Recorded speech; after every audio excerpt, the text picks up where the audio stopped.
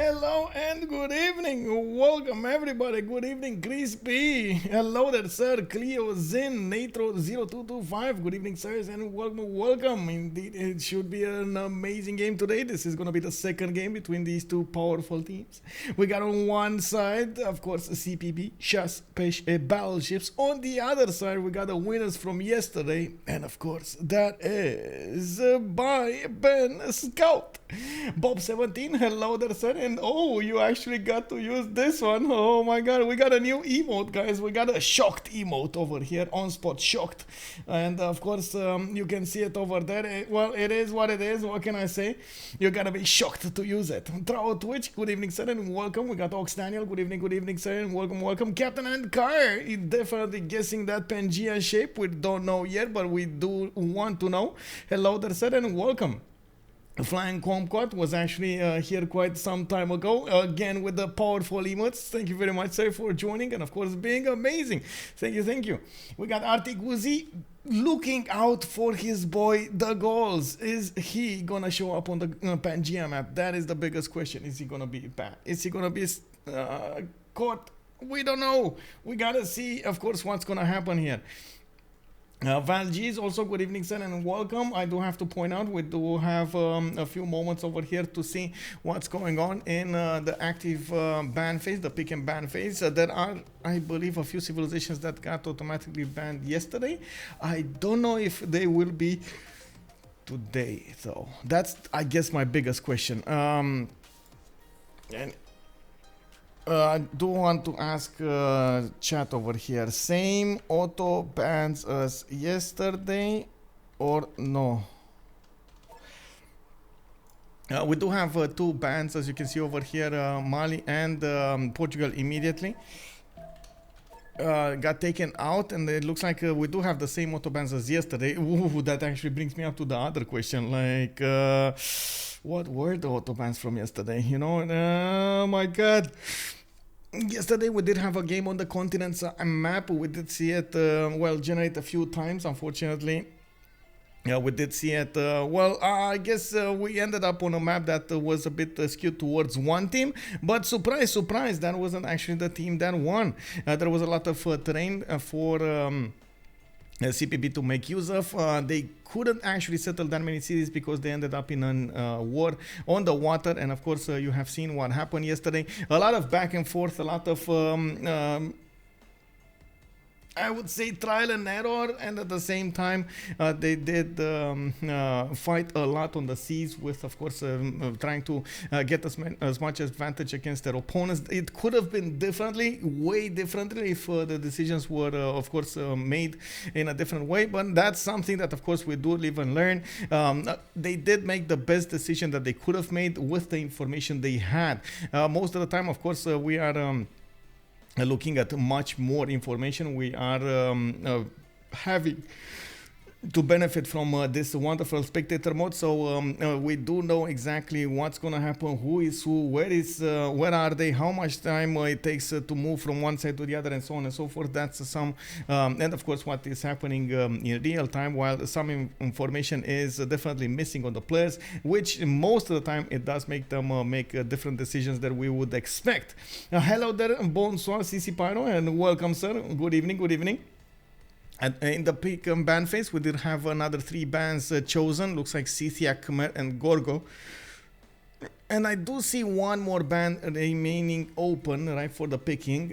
You do see Team 1 has been switched with BBS by Ben Scout, of course. On Team 2 we do have Clemlifashou with the choosing, and of course this is a player from CPB, Chasse Peche Battleships. On the rosters, I do also notice we do have missing players. I believe he is gonna join right after. Okay, it's Ferno, actually. I think it's Ferno that's gonna join here right after the pick and ban phase. I don't think they actually want to stop this, so they're gonna tell him when to join. Lotaro getting banned, it looks like no, and it's getting picked, but better picked Lotaro over here. We got Clemlifashou, of course, needing to pick up the second one, and the last ban was Germany. It didn't get banned. Lotaro didn't get banned, and of course we still have powerful civilizations like Zulu, like Basil the second, a lot. Oh my god, so many civilizations on Pangeea are amazing. We do need to see, of course, what they're gonna pick over here. They have in the East versus West game mode, you have first of all to pick your inner civilizations, the one that are gonna end up in the middle of the map. Then you have your outer civilizations, the one that are gonna end up on the outskirts of the map. And of course, since it is Pangeea, it's one big landmass.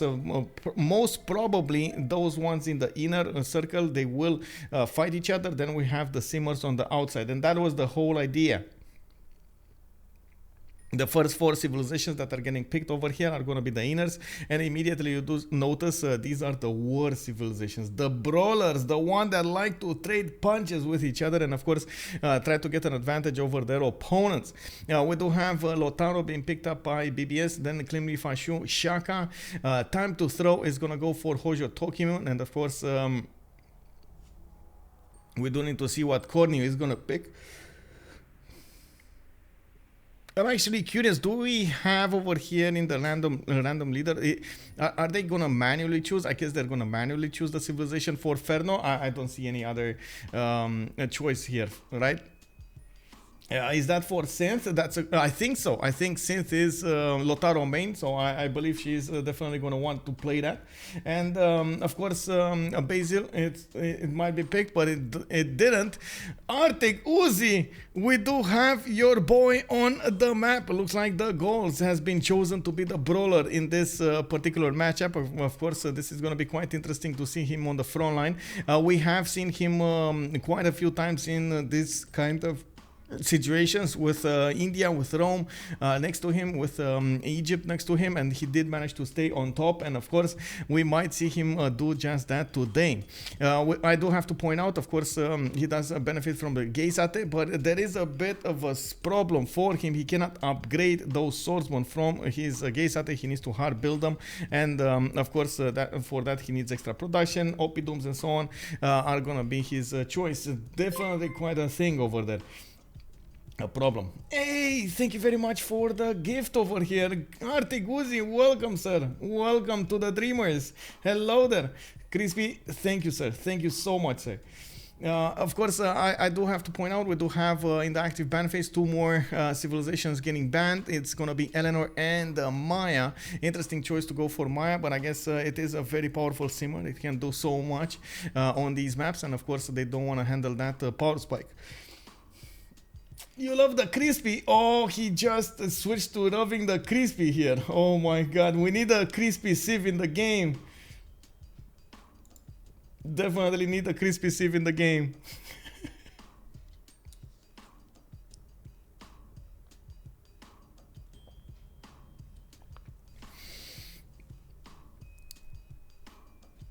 Yesterday we did have bans like Arabia taken out, and of course it did end up on our minds why it was banned like that. Since we do have, for example, Germany over here also banned, definitely I'm thinking, why would you do that? There are still very powerful simming civilizations that you can use to actually get so much strength out of flexibility of Rome. For example, you do have civilizations in the tundra like Russia and Canada. You do have, of course, civilizations that can spam so many cities and get so many population points. And of course I'm talking about Khmer over here. Khmer actually got taken out, and let me actually read that aloud, because it did got taken out. Sumeria also got banned. Again, an interesting option, because I don't think it was one of the simmers over here. And of course Sumeria does look like it should have been picked in the first 4 if they actually wanted to benefit from it. Usually Sumeria does like its frontline, it does benefit from that war card, and it does so well with it. Icewormb is going to go for Catherine de Medici, the Black Queen. Looks like Cynth is going to be picking up next, and I believe she's going to pick something for Khornie, for Ben maybe, because of course Lotaro is probably going to be her go-to strategy. Ekogami, good evening, sir. And yeah, indeed, Russia, it does feel like it's going to be good on this map. I am still thinking of a lot of other civilizations that could end up over here, but I do want to reserve my judgment because again, since this is a east versus west type of map and the players do want to benefit a little bit and also try to experiment, we might end up with choices that even if we think in normal 4v4s are going to be go-to strategies, in this type of matchup, they're not actually going to be the first choices of the players. And for example, I definitely got to pick out Rome over here out of the crowd. It didn't get picked up, and of course it could be a brawler, it could be a backline, it could be a simmer. It can do so many things with that extra culture from the beginning. Cynth is going to go for Philip II with the treasure field, and of course we've seen yesterday how powerful it can be. I also want to point out about the Indias, definitely good civilizations over there. I do think in the front line, I believe India would have been, Chandragupta for example, would have been a bit better than Ambiorix, but I think this is also related to the game style of the player rather than our own opinion on it. You can do very well with quite a few civilizations in the same spot, and of course we do need to see what the players are gonna do. This is one of the amazing things. The diversity of this game is amazing on this side, and of course we do need to see what the players are gonna go for. And I believe, oh, they picked up Gandhi. Okay, there we go. I was just talking about India. Boom, Gandhi. There we go. Okay, Gandhi. Wait, Magnificence.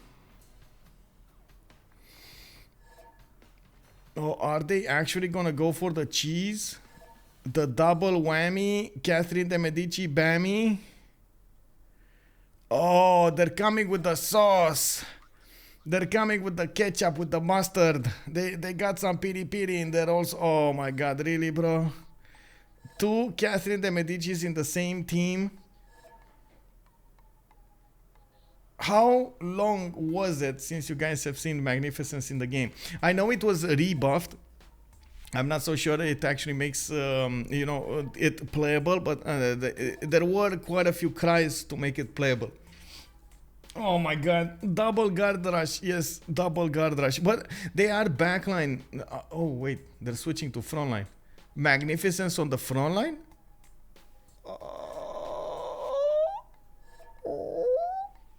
Really? I mean, we do have Gandhi on Ben. Looks like Icewormb is with Hojo Tokimun on Nyax, Catherine de Medici Magnificence. Khornie is going to be the one on the goals. Clemlifashou switching to Shaka. And you do see Shaka is actually backline here, so he might actually switch with Hojo. I think he's going to switch with Hojo. So we did end up with a bit of a mix-up over here. They're not actually going to choose the civilizations in order of how they want to play them. They will choose them with a bit of a mismatch. And of course, they will need to be careful to land the brawling civilizations on the top part of the screen and the top 4, and of course the simmers on the lower 4. I believe they're making a bit of a mistake here with Lotaro being backline. Now, yes, you can pull off some strategies with Lotaro in the backline. You're definitely getting those Malon Raiders in correct timing, maybe getting some culture from how to say, your Shemamuls and so on, but honestly it's not that big of a simmer here. Lotaro does have quite a few problems. Oh, Noob634 is joining the game. So okay, Ferno was there just to be there. It looks like Noob634 is going to be the 4th player of BBS, and of course we do get to actually ready up for the game here. We do have him with a Gandhi, and I do have to point out we actually have our brawlers. Like, is there any simmer here except Catherine de Medici Magnificence? We don't have any simmer, right? Well, I guess you can call Gandhi a simmer, but wait, 3 Gandhis? Whoa. Whoa.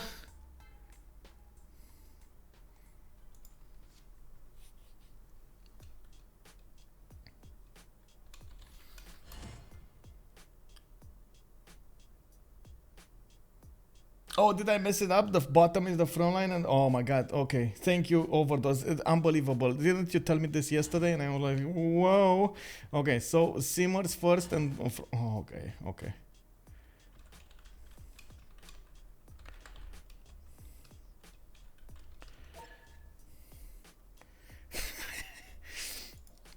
Okay, that's a good point over there. So you say the first 4 are backline and the bottom is the last 4, of course, are front line. So we do have Blackwing, Gandhi, Lotaro, and Shaka for the front line, and then Gandhi, Catherine. Well, I guess we're gonna need to see when they're gonna switch and what is gonna be picked here. Khornie and Ben are gonna be the simmers.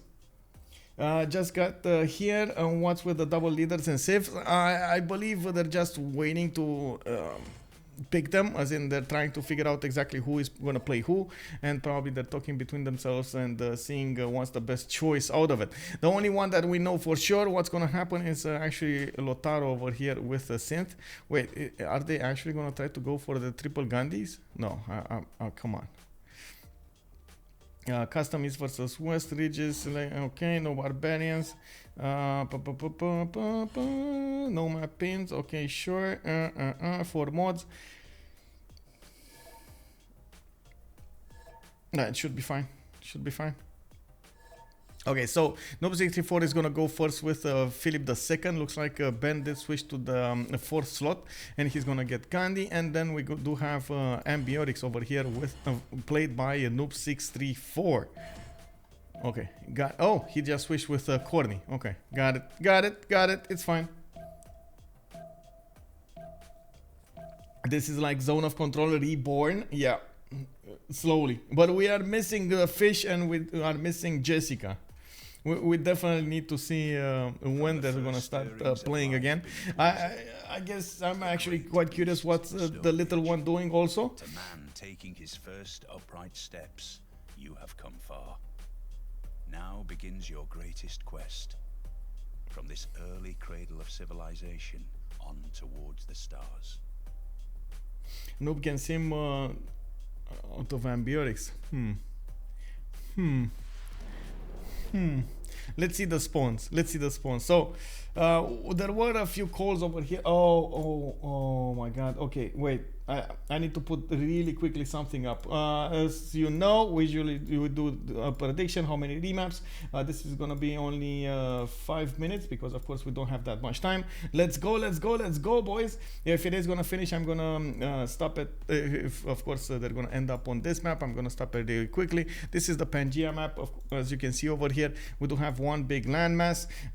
We do need to actually take a look at what's happening over here. And honestly, I don't know what this is, but there are quite a few things. Maybe it's a duck, Donald Duck that's playing with a ball, but it's like, you know, downside over here. A little fish has got to be close to beating D80 already. Yeah, I'm pretty sure he already got that achievement.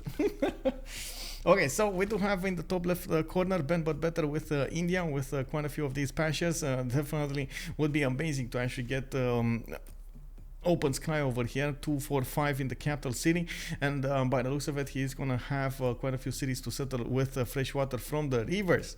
On the east side, he has also Mapuche. I guess this is gonna be his front line, but honestly, it kind of looks like there's Zulu in the middle, and that would put a bit of pressure on the land available for BBS. We do have Ben with Iron in the capital with horses in the capital as well. Those rivers will open up options for him when it comes to his pantheon, and of course we're going to need to see what he's going to do over here. How is he going to play this out? I believe he has decent amount of land to actually play it. I do know they do prefer the 2-2 bases much more than anything else. As you've seen yesterday, it does cause them to remap maps that could definitely be played out, but they don't want to take the risk.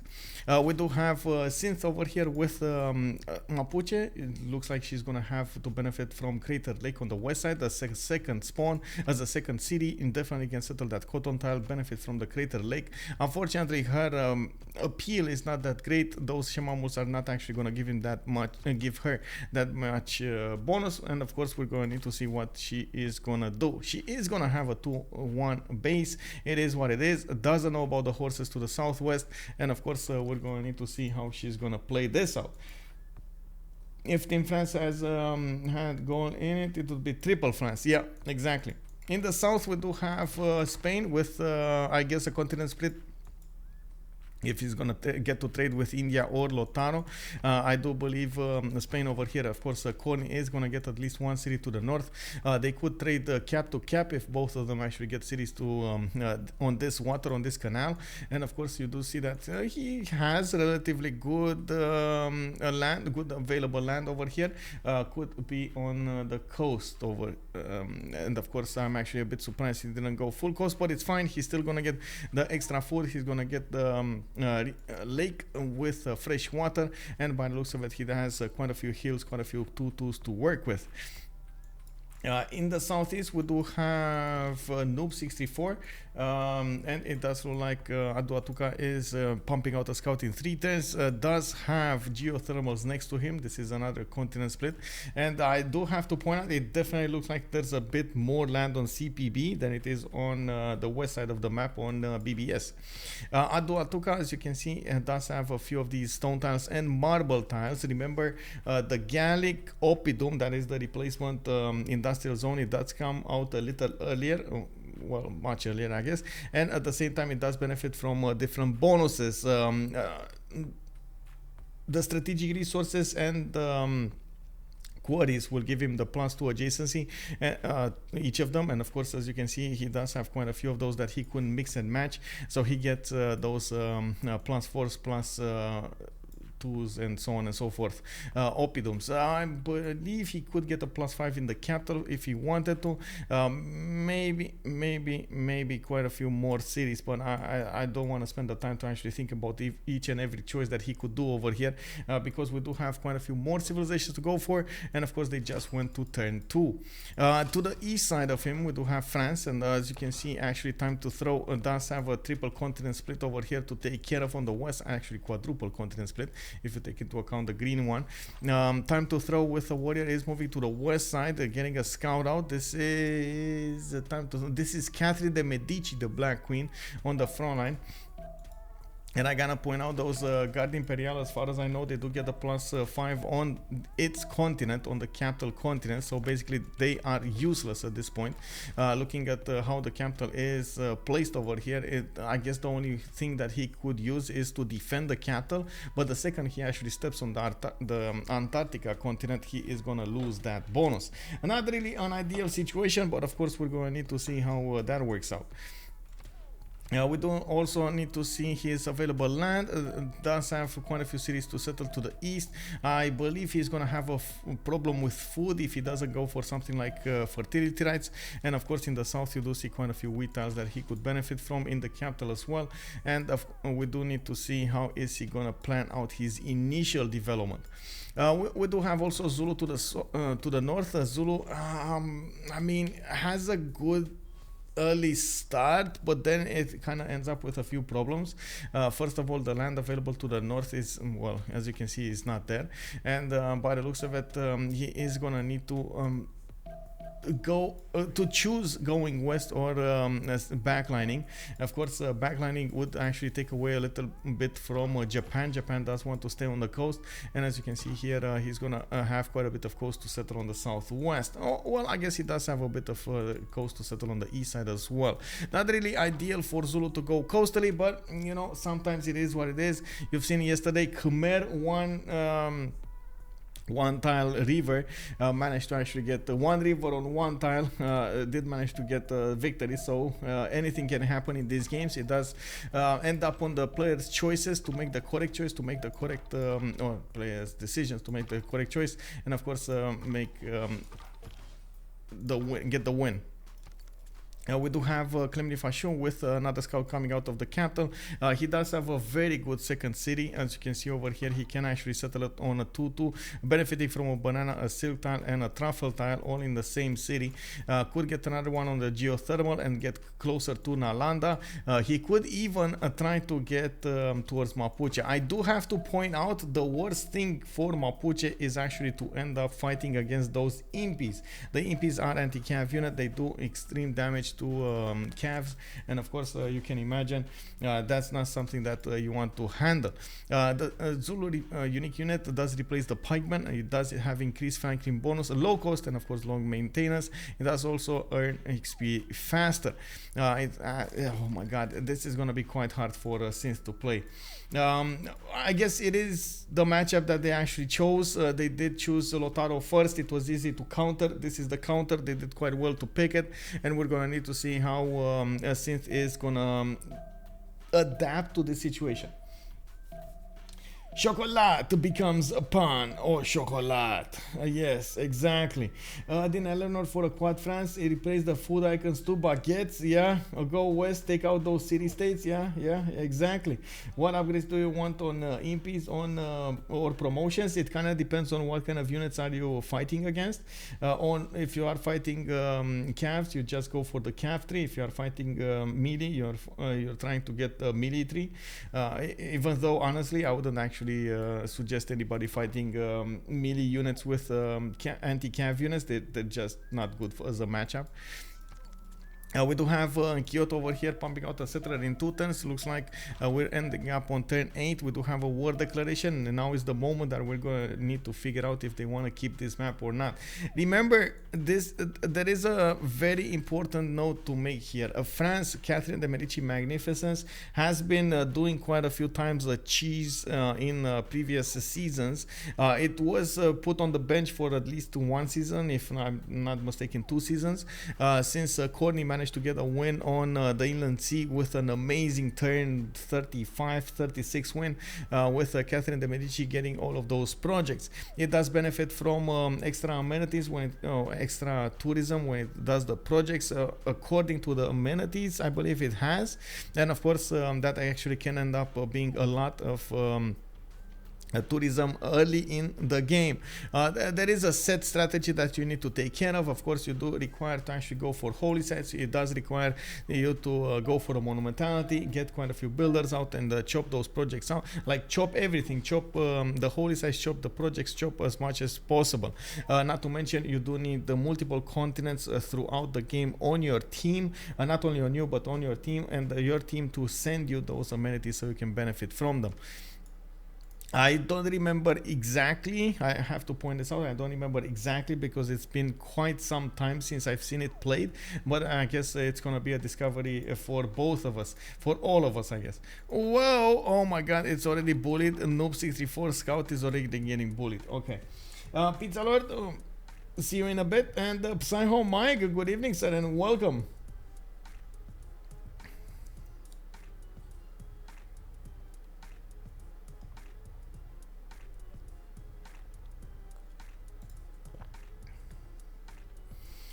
Okay, so we do have the first remap. I guess the vote is still ongoing, or did it finish? Wait, how many remaps? Submissions are closed. So, okay, we ended up with 97% saying it's gonna be 1 remap, with 3% going for 2 remaps.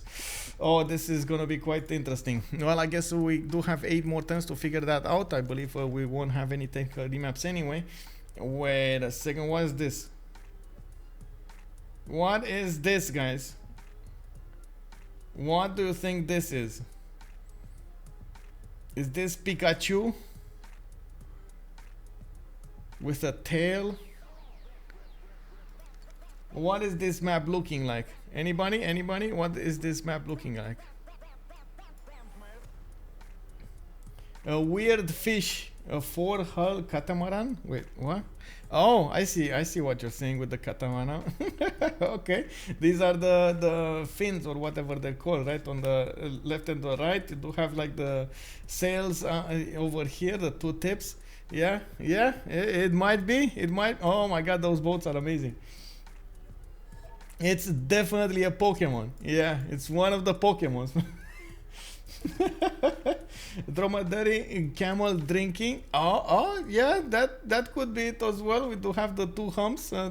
Yeah, that could be it. Okay, so we do have a bit of a change over here. It looks like, first of all, we do have the teams switching the east versus west. We're gonna have now on the west side team CPB, Chasse Peche Battleships. On the right side, we're gonna have the boys from BBS and the girls from BBS.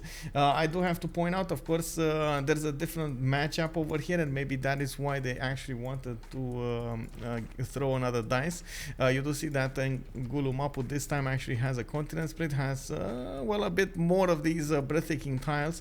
I wouldn't actually, you know, say it's amazing, because you can see she has quite a few of these rainforest tiles that she's gonna need to chop and take out. But anyway, in the meantime, let's take it from the west to the east. We do have the city of Lyon. This is Catherine de Medici, the Black, Magnificence. Does have quite a bit of land to settle on the south, and on the north, she is definitely it's a he. Yeah, Nyax. He's definitely gonna get a lot of cities over here to benefit from.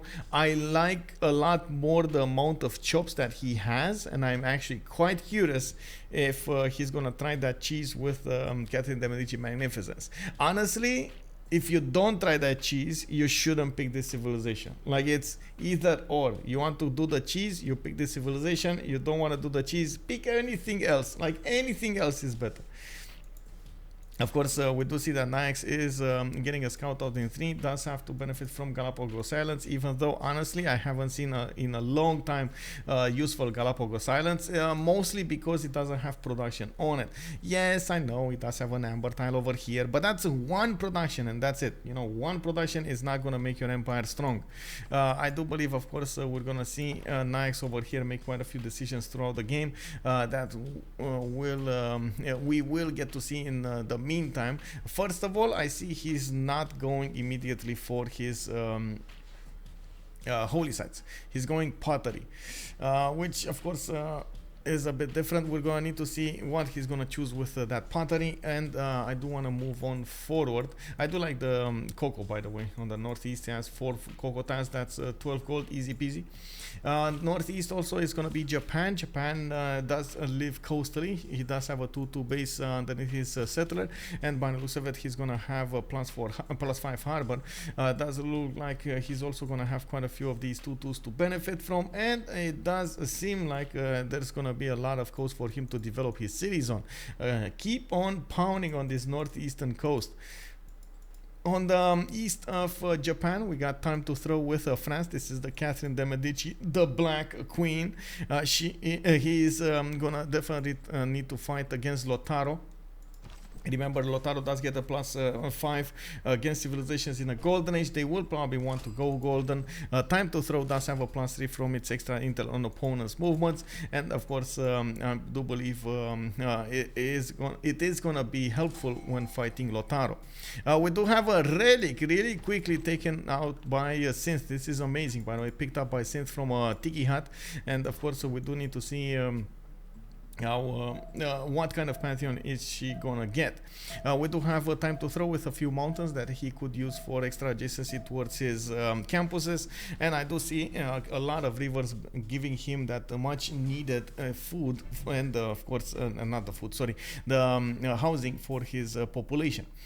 Going to the south, we do have Zulu that he's going to need to end up fighting the Gauls over here. He's kind of far away this time from Mapuche, and it does look like he's going to have a 2-2 base with a scout coming up in 1. Does seem like he's also he's going to have a continent split over here to the northeast. And I wanted to say something about the food here, but honestly, with his mix of grassland and plains, it does look like he's going to benefit. He needs to be careful with the food, but I think he should have enough food over here. Anyway, we're going to need to see. He's going for 2 scouts. He's going to try to see what's going on here really fast. And of course, we're going to need to see if they do manage to gather enough points for their golden ages. In the northeast, we do have a Noob 634 with Aduatuca. Looks like, of course, we just ended up seeing his 2-2s. Fortunately for him, he lost his amazing Oppidums. You only see a few scattered resources here, maybe some horses, maybe some iron tiles, but you don't see those amazing stone tiles or his potential quarries from the marble tiles or the gypsum. As you can see, there are no such resources in this city. Of course, he's gonna get the fresh water from these rivers. We're going to see where he's gonna try to develop his cities. He does have chocolate hills to the south, or maybe 3 cities out, 2 cities out.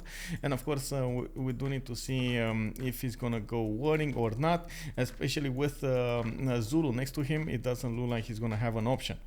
We do have India on the coast, not really an ideal Indian spawn, but I'm pretty sure Ben can work it. He does have extra food from the sheep tiles, has some 2-2s to work, and Chemist 14240. Thank you very much for the follow, sir. Welcome. Hello. Mr. Krabs from SpongeBob. Wait, Mr. Krabs? I don't know Mr. Krabs.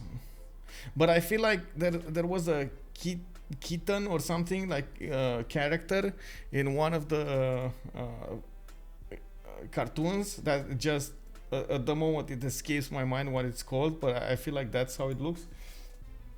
Sank Pong also, good evening sir, welcome. We do have Ben with a bit of a problem here. He's gonna need to decide where is he gonna settle his cities on, to the east or to the south. Definitely doesn't want to take cities away or space away from Mapuche, and they're gonna need to split this up accordingly. We do have also in the southeast, of course, Khornie, since we are 1 turn away from finishing up these 8 turns sequences. We do need to see what Khornie is benefiting from. I see an olive tile underneath his capital, so he's benefiting from an extra amenity. Does seem like he's also gonna have settler coming out in 5 turns, and did start off with a builder. I believe he actually yeah, he did go builder first. I don't see any scout over here from him. He's not that worried. He knows his backline. Of course, he's gonna try to do the same. A bit surprising, we don't actually see him on the coast, but it is what it is.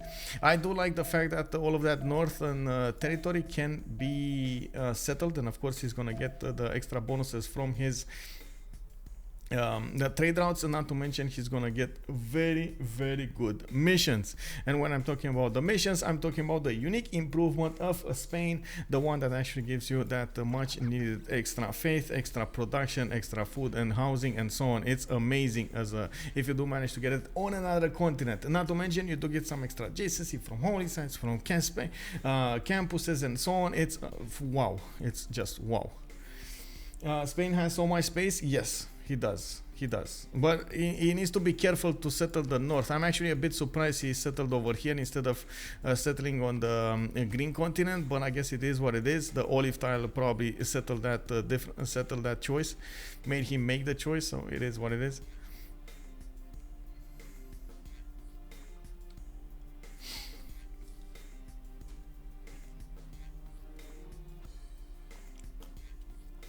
Looks like the majority of the voters did it.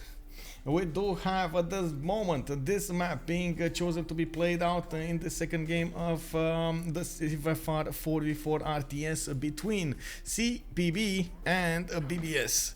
By Ben Scout is the name of the first team, and of course we did have them yesterday win. Chasse Peche Battleships is the name of the second team, and I'm gonna put them up on the screen immediately. Of course, I think I actually did it the other way around, but you know, it is what it is. CPB over here. Okay, let's open it up. On the right side we do have BBS, and I don't. Okay, there we go. I click. I don't know why I have this one open up. Okay, there we go. I'm sorry, the Premier League was showing up over there. It is what it is. Great Barrier Reef and Galapagos on the same map should be an auto remap. I mean, 2 bad wonders on the same map. Yeah, it kind of feels like it should. It is. And look at this Great Barrier Reef. It actually has on its best style that it can actually work, of course, give you that adjacency towards campuses. There is an olive tile over there. Oh my god, this is so frustrating, man. It's so frustrating when this happens. It's like Roraima, and the best style of Roraima is a mountain or something. You know, like something that you cannot use. Anyway, coming back on this, we do need to check it out from the left to the right with the resources. I do see Lady of the Region Marsh is picked up by France. He's gonna try to get that extra production from his rivers from the floodable terrain.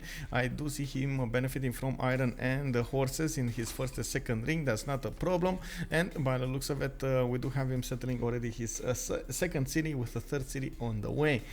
He is gonna end up. Oh, actually, I think Japan is gonna end up picking that thing, the meteor site over here, and definitely that's gonna be good for him. We do have Japan putting some production to work, got a free recon unit, and you do see that the war has been declared. Now I'm actually quite curious, why are they declaring war? Oh, I see what it is. It's Mapuche getting bullied over here a little bit by TimeToThrow. There was a nerf at some point on Catherine de Medici, the Black Queen. It doesn't get that extra diplomatic visibility from the beginning of the game. I believe it gets it political philosophy, if I'm not mistaken. It's either that or early empire, but I think it's political philosophy. Let me actually double check really quickly so I don't make a mistake here. Oh yeah, once political philosophy. Okay, political philosophy. We do have Japan with available iron to the west side. I do see he has a clear lack of forces in the first city. He will settle another city over here. I'm pretty sure he should actually settle on the right style over here to the east of Kyoto, and of course he does have horse style over there in the second ring. On Catherine de Medici, the Black Queen, we do have him getting a settler to the east. He is probably going to settle in place where he is right now. Going to benefit from quite a few horse tiles there and some iron tiles. Two in the capital, 2 iron tiles in the capital, 2 horse tiles in the second city. Definitely looks like he's trying to get some land towards Mapuche. And of course, we're going to need to see how well is he going to do against since it's Mapuche. We do have him with quite a few rivers that will provide him defenses. There is a massive line of attack from Puen Mapu towards his capital that he needs to be careful with, and of course you do see that he settled his capital in such a way that he doesn't get any defense from the rivers, especially to the northeast where his enemies are. In the south, we do have Zulu with another city in Obamba to the northeast. Did settle on that 2-2 base, and of course working another settler, getting it out in 3. Looks like his scouts are trying to figure out where the goal is, and he does have another warrior to the south. I believe he went 2 scouts. Where is his? Oh, I see his second scout. It's over here. Maybe he is gonna be able to snatch a settler or snatch a builder or something from the goal. Anyway, in the meantime, he can actually go against a cat at some point, and we do see that a cat is actually quite close to the goals. Usually the players do like to take out city-states and make them their own to benefit from building an army, and of course getting the snowball from actually not building a settler but getting it from another city. Slayer Mirka, hello there, sir. Is that Mircha or Mirka? Good evening and welcome. Thank you very much for the follow. Maybe something to consider with BBG or BBS. Wait, where is Anansi when you need him? There should be a script with no luxury. Wow, thank you very much for the 5 tier 1 subs. Hello there. Came here randomly. Thank you very much, sir. Welcome. I don't know how you ended up here, but oh my god, it's much appreciated, sir. Hello there. Did you actually just, how to say, scroll around the internet and found me? Oh my god, that's amazing. Thank you. Welcome back, Pizza Lord, and of course I do hope you enjoyed your time there. What can I say? Get ready for some action. We do have to talk about Zulu's strategic resources. He does have horse tile to the northeast, as you can see, across the river. He does have an iron tile to the south, and by the looks of it, we do have another settler coming up in 2 turns. I'm actually quite curious. This is gonna matter so much. Where is he gonna put that second settler? That third settler is gonna tell us if he wants to go immediately or as fast as possible to war with the goals, or is he gonna take his time? Of course, going for a forward city on the east or going back line is going to matter so much to his armies on the northeast. Of course, how fast he's going to get those reinforcements there. I used to play Civ as a kid, found you literally. Oh, thank you. I just got Civ 6 trying to get back swinging things. Well, welcome back to Civ, and I gotta say, we do have quite a few multiplayer communities, depending on your liking. We do have a Francophone, we got an international one, a German one. They are all on Discord, and you can look them up if you want to. I can definitely point you out. You have, for example, the CPL, it's underneath the stream over here. You just click on that button and it gives you an invite on the Discord and you join the server. Okay, so we do have to talk about Mapuche. Mapuche Cynth did go for religious settlements. Looks like she did try to put some pillages, some pressure on France. Didn't quite work out. France did manage to improve his resources, and of course you do see a settler coming off from Panes here. Looking at Puen Mapu and Ngulu Mapu, did manage to get that third settler to the east side. So I guess Cynth is a bit worried about putting too much pressure, too many cities in the front, in the face of France. I didn't check out the continent of France, but now I do want to check out the continent. You do see there is a possibility for those Garde Imperial to actually be relevant here, especially with the +5 on its white continent. We're going to see them attack Puen Mapu and even get the +5 right next to the capital city of Mapuche. I do notice Cynth, of course, going for the back settle. It does seem she's going to take her time to actually get to those Malon raiders, and be careful not to actually get too close to Catherine de Medici, which is a good thing. Most of the time Catherine de Medici's units are actually quite powerful, even with even going against Molotaro's +5 against civilizations in a golden age. We do have monuments coming out of Cynth's cities. She does have to benefit from the horses, and I do see she does have iron, but in the third ring, which is going to be quite expensive in the southeast of Ngulu Mapu. Of course, horses are probably going to be the go-to strategy here for Mapuche. Honestly, I would definitely say, oh my god, swordsman would be quite nice because you're close. They have an extra +5. They're stronger to begin with. Oligarchic legacy, you can get them so high against France's units. So I guess it is what it is. It's just, you know, the meta of Mapuche does push you towards those horses. Let's talk about the goals here. We do have Zulu managing to figure out where the goal is lying, and of course we do see him trying to see if the settler can be snatched, and well, it's not. Noob634 was there on the buttons, and he did manage to see it coming. He is also going to put that settler to the northeast of his capital city, and already got a trader going towards Mapuche. I believe this is going, oh no, this is actually going towards Novio Dunum. He's gonna supercharge his capital with a bit more food and production, so he builds stuff faster. Not to mention build a road towards his frontline city, which will help him reinforce that much faster. We do have Zulu also in that pickle that I was talking about. He doesn't really have a lot of good oppidums to benefit from. A +2 there, a +2 here, and so on, but no +4s, +6s that we're getting used to seeing Gaul on. So I do want to wait and see what is he going to choose to do over here, because honestly at this point it's going to be quite a problem for him in the early game and in the late part of the game. Of course, with the lack of districts, with the lack of available slots for a lot of encampments and so on, and getting commercials and so on, Gaul has quite a few problems to solve in the near future. Something that, for example, Zulu is not going to have. Okay, so Zulu is going to be a bit friendlier here.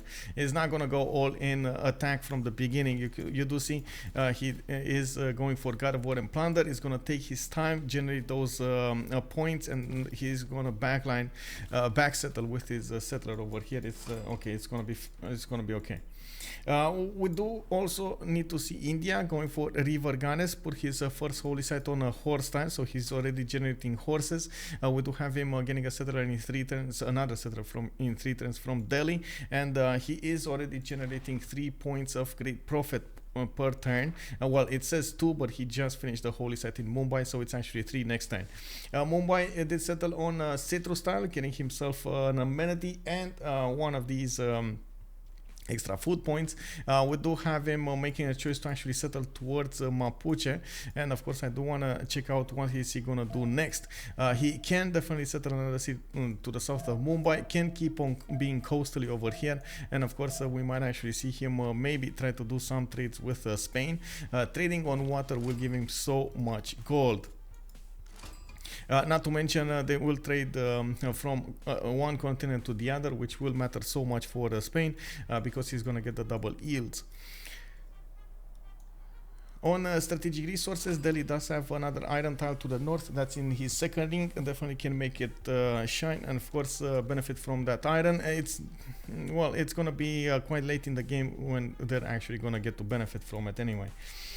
Spain, last but not least, we do have Khornie with City Patron Goddess as a pantheon. He is already improving his stone tiles for some extra production. Looks like he went for 2 other cities, Toledo and Seville.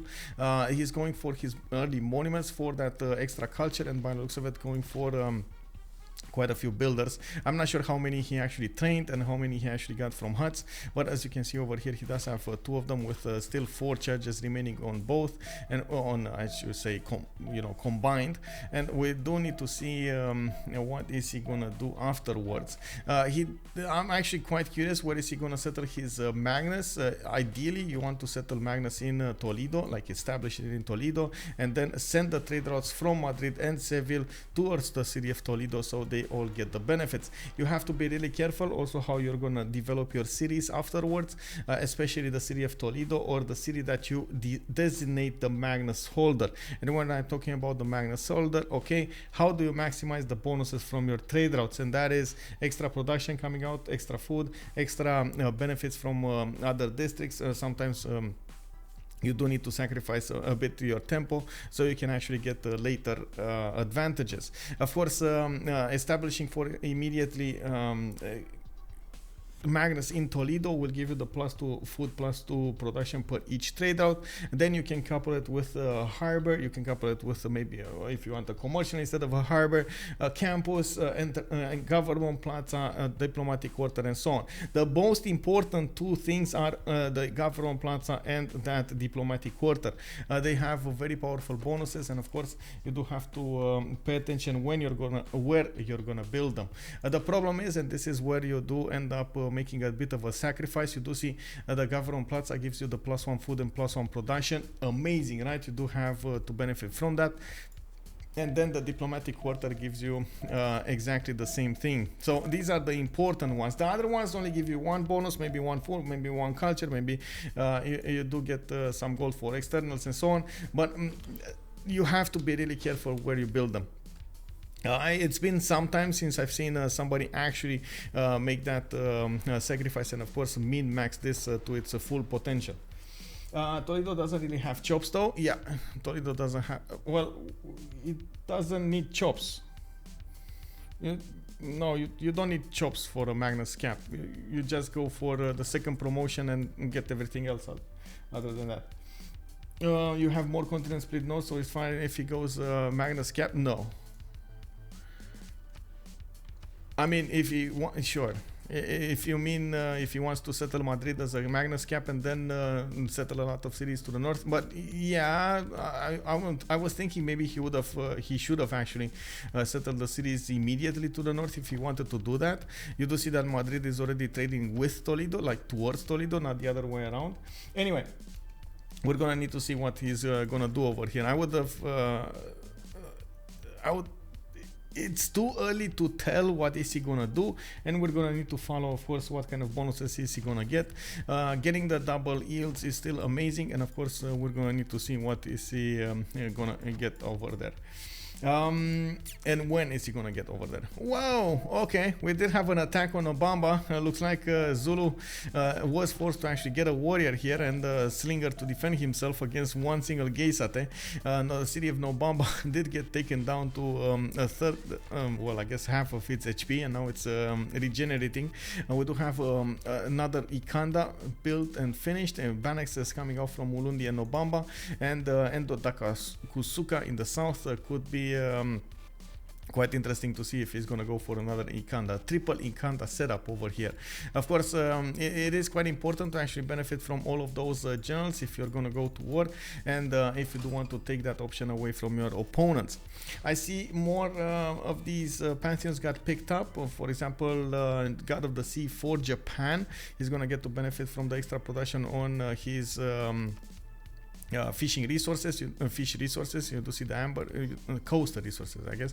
431 fish, and he does have a third city placed on the west side.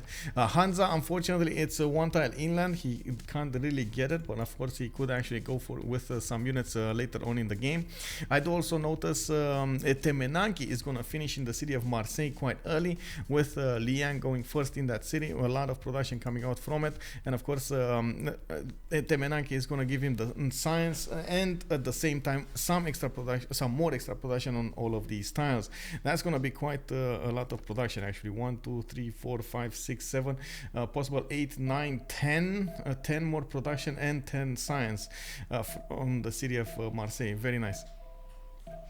We do have also France with the God of Craftsman as a pantheon. He's getting the extra production and extra point of faith from each of these strategic resources improved. He did get 2 of these horses upgraded in the city of La Rochelle, and you do see he has a few of these archers already out. These are one of the strongest units at the beginning from France. Well, of course, they were actually the strongest units in the beginning when he had the benefit of that extra diplomatic visibility. Not so much right now. Without that extra +3, well, not so much.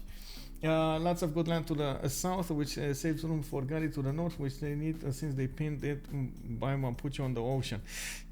Yeah, I guess we're gonna need to wait and see. We're gonna need to wait and see what's going on here with Spain. I do have confidence in what's gonna happen. It's just we're gonna need to see and follow the action. It looks like Madrid is gonna go for Pingala, though. Pingala opener. Okay, and we do have the goals with Pingala also establishing in Novio Dunum. No, did he go for? No. Fertility threats is a pantheon. Okay, so he got a free builder, and he gets a bit of extra food from the maize tiles, from the wheat tiles, from the rice tiles. I do see he went also 4 cities here, and guess he's getting quite a few builders. Definitely wants to chop his tiles and improve them with the mines. He's getting that extra culture from it. So very, very important to actually get the mines on Zulu. He did also get the iron tile improved in Samarobriva. And he's gonna get some horses from the city on the southeast. That's probably gonna settle on the cattle tile over there. We do also need to see what religion will be for India. He did settle his third city to the north over here, Agra. I was okay. I was expecting him to go a bit southward, but I guess that was the fastest city that he could get. And especially at the beginning, the extra tempo that you do get from the cities is gonna matter quite a bit. So we'll see how this is going for the third and for the fourth and the fifth city here from Delhi and Mumbai. He's gonna passively get his Great Prophet next turn, and of course we're gonna see him activated probably immediately. Okay, so era score points. We're very close to getting the goldenish here. We're 5 turns away, 4 turns away from the players actually getting to affect this outcome. We do have a bit of a problem. Catherine de Medici does not have 19 points. He is on 16 out of 19 points, and does he want to give this up? Does he actually want to stay away from the +5?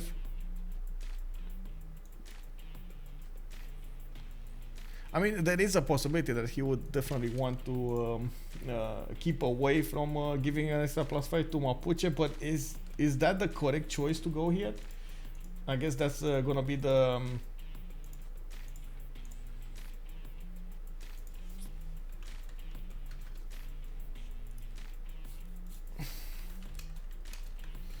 the question. Sorry, I got distracted. I did want to put the two options to vote for, and of course we do have on the prediction CPB and BBS.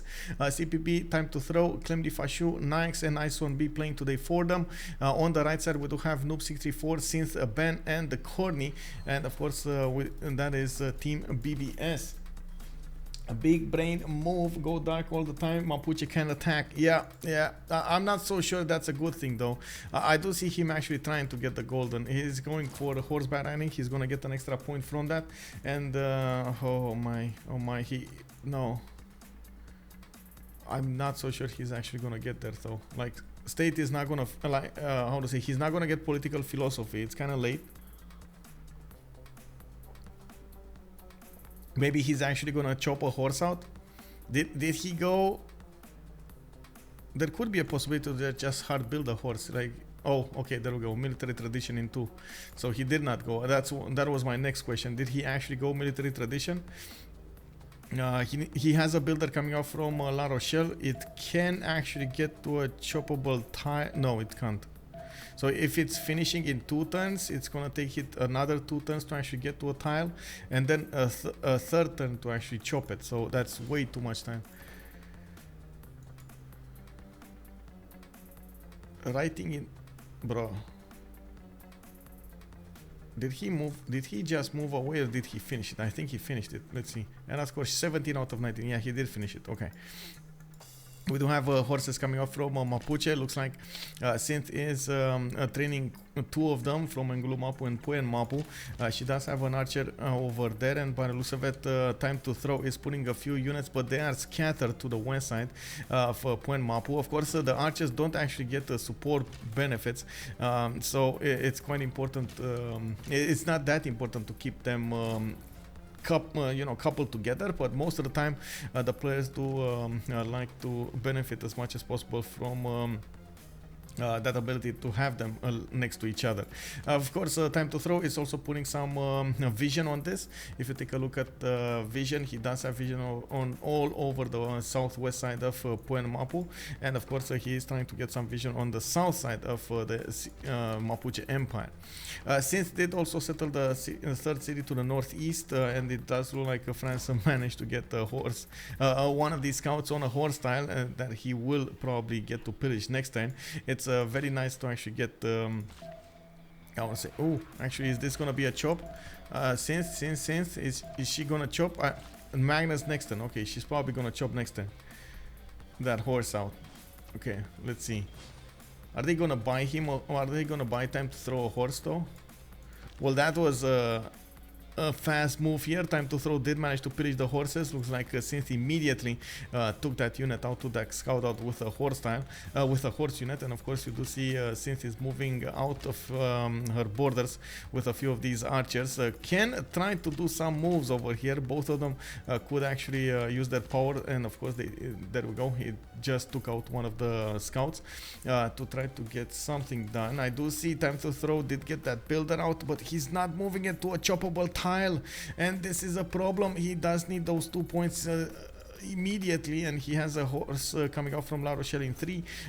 Paris is gonna build one in 5. That's not enough time, not fast enough, I would say. He did manage to get 2 other cities out, and of course that's the main difference between him and Mapuche. I guess Cynth did prioritize getting those horses much faster than he did.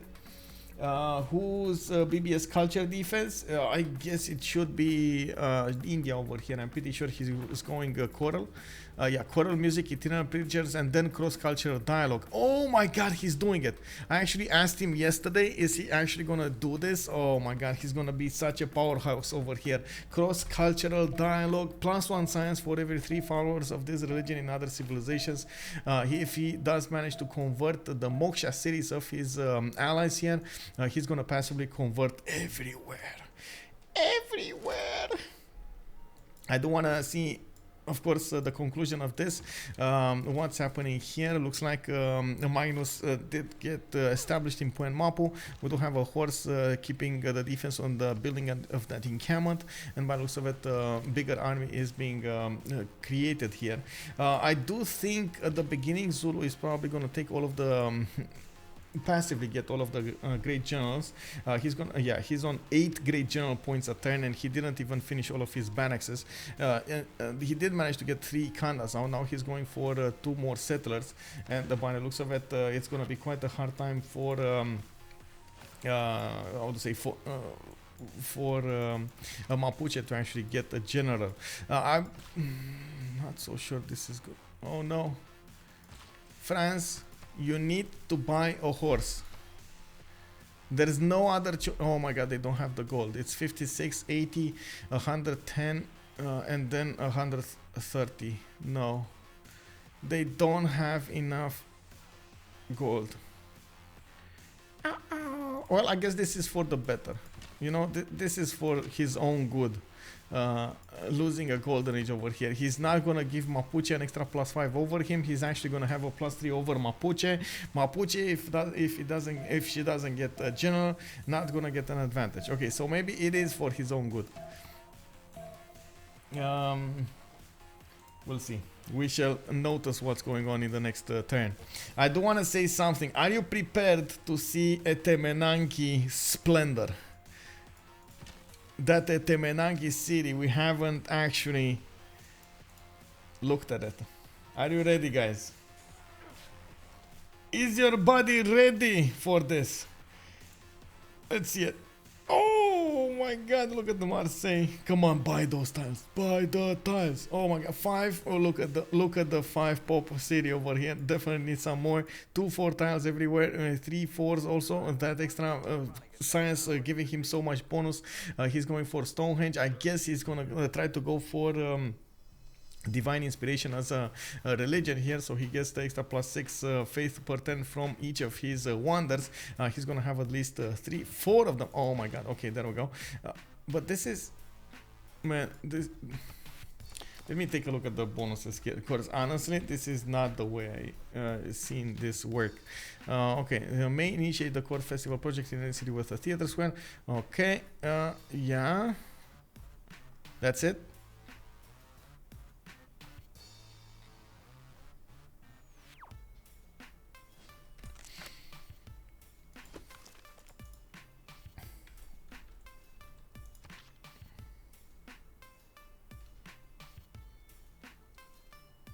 Okay, so there was no change on this. I was thinking maybe there was a change that I didn't catch, and the reason why Magnificence is building so many wonders is actually because he's getting like some extra tourism from them, but it's not.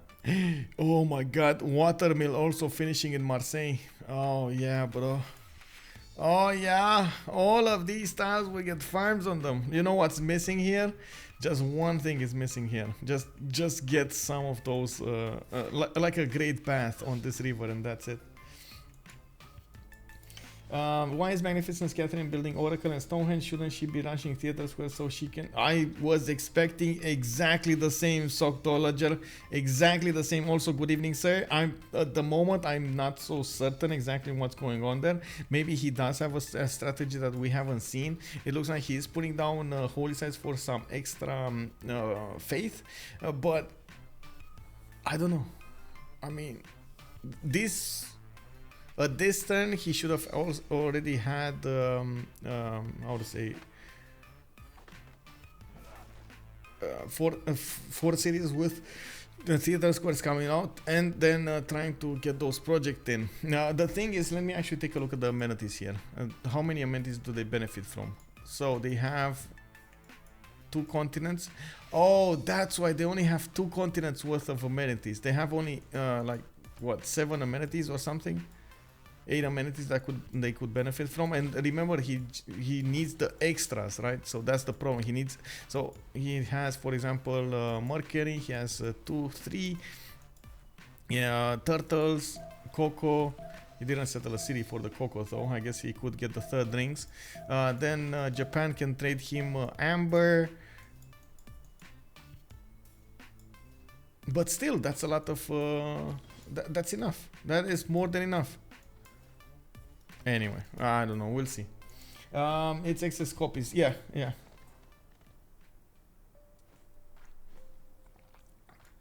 Yeah, yeah. That's... I think that's what I said, right? I corrected myself immediately after I realized.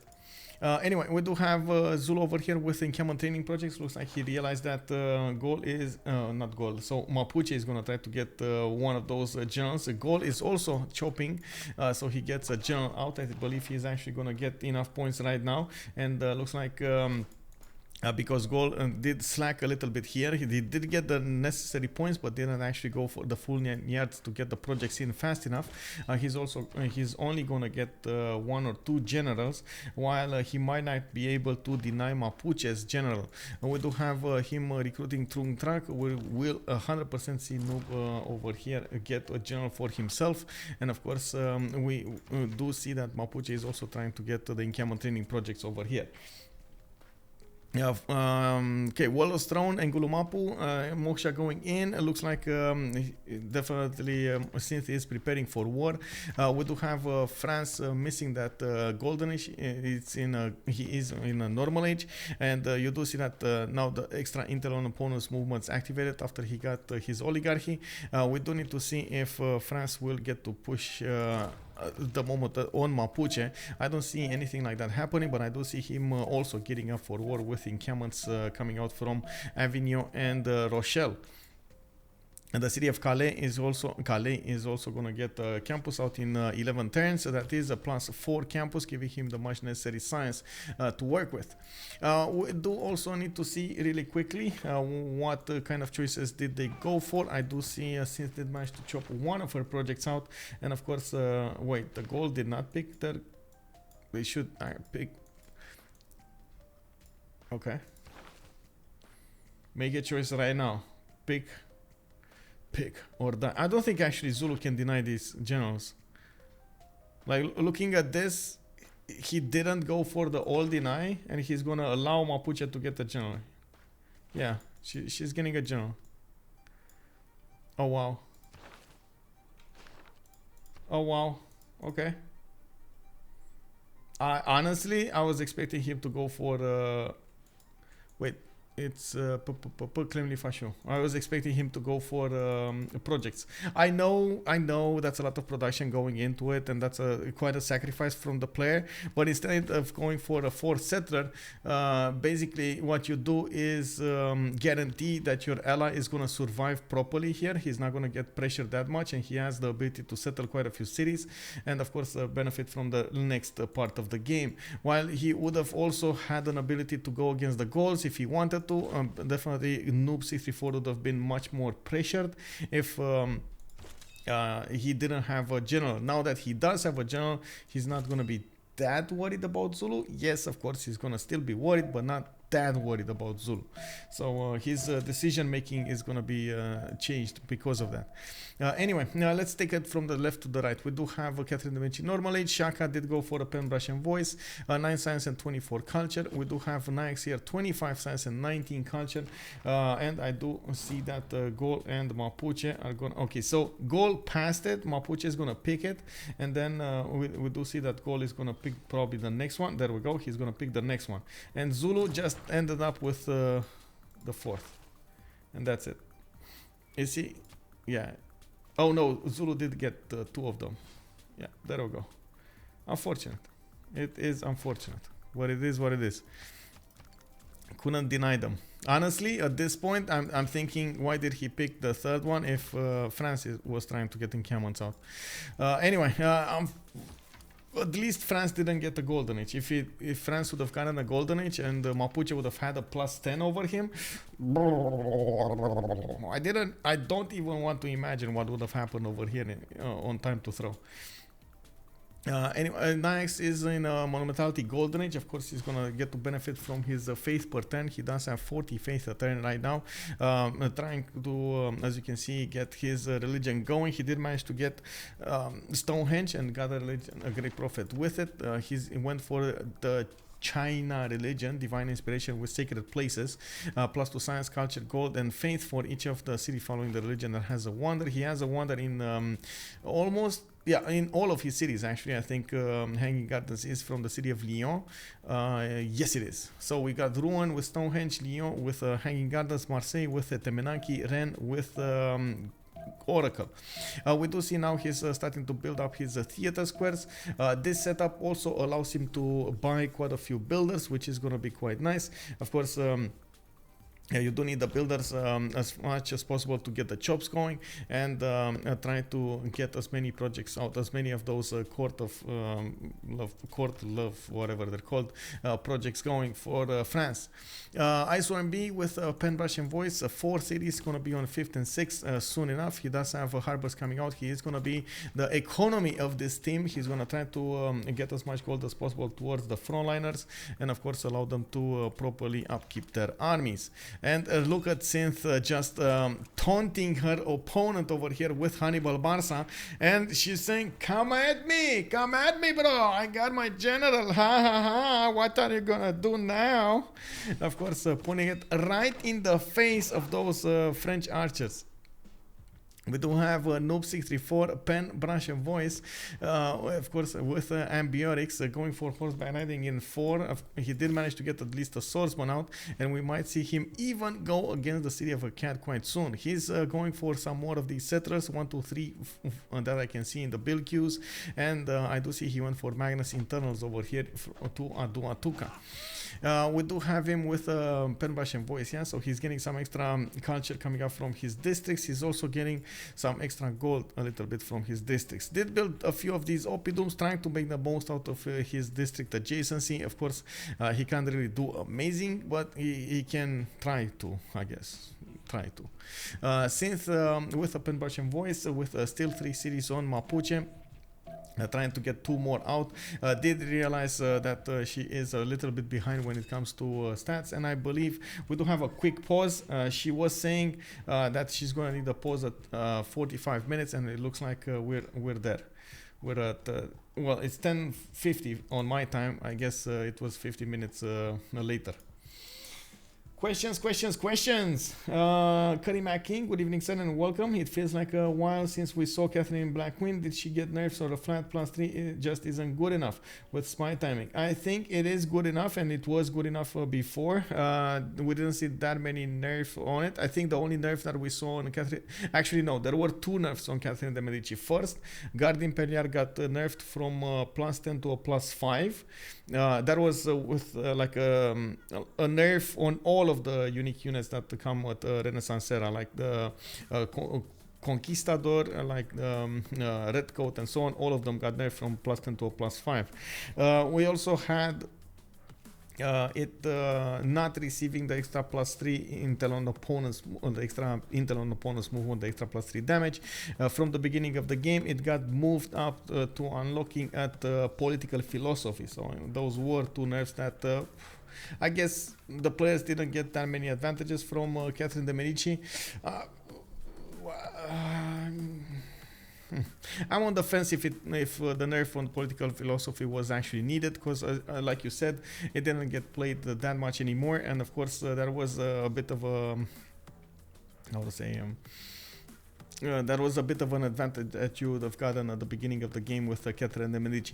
There still are relatively powerful bonuses available for her. I do want to mention, of course, the extra production that you get towards wonders. You do get quite a few advantages when you're trying to, how to say, get those culture points from your chateaus. So you can do quite a few things with it still.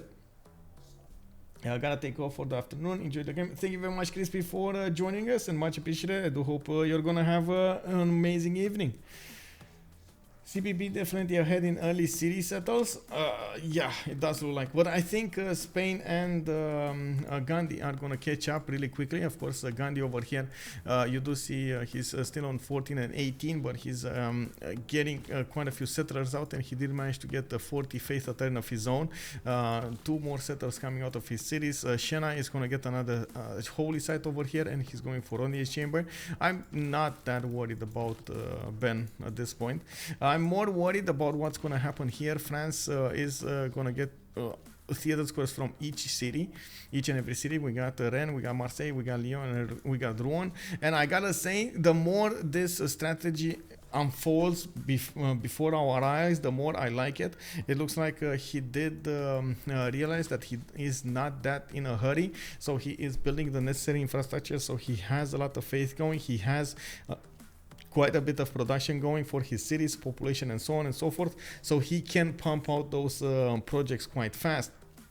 Of course, it does need it does take quite a bit of time for your allies to actually get the necessary resources, so you can benefit from them. The extra the copies that you need to get for your amenities. We're going to need to see how many copies is he going to benefit from, and of course who is going to give him those copies. We do have Zulu,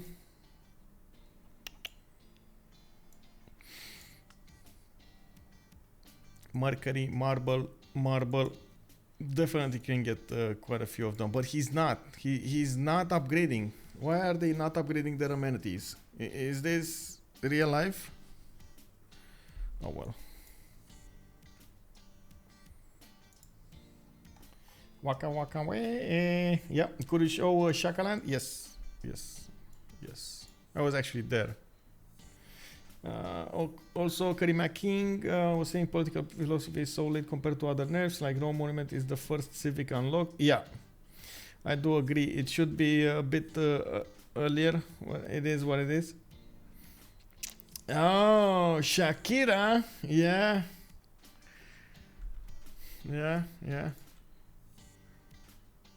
Oh, it feels like it's been so long since I've heard that name, and even a song from Shakira. I don't know. Is she still alive or something? I know she was quite the rage in like the 2000s, and then it dropped off the map for me. I don't know why. It just poofed out of existence. Just like, how to say, Backstreet Boys, Destiny's Child, all of those, you know?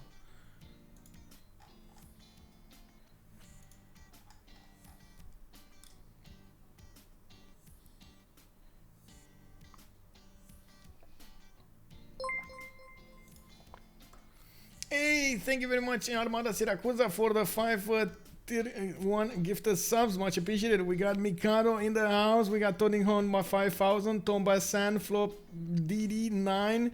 We got Mobius 254. And of course, hello there, sirs, and welcome back. Backstreet's back. Alright. Yeah, exactly. Man, I did hear from somebody. Somebody was telling, I don't know if Crispy was telling me, but I think Crispy was. It was either Crispy or Bob17 that they were telling me. There was a big concert in America, and actually those bands were playing, and I'm like, are they still together? How did we not hear them? Like, why didn't we hear some songs from them or something like that? Did they just not create any more songs, or are they like the new song got that bad that they didn't actually go across the pond, across the ocean? I never knew what happened. Anyway, I guess it would be quite nice to have a trip back in on memory lane, and of course take a sneak peek on those concerts, but I guess it is what it is. I didn't get to see them live, so you know, it's kind of weird watching them from the comfort of your own thing. Tom Bazan, good evening, sir. Welcome. Yeah.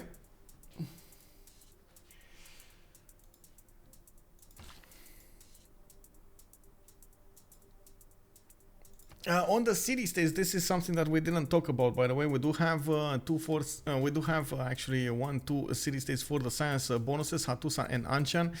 Bandar, Brunei, Venice, and Hunza will be the ones giving the trade bonuses, and you do see one is right next to Japan. We do have 2 on the back line of the Gauls over here, or on the Gaul.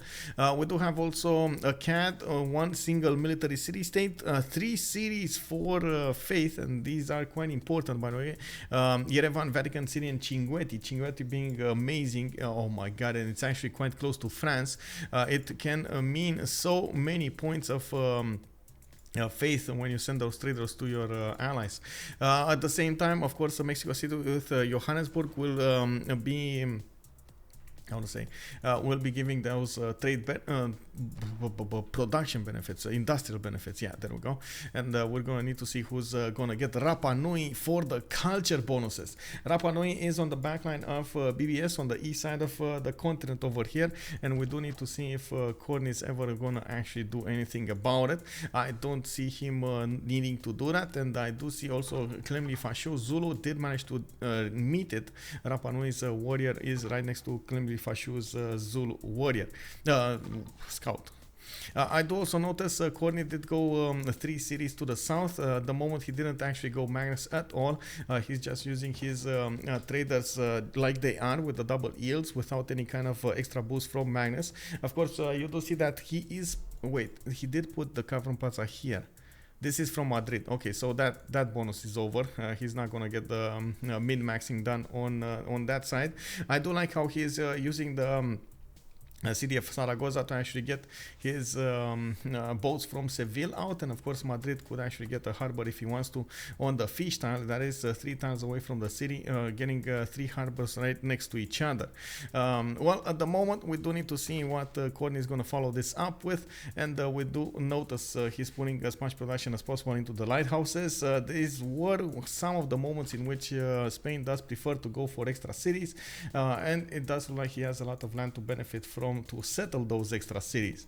Definitely could be quite important to get a coastal connection with the Gauls or with India if he wants to get some more gold, but in the meantime I think he's just fine trading internally for some time now, especially until he gets Wisselbanken.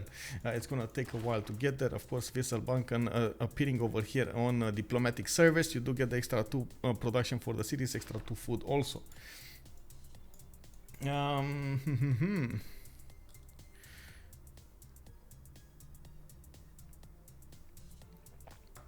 know what? Let me get a cup of a cup actually, just to get juice. Get some juice.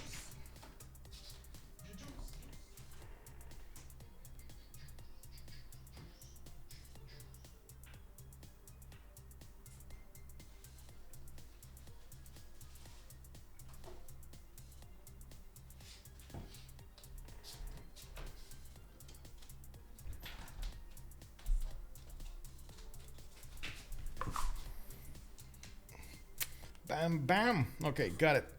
I did get to go to a store today and actually bought one of these special colas. Did you notice there are quite a few companies that are starting to get the Coca-Cola variants out? Well, I say Coca-Cola variants out because it's like the liquid is kind of black, but I'm not sure if it's actually cola. They even call it actually, wait, they even call it colas.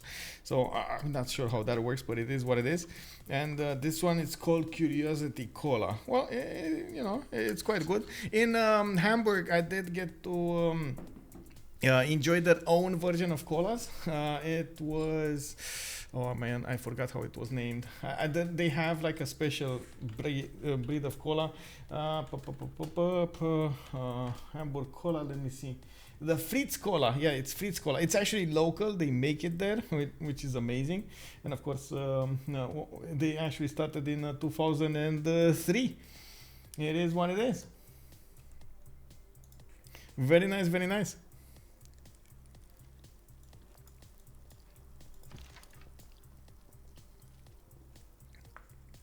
Okay, so I think we're like 11 minutes past. We're probably gonna see them putting up the pluses over here, those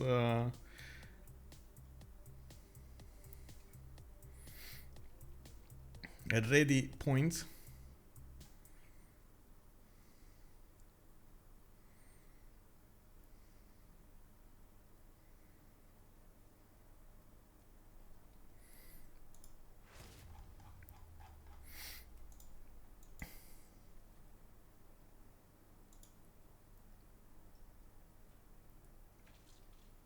Oh, remember guys, we got only 1 minute remaining for the managing and for the prediction.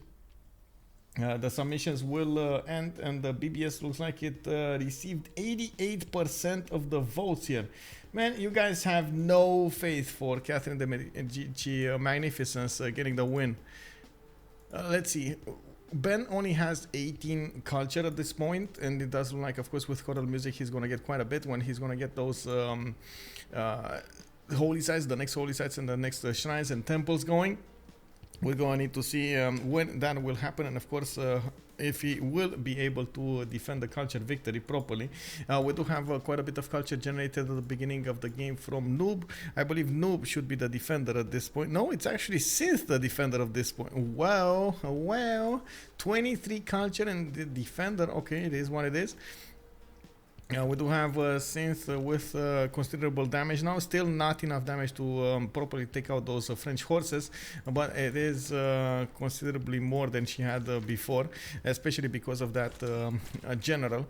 We do see she is trying to figure out if she can actually go behind enemy lines here, where she can actually get the benefits of Fountain of Youth. Oh my god, is she actually gonna do that? She is gonna get the benefits of Fountain of Youth right next to her opponents. Oh my god, can you imagine if she actually gets all of her units to the Fountain of Youth and back, and then attacking France with that bonus? Oh man, that is just insulting. Well, we do have time to throw with 5 cities, and by the looks of it, he's going to finish quite a few campuses here. He might end up with a few issues when it comes to the gold generation. He's only on 5 gold a turn. Not benefiting from Pen, Brush, and Voice is not going to give him those free points of gold that he was getting for his districts, and of course, he's going to have to pay the maintenance for all of his districts here. It's gonna be quite a bit of an issue, but okay, it is what it is. That extra +5 on Mapuche was definitely dangerous, so he didn't want to handle that. Okay, are they in a channel? Are they not in a channel? What is happening? Okay, they are in a channel, they're just not there or something. Okay. Oh, I guess Cynth didn't actually come back. It's 10 minutes, but she didn't actually come back. Okay.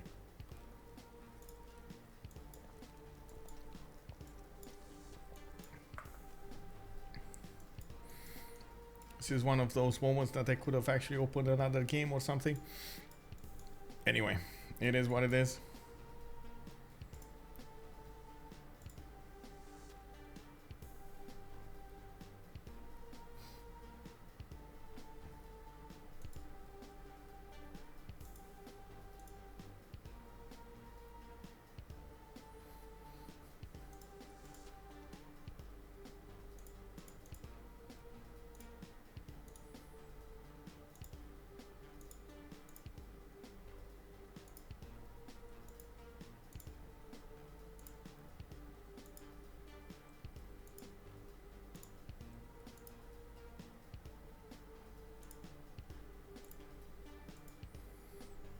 Let the AI play. Yeah, exactly.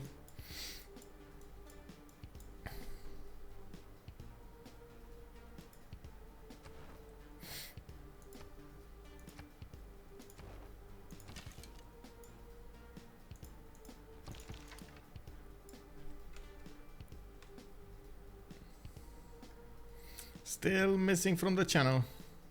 Oh, she dropped down to AFK, that's why. Okay.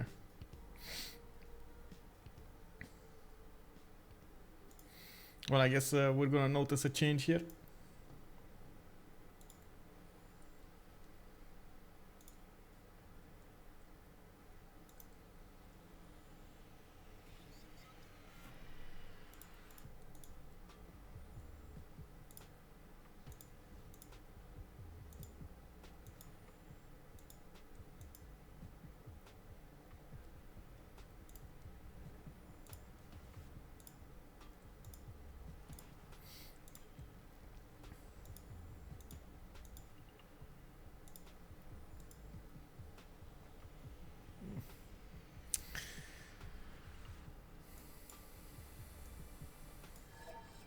Okay, finally, we got it going on. I'm actually quite curious. Are they ready or are they not ready? Okay, there we go. They are ready. Everybody's ready. We got it going on. We do have Tokyo actually getting attacked by Yerevan. Yerevan is a city-state that Ben did manage to get a hold on. And you do see that Japan does benefit from 18 garrison defense strength cities. I believe he could definitely get a galley out and just save that city. I'm not so sure it's in danger. It will still get to heal every turn. And I don't see actually Icewormb be getting that worried. He's moving a settler right next to those warriors. Maybe he actually gets one to follow him. We do have a harbor finishing up in Tokyo in 2 turns, and I do see an audience chamber coming off from Kyoto in 4. Osaka also got settled to the north of Kyoto, and we do have Tokyo, actually, not Kyoto, and we do have him with quite a few tiles that he could settle on the northeast. I do believe he's probably going to want to give as much space as possible to France, since, as you can see, it doesn't have a lot of land over here to the south, and the land to the east is actually filled with desert, not a really ideal land to work with. But now that we do have France getting how to say, those builders out and getting those theater squares out, I'm actually quite curious why is he not improving his man, bro, you really need to improve your resources. Every little bit of resource that you can improve, you need to improve it now, and this is something that also every one of his allies needs to do, just improve the resources and give him those extra resources to work with. Of course, they do have to benefit from diamonds. Oh my god, no, no, they're not min-maxing this. It's gonna take a while until they're actually gonna get the full benefits out of those other copies, and of course we do need to see how many of those will actually matter. We do have an attacking force coming out from Mapuche. Did manage to figure out Fountain of Youth is ripe for the taking, and of course Mapuche is getting all of those bonuses on it. You do have to remember Fountain of Youth, it does give you an extra +10 healing in any territory, which is amazing, but it only activates while you actually get to heal with your points. It's much faster on the heal buttons. Star Spanky, bună seara, domnule, bună seara. We do have also Zulu with a 4th city. This time he finally actually put it in the face of the Gauls. We do have Nobamba also sending a campus to the south of that city center, and of course he's going for another city to the north here. I do also notice he's getting a few more builders out. Still does not improve his risk, bro.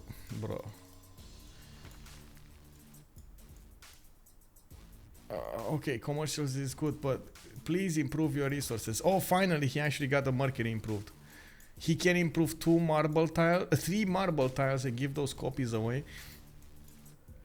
Just do it, bro. Do it. Any more diamonds here? No.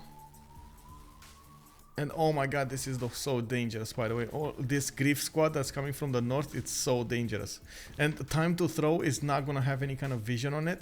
If you take a look at his vision over here, he doesn't know exactly what's happening. Mapuche is just keeping her units just outside of the visual range of that archer that's standing still over there on the stone tile. Ooh, that's going to be tough. We do have Ancestral Hall finishing in Madrid. It looks like Khornie is preparing to expand his empire with those free builders coming up from the specializing building in the Gavron Plaza. We do have Moksha also established in Zaragoza, establishing in Zaragoza in 2. Well, now, right now, and Toledo is going to get a campus there. I do see he's starting to recruit a few admirals, and of course that's going to matter quite a bit. I'm actually extremely curious what Cynth is going to do over here with her horses. Can't really get to the builder though. It's 1 tile too far. If the builder chops, which of course he's not gonna get to do because it doesn't have enough movement, it could have, I think there was enough movement, but because she needs to go through the forest, that's a bit too much. That Cynth likely maneuver is why I voted BBS. They are such smart players. Yeah, well, we shall see. CPB is looking like it's taking a beating here on the city of Tokyo. I would like to say, of course, Icewormb is fighting back with a heavy chariot, and by the looks of it, the warriors are actually quite low in HP. There is another archer. There is an archer that keeps on dealing the damage on the city center. Maybe this time it's actually going to target the heavy chariot, and of course we do need to see if Icewormb is gonna manage to defend the city of Tokyo from this Yerevanish attack. We do have Gandhi coming off from Kyoto, and of course that will give him some extra strength in the city center of Tokyo if he gets there, and we're definitely going to need to see if he's ever going to take Yerevan out. He should actually take Yerevan out and make it his own city, because otherwise it's going to keep being an ongoing problem. We do have now France trying to get his amphitheaters going. I would like to say, ideally you do want as much as possible to keep your chops for the projects and chop them as fast as possible as soon as you get all of the copies of those resources into your empire, and needing to rely on your allies is oh no, bro. I mean, take out warrior, bro. Take out warrior. You need to take out warrior. Oh my god, it might not be enough.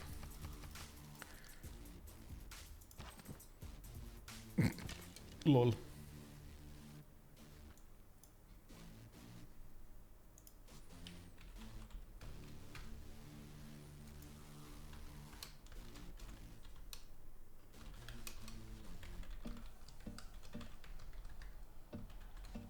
Okay, let's go for a quick poll here. Is Tokyo gonna survive? We got 2 minutes. Let's go, guys. Let's go, let's go, let's go, let's go.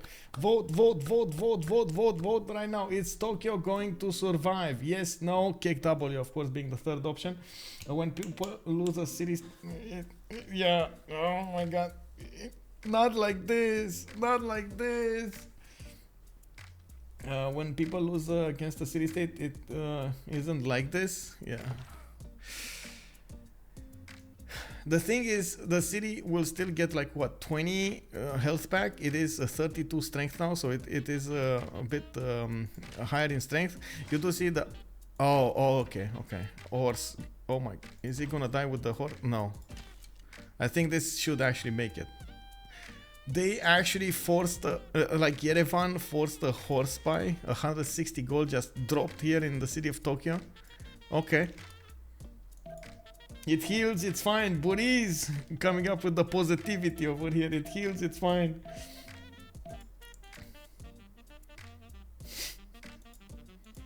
Let's see what it is. Oh, it is fine. But I think if he didn't buy a horse, it would have died. Like, honestly, the horse saved him.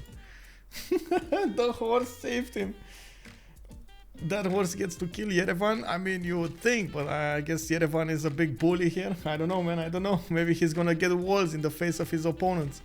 He can't even chop the walls if he wants to. Anyway. Audience chamber finishing in Kyoto. We do have builders coming out from Nagoya. Looks like on France side we do have Mapuche trying to push in to the west of to the north of Avignon, and France is repositioning quite a few of his units. He did figure out this is happening, and you do see those archers are trying to get the defenses from the river, and of course not actually crossing through, while Mapuche is trying to get a hold of the west here, pulling all of this army to the west side. Quite a few more units coming out from the cities of Avignon and La Rochelle, and it looks like Cynth is actually just gonna move out. Did keep an army, a standing army in Puerto, and we do have more settlers coming out over here. Looks like in Gulumapu with Nagmapu did manage to get campuses going, and you do see they're getting the +3s next to those mountains. Very nice, very nice. So that's quite a bit of culture and quite a bit of science coming out from Cynth. Well, it's gonna be not right now though. She's only on 11 science and 26 culture, mostly because of this Magnus in Point Mapo. It is what it is. She's gonna get Pingala in Nagmapo, and it's not like whoa, actually TimeToThrow does have a lot of science, 27 science and 22 culture, and getting some more with that campus in Calais. So definitely it's gonna be nice. Okay. Okay. Let's see. Ben getting bigger. He is starting to get his temples going, and if we take a look over here in the culture screen, we do have Magnificence already on 52 tourism a turn 42. We do have a few temples coming off from Ben, and by the looks of it, of course that extra culture is going to help him to defend this. He still did not actually get the most domestics. He's on 7, while we do have over here Cynth being on 8. Looks like more holy sites, and with he should have it. Let me actually take a look over here. Ben, he's on the total tab. He's on 344. Oh, that's why, you see, 344. I guess he didn't actually get that much culture from the beginning. It took a while to actually build the infrastructure, but he's gonna get a lot more culture soon. We got Khornie also on 37 science with 40 culture. Looks like almost all of the stats except Cynth are actually booming on BBS team, while we do have a few problems over here for Hojo Tokimum, and it does look like Shaka is also struggling to get that science up. Didn't actually go for his how to say, for that many campuses, but he did manage to get at least a +3 in Nobamba, +4 actually. Wait a second, that's a +4. Oh yeah, it is. Okay. And he's gonna get Pingala in that city, so I guess he's gonna go over 20 science really quickly. We do have also audience chamber coming out from Ulundi for that extra population growth, and of course we do need to see if he's ever gonna try to get an attack going against the Gauls. We do have the city of Akkad also being held by Clemlifashou. You do see that the Gallic army is over here to the southwest of Novio Dunum. While he is producing a few more of these swordsmen, he needs to be careful to deal with the armies of Akkad. We also see Colosseum is getting built in Noob 634's land. That's a 1, 2, 3, 4, 5 city Colosseum. Possibly 6 actually, 6 and 7 city Colosseum. Very nice positioning. He did manage to recruit Isodor, and I have to point out, of course, Colosseum did get nerfed. I'm probably gonna keep repeating this for a while, so everybody actually gets it. Did get nerfed from 2 culture per city center to 1 culture per city center, but it still receives the 2 amenities, which was one of the reasons that, of course, you did get Colosseum in the beginning. Okay, we do have France managing to deal considerable damage to Mapuche's units, and of course you do see that Cynth is trying to run with those units as fast as possible.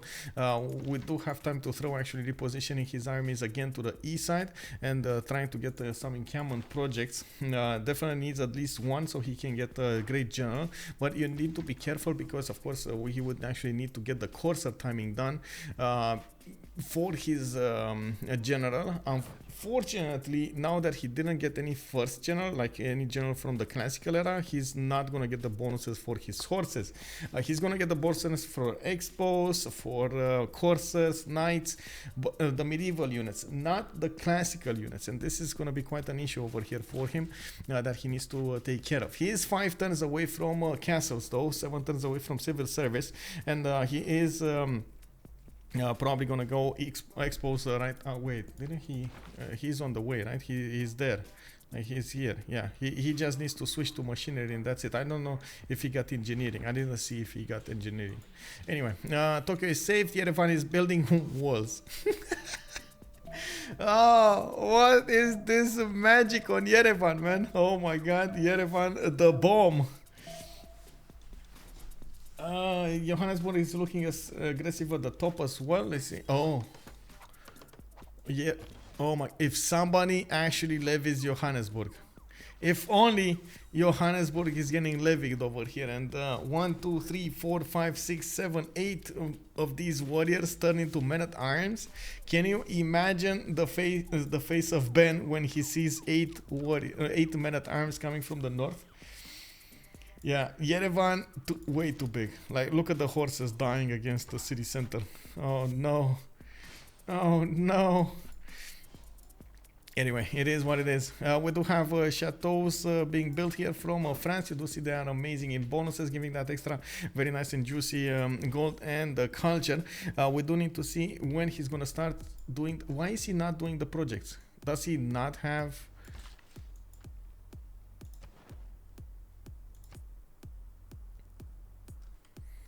So he's totally ignoring the ability of France to get those projects, or is this a different timing that we're seeing over here? He's not trying to rush it as fast as possible. I guess it's a different strategy that we're getting to use, to see over here. We do have Zulu starting to build his spearmen. Most of the time you do see at this point in time Zulu trying to get the statue of Zeus for those extra units, not to mention the ability to get the extra production towards his anti-cav units. We do notice that he did manage to end up on 5 cities, and of course he has to handle the goals over here, which are already on 2, 4, 6, 7, and we do see that he's gonna oh my God, he's gonna have quite a bit of culture and amenities and production and everything from the happiness of his citizens. Of course, the imps are not something you want to just shrug off. They are going to be quite tough to beat, and he needs to be really careful how he's going to plan that out. We do have Ngulumapu going for Temple of Artemis, and we do need to see what Spain is doing on the east side. He did stay quite a bit in this land, and of course on 4 cities we do see him again getting his 5th and 6th and the 7th from the city of Madrid. Oh, Toledo actually building one as well, so 8. It does seem like he did manage to get money in the city of Anshan, and he's gonna go for a commercial coming up from Zaragoza. I believe they do have a bit of an issue over here with the bonuses. With the ENA score bonuses. That's the reason that he's actually going for the commercial. Of course, he's getting the extra points from those harbors and the adjacency of the 2 districts, the city center and the district. So that's a +5. That's a splendid. But he could have actually gotten one from Madrid as well, a +4. Well, I guess it is what it is. Maybe he is going to hold it to actually get out harbor. In the late game, he is actually going to need to fight off Japan. I do believe both of them are actually noticing that they are generating these admiral points, and of course I'm pretty sure both of them will try to get a navy when it comes to the mid to late game. We're actually coming really close to that. We're turned 45 now, of course 10 turns away from actually switching into the medieval era, and we still don't actually see France over here try to get as soon as possible his projects. Oh man, I'm a bit worried about this. I do like the extra culture that he's getting from his improved resources though.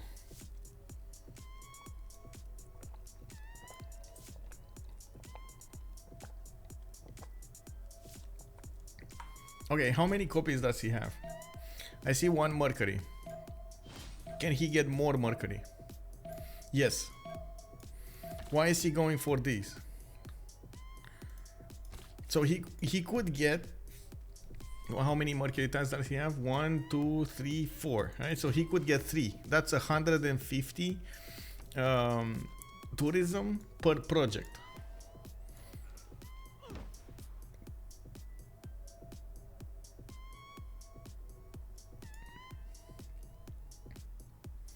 I mean, that's more than enough. If he starts pumping out projects from like 3 cities, that's more than enough to get so much tourism so fast.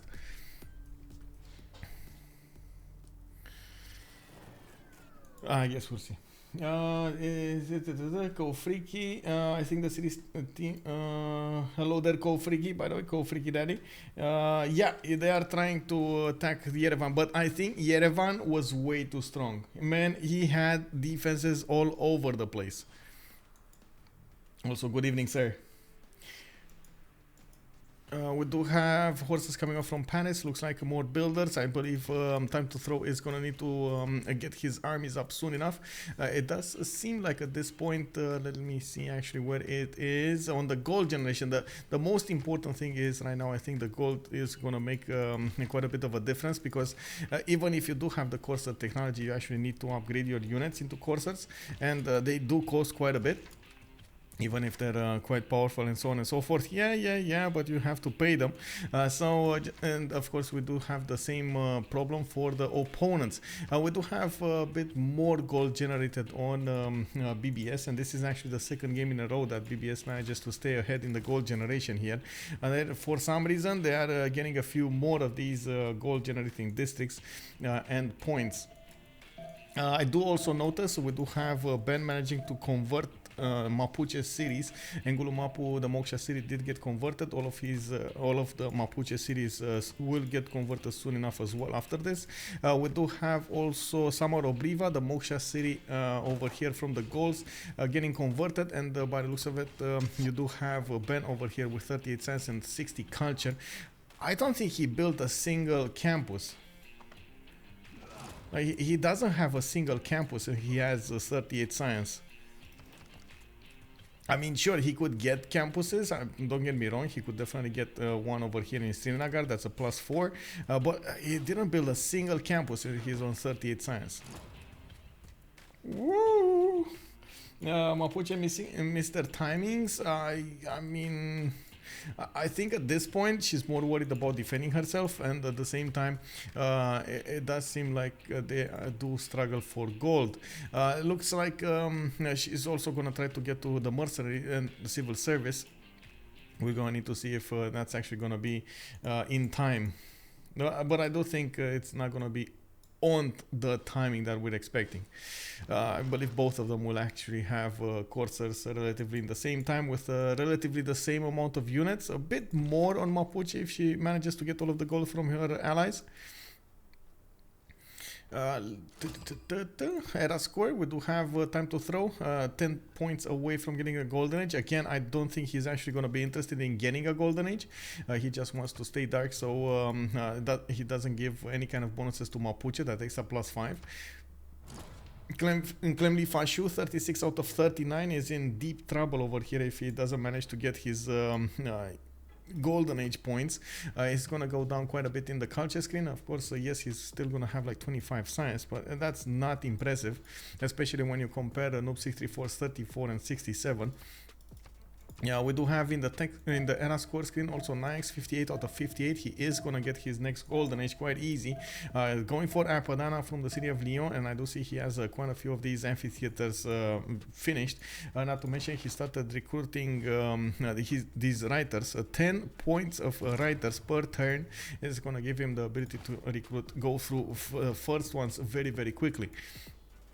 Of course, Montpellier actually got settled over here to the east of Rouen, and we do need to check out if he's what kind of resources is he actually going to prioritize. Yes, he does have Montpellier with the cocoa tiles. Yes, he could get like 5 cocoa. Wait, 1, 2, 3, 4.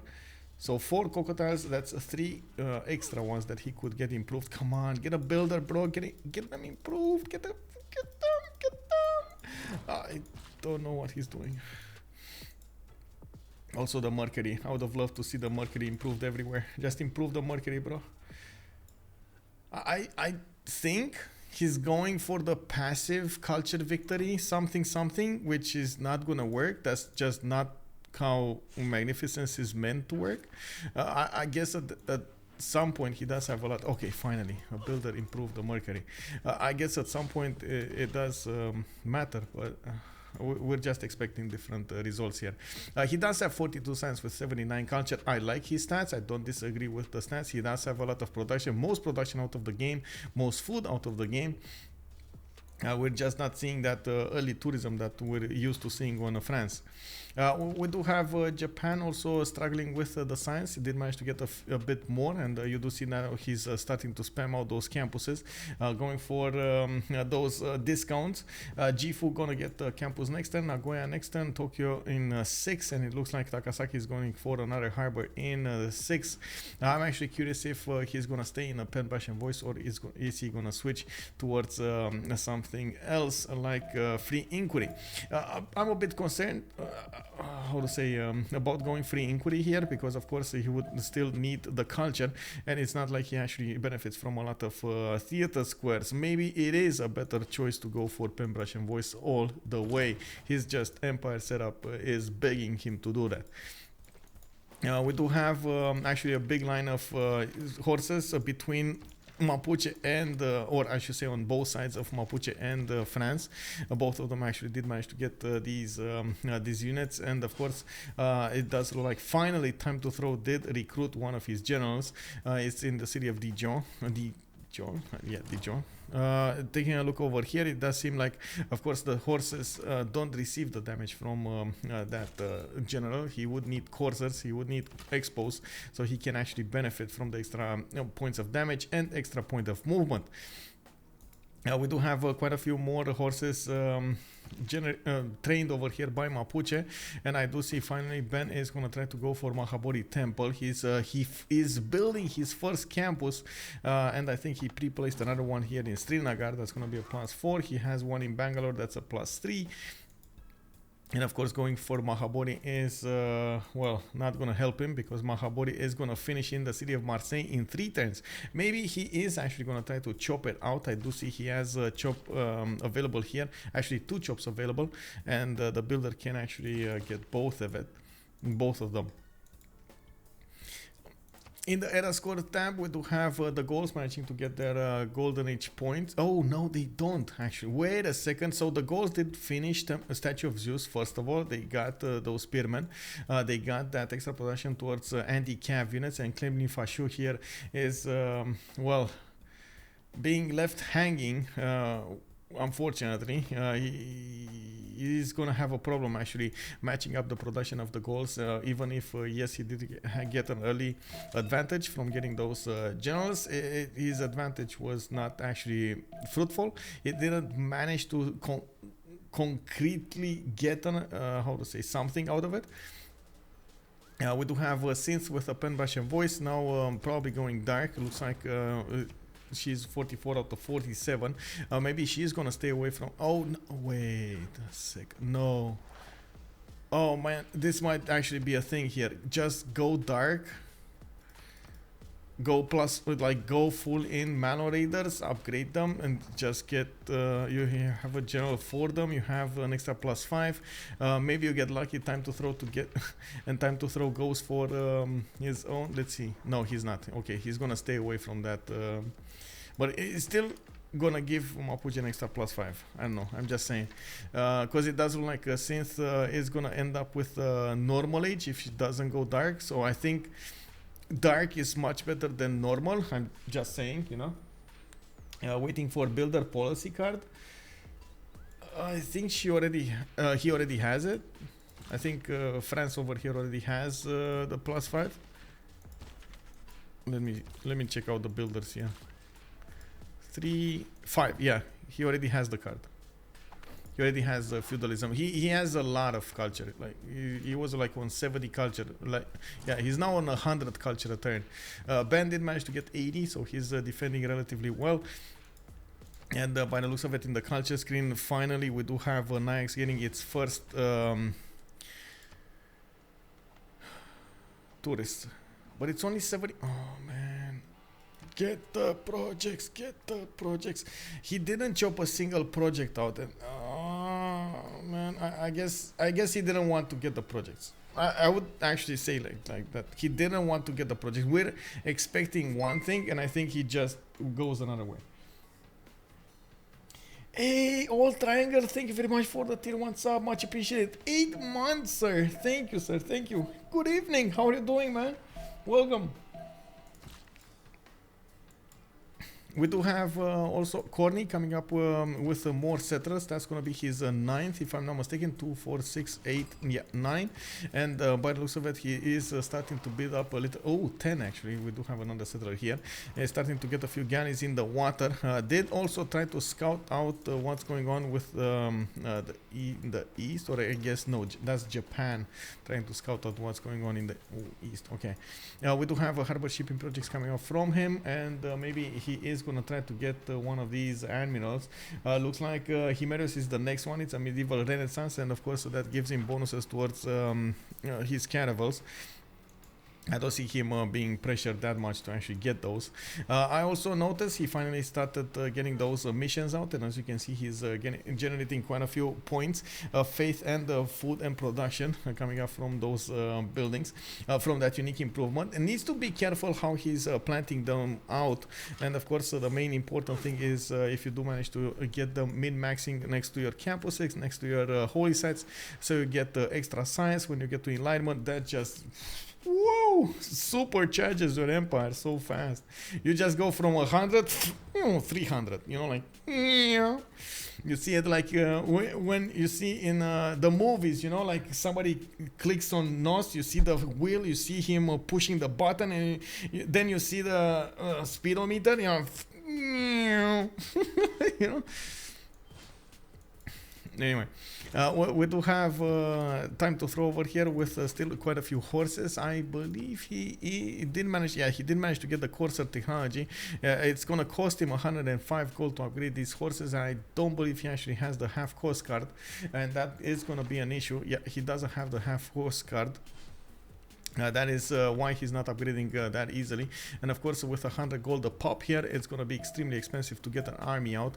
I think the same thing can be said about Cynth. She's only on a 35 culture a turn, and you do see she's barely getting to feudalism. And of course, did actually go for monarchy. Looks like she's also going to manage to end up in a normal age, not hitting that dark age and not hitting the golden. I don't think she has a space to place her Shemamul. It can only be placed on a splendid tile. Oh, breathtaking tiles, I guess. Oh no, that's a horse. No, she can't put it. Maybe on the wheat tile, but she needs to chop the wheat. Anyway, that is an issue. We do have intelligence agency coming off in 6 from her. Of course, she's worried that that extra intel coming off from France is going to be a problem.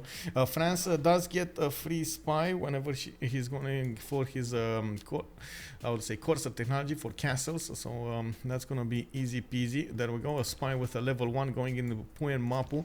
We got France with still plus 3 intel on opponent's movements. Wait, is that? Oh, it's awaiting assignment. That's why I was thinking, like, this looks activated. Why does it not work? Why is it still a +3? It should be a +6, you know? Maybe get printing for a +9. Anyway, I believe nothing major is going to happen over here. Nothing breaking, game breaking. Of course, the main show is going to be here on France, and if you don't see him getting those tourism points, I believe we're going to see some tears from CPB soon enough. Of course, the longer the game goes on, the bigger Spain and India will be, not to mention the goals. The goals will get so much production, it's not even going to be funny here. They are already jumping to 188 production. So if you remember, I did call out a Nyax earlier for having the most production and the most food in the game like 10 turns ago. Well, look at Noob64 now. He's 188 production, 109 food. It's, oh my god, amazing. Who got Mahabori? That movie is about family. Kelhus, good evening, sir. Mahabori did get built over here in the city of France, and you do see Catholicism apostle is probably going to go towards Cinguetti here. I do want to check out if we do have India converting. No, he didn't actually convert Zaragoza, but he is. Oh my god, look at that science, bro. Oh my god, I really want to check. Can we actually see it? Oh, we can't see the numbers. I would have loved to see how much science Ben is actually making from the citizens that he got converted from his allies, because we do have quite a few of them here in his neighboring empires.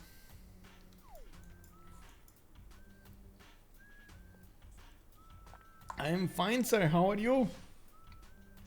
I'm not so sure what movie you are talking about, though. I was actually quite curious. It stayed in my mind. The one about the family, about family.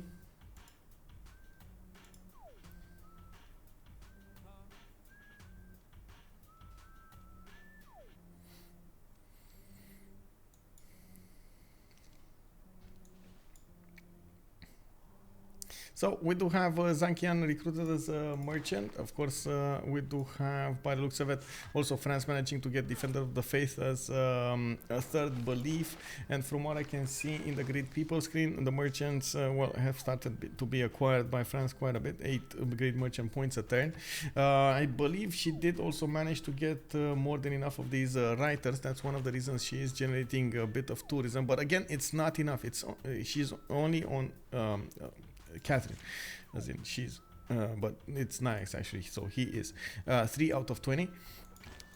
And where are those projects? Can he not? He should be able to build the projects, right? It's like Court of Love, available with medieval fairs, civic to any city with a theater square. So medieval fairs, what? I mean, I'm pretty sure he has medieval fairs, right? Did he not check?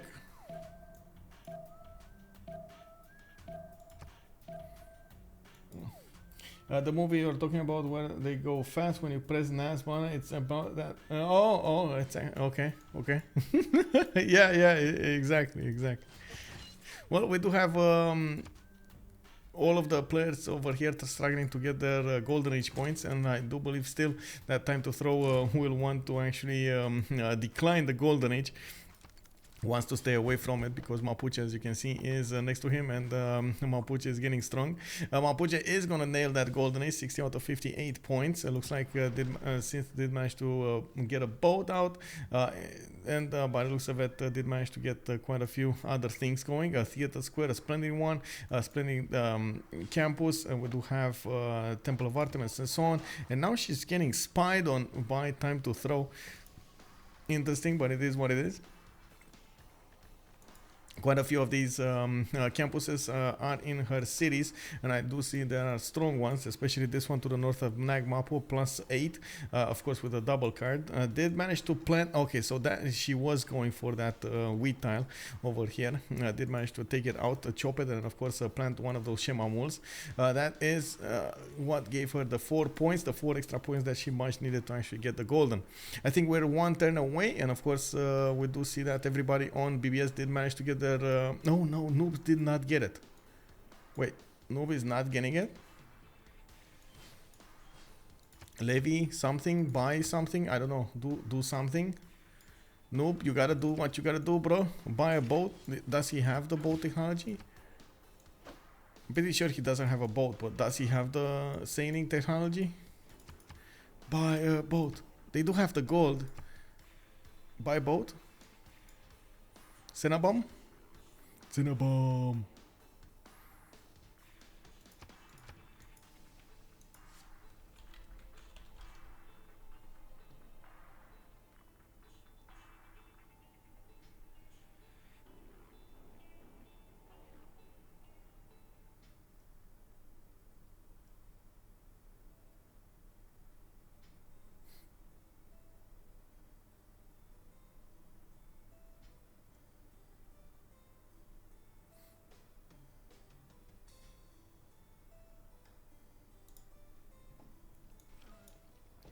Anyway.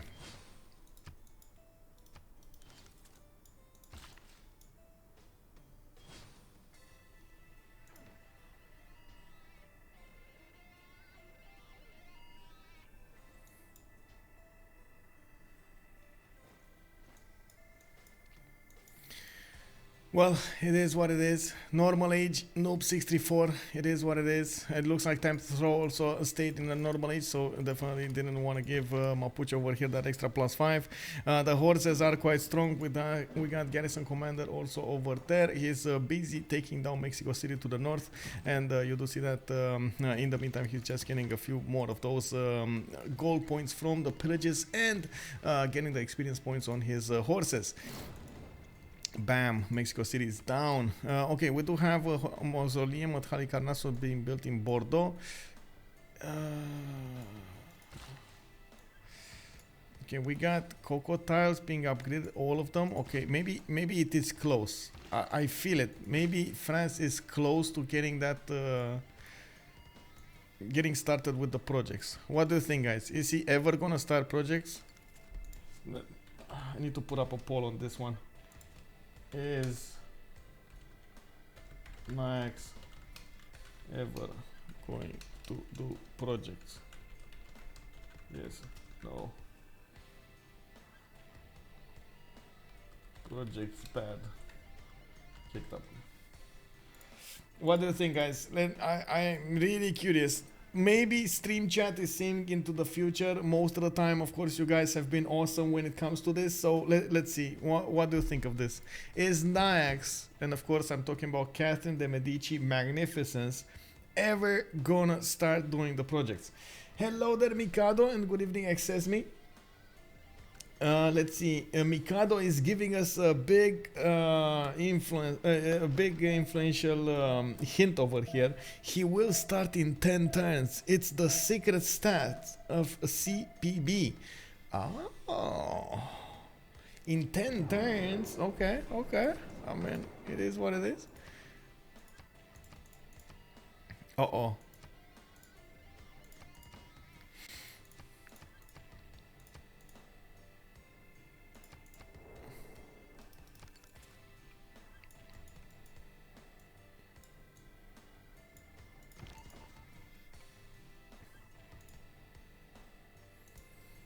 Well, it is what it is. What can I say?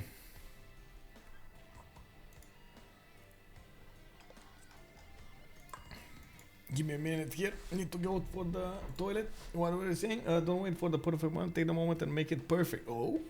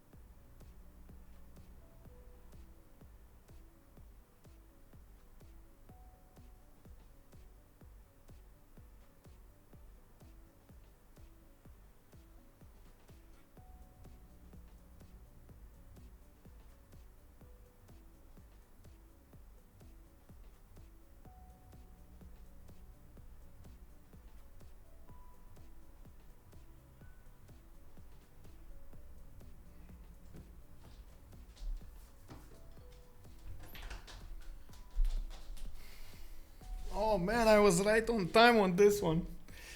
It is what it is. Let's actually see what's going on over here. We do have in the World Congress.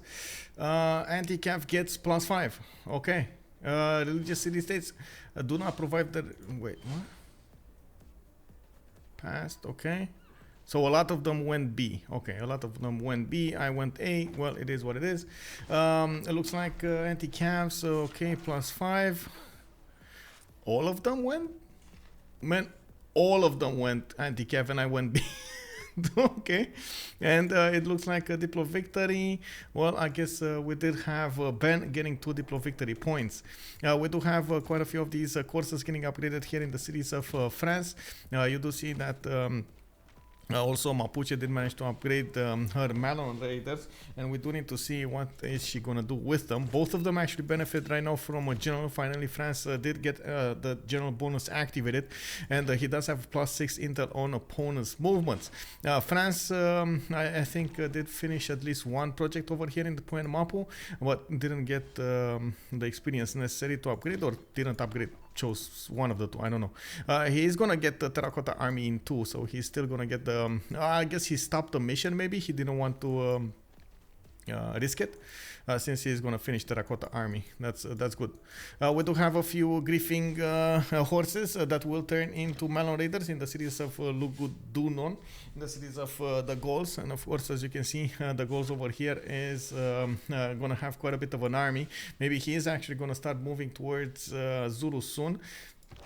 Now, I do see a few Zulu Impi corps arriving in the north, in Guadacuza, while the city of Cad over here does have at least one sentinel next to it, so he sees what's going on here.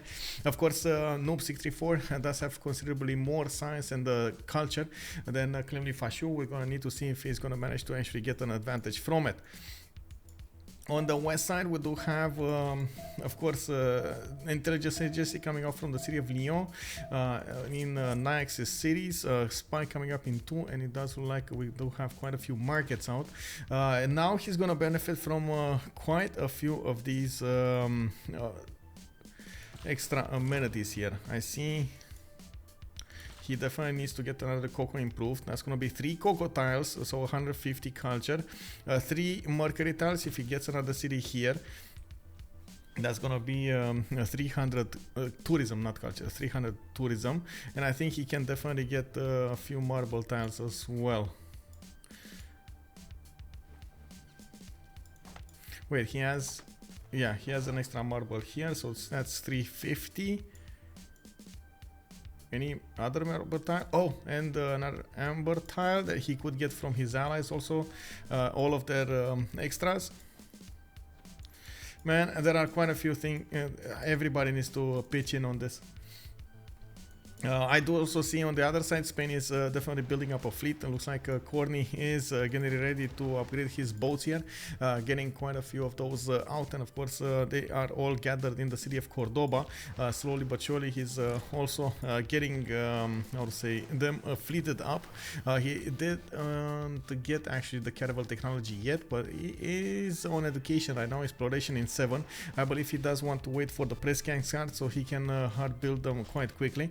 It's very important to also get the shipyards here in the cities of Spain, and of course we're going to need to see how much production is he going to benefit from, and what will Japan do. Japan is going to be quite in danger over here the moment he doesn't have a standing fleet to rely on, and of course if he will be caught with his pants down, you can imagine, oh man, that's going to be quite an image over here. Icewormb needs to be careful. There's not a lot of distance between the two nations, and I don't think actually how to say, Spain is gonna stop to take out one of the French cities. I'm not so sure he knows, but let me actually double check if they do know. No, they don't know where Spain is. They know, they do know where Spain is. Toledo, Cartagena, okay. And Noob634, do they know about this? They don't know what's here. So they don't know exactly how the land looks like. They don't know how the coast looks like. It's gonna be quite a surprise for both of them. I would have to say, of course, Noob634 is also preparing for an attack over here. Looks like he's starting to move his units towards the city of Akkad, while he is allowing Mapuche to get a few griefing units to the south. It looks like they are going to be spotted. Timur is to the east of Lovu, and there is a man at arms defending that city center, while of course the Impi Corps do deal a lot of damage. They two-shot these Malo raiders if they get close to them. So it's very important for Cynth to not stay close to the Impi Corps. Of course, the Impi Corps are actually not that maneuverable, only 2 movement points, maybe 3 with a general, and that's about it. Oh man. Oh man, look, like this is what I'm talking about. The fact that France does want to attack right now makes me think, oh my god, like it would have been amazing if you actually managed to get if he actually managed to get the extra +5 from a Dark Age, but I guess he did go for a normal, so it is what it is. In the meantime, he needs to activate the spy, so he gets an extra +6, and it's still gonna be considerable damage dealt.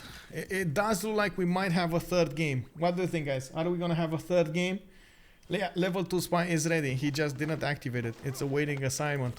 TimeToThrow did amazing over here. Yeah, terracotta. He did build it. Yes, terracotta. Does anyone have Sus on a CAD? Yes, I think it's Zulu. Oh, we might have a third game, boys. This is starting to be quite dangerous for BBS. What are they gonna do? I do notice India is definitely getting bigger. 134 science, 150 culture. Is gonna manage to get his Grandmaster Chapel in 2 turns, but he still is gonna need to defend that culture victory. We do have a Nyax on 7 out of 28, and of course you do see that he's still not building those projects, not getting the projects done. He does have a lot of production though, and of course with 157 production he's gonna get those projects quite quickly. We do need to see how fast is he gonna manage to generate that tourism. This might be quite a surprise for all of us. Yep, gonna be a third game. Code Freaky Daddy is calling it out. Yep, there might be a third game. It is what it is. I don't know on what map the third game will be played on. So there are a few things that are happening. First of all, the Gauls might take out Zulu. That, you know, might happen. We don't know yet, but I feel like Zulu muskets, Gallic muskets might definitely beat these Zulu Impi Corps. On the other side, we do have Mapuche that can't really withstand this attack. Even with her Malon Raiders, it looks like they're just dying to the courses, the +9 courses of France. Mostly because France did amazingly well to not get a golden age. I have to say that. Very early to call a third game. Yeah, Ferno, it is what it is, bro. Where is Colosseum? Colosseum is over here on Aduatuca. It's 2, 4, 6, 8 city Colosseum. Throw Twitch, good evening, sir.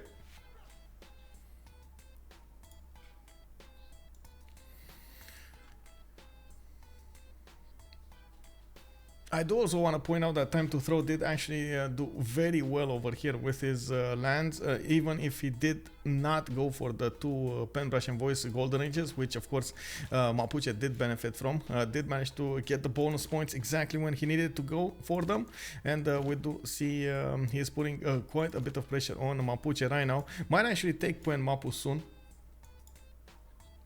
France, no, I mean France wanted to lose 2 Golden Ages because of Mapuche. Hello there, Bex, good evening. He didn't want to give Mapuche over here an extra +5 over him. My surprise was that he never actually went for a Dark Age. It would have been much better to go for a Dark Age, so he gets the +5 card. Can you imagine having the courses with an extra +5 on them? And not to mention the +9 Intel and the General and so on. It would have been amazing. Where is the General, by the way? Oh, here. Okay. Get it on the front line. Anyway, we do have 2 turns for a settler in Marseille. Looks like Nyax did manage to settle the city of Tours. That means he's going to start upgrading those mercenary tiles, and of course he's going to benefit from more of those duplicates. He should definitely get all of them as soon as possible. Didn't get a Coco. Come on, you gotta get a Coco, bro. There's an extra Coco tile here. You gotta get a Coco. It is what it is. Of course, we do have the fleet of Spain starting to move. He might actually take the city of Boulogne down. That's a, well, 12 carryings and strength city. And I do believe Khornie got a little bit too excited with getting in there. Of course, you do see that the walls will probably get chopped. There we go. And it's just a matter of time until we're going to see at least 1 unit from France. He just need, well, I guess he is not going to get one anyway. This city, even with the walls, is going to fall. He needs a strong unit. Why is he going art museums?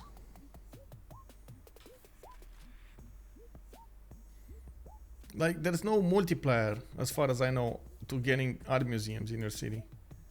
Why would you go for art museums? I don't know. Why art museums and not projects? That's my question. Why art museums and not projects? I can only imagine if Spain would have gotten conquistadors right now. I would have loved to see conquistadors. Conquist! Zel3192, thank you very much for the follows and welcome! We do have Japan to the north with 1, 2, 3, 4, 5 cities. Looks like he did get his samurais to take down Yerevan finally. And, well, actually he has 6 cities with Takasaki. And he's going to need to defend against the Spanish Navy. Spain still doesn't know about how the land looks like over here. And, of course, how the coast looks like. And how many bows that does Japan have. Japan just doesn't have a defense. He has the most science in the game. Oh, my God, he's going to reveal cartography. Oh, no. Oh no, that's the biggest mistake of them all. Revealing cartography would mean he's not actually going to get to pre-build any more galleys. He's going to be fixed on hard building his caravels, and it's going to take so long to actually get those caravels out. He only has 6 pre-builds at this point in time compared to the 6 caravel fleets of Spain with an admiral. Like, that's just not enough damage. That not enough defense. I don't understand. I mean, not that I don't understand. I know what France is doing. I don't understand why he's doing it in such a timing. Why is he losing time here? Why is he waiting?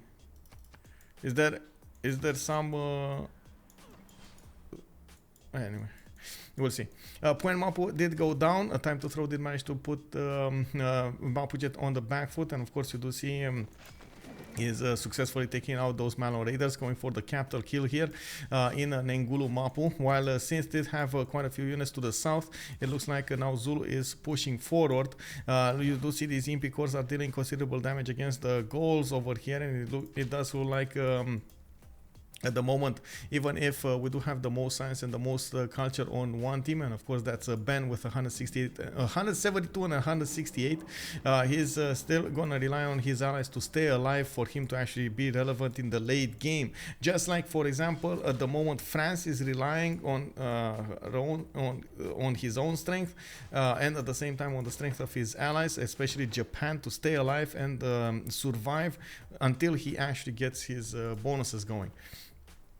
We do have an Nyax here, 8 out of 33. Man, he could have won the game by now. Like, this game would have been over turn 55 if Nyax started doing projects turn 50, turn 45. I honestly don't know exactly why he's doing this. Anyway, we do have, as you can see over here, France actually managing to get to Wheelie Mapu and pillaging a few tiles. We do have also Mapuche getting hard builds in the Malon Raiders. Unfortunately, at the moment, can't get any other unit, and of course, it's going to be fixed on this. It is what it is. Those horses do have +9 intel, and they're actually quite powerful even against the Malon Raiders if they want to. France did put a few crossbows on the front line, and these crossbows do have the second promotion on them. They do deal 66 damage on opponent's movements. Normal France could use more cities. Yes, I agree, but I think he did very well what he did over here, putting this timing attack on Mapuche. Very well. We do need to see what the Gaul will respond here against Zulu. Of course, you do see these Impi cores do deal considerable damage against the units of the Gauls, especially when they're not upgraded. But at the same time, we do have the Gauls with quite a few pikemen that are trying to put a defense. So he might just get him. So, okay, we got musketmen right now. The muskets are a bit stronger than the impis. The impi cores, so just normal muskets against the impi cores, they still do considerable damage on attack. We do need to see how many of them he can actually build, hard build, upgrade, and so on and so forth. We do also need to see what is he going to choose to go for next. We do have Noob with 114 science and 103 culture, but they do have a bit of a gold problem. Only Khornie and Ben are making gold, and of course Cynth looks like she is going down. We still have her on 4 series. She's getting pillaged, and of course every point of resource that France can get his hoofs on is going to be important for their team, for CPB, for Chasse Peche battleships. We do have at the moment one Spanish frigate getting next to Boulogne. I do have to point out this is basically not a city, not an important city. Only has one single amber tile, and that's about it. That's not an extra resource. I guess he could get some from Japan, some of these amber tiles from Japan, but at this point we're still waiting for that magical number. Mikado, we're still waiting for the magical number, bro. Where you at, bro? Come on. Where is the magical number started? 2 turns for Mausoleum of Halicarnassus to finish in the city of Bordeaux. On Spain, we do see that he's getting his shipyards going. Of course, he really wants the extra production. Wait. Is this? Oh, this was actually a harbor from Madrid. I always thought this harbor was from Zaragoza, and I was like, why is he building a commercial next to it? Anyway, I guess I didn't check where that harbor was. It did get placed well before Zaragoza got placed, so it is what it is.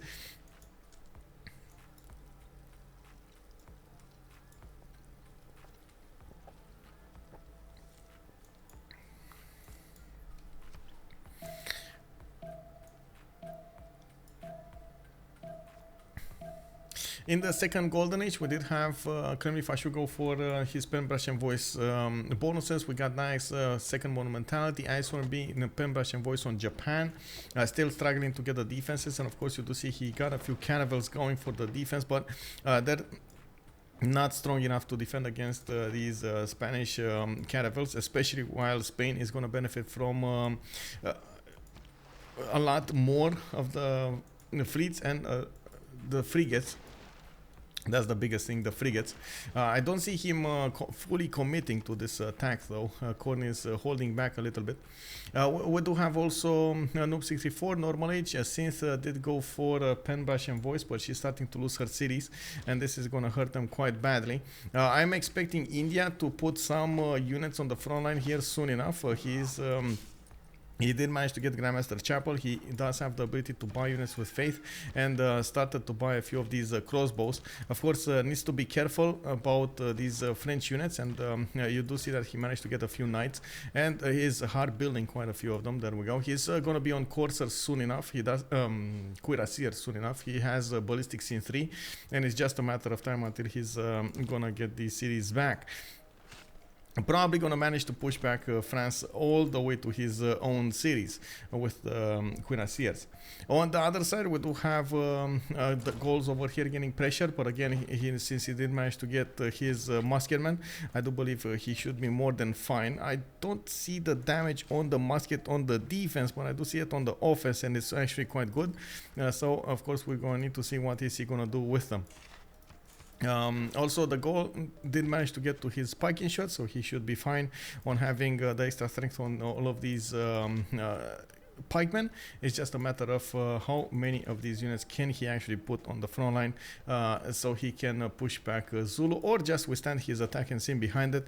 I don't think he actually has a reason to go forward unless they do a full-on push to the north. I also want to point out, it's still danger time, since Ben is not going to fully focus on getting the defense points going, getting the theater squares with all of the buildings in them, putting the projects in, and so on and so forth for the extra culture. We might actually see Nyax still get a win, just because, you know, he has so much potential. But he 134 tourism per turn coming up from Nyax. Looks like he's starting to get his writers, he's filling those slots with the writers, with the books, and I do see art museums finishing. Finally, is this gonna be the time when he's gonna start doing the projects? Go to the projects, go to the projects, man. Those projects, bro. Anyway, I did see Venetian Arsenal being put down by somebody. Somebody's trying to build it. I don't know who though. Or did I just not see it correctly? Or was that mausoleum? Sometimes I get them mixed up. I don't know why. In my brain it's like not here. I'm pretty sure not here. Oh yeah, there we go. So my mind was correct. Venetian Arsenal started in Kyoto.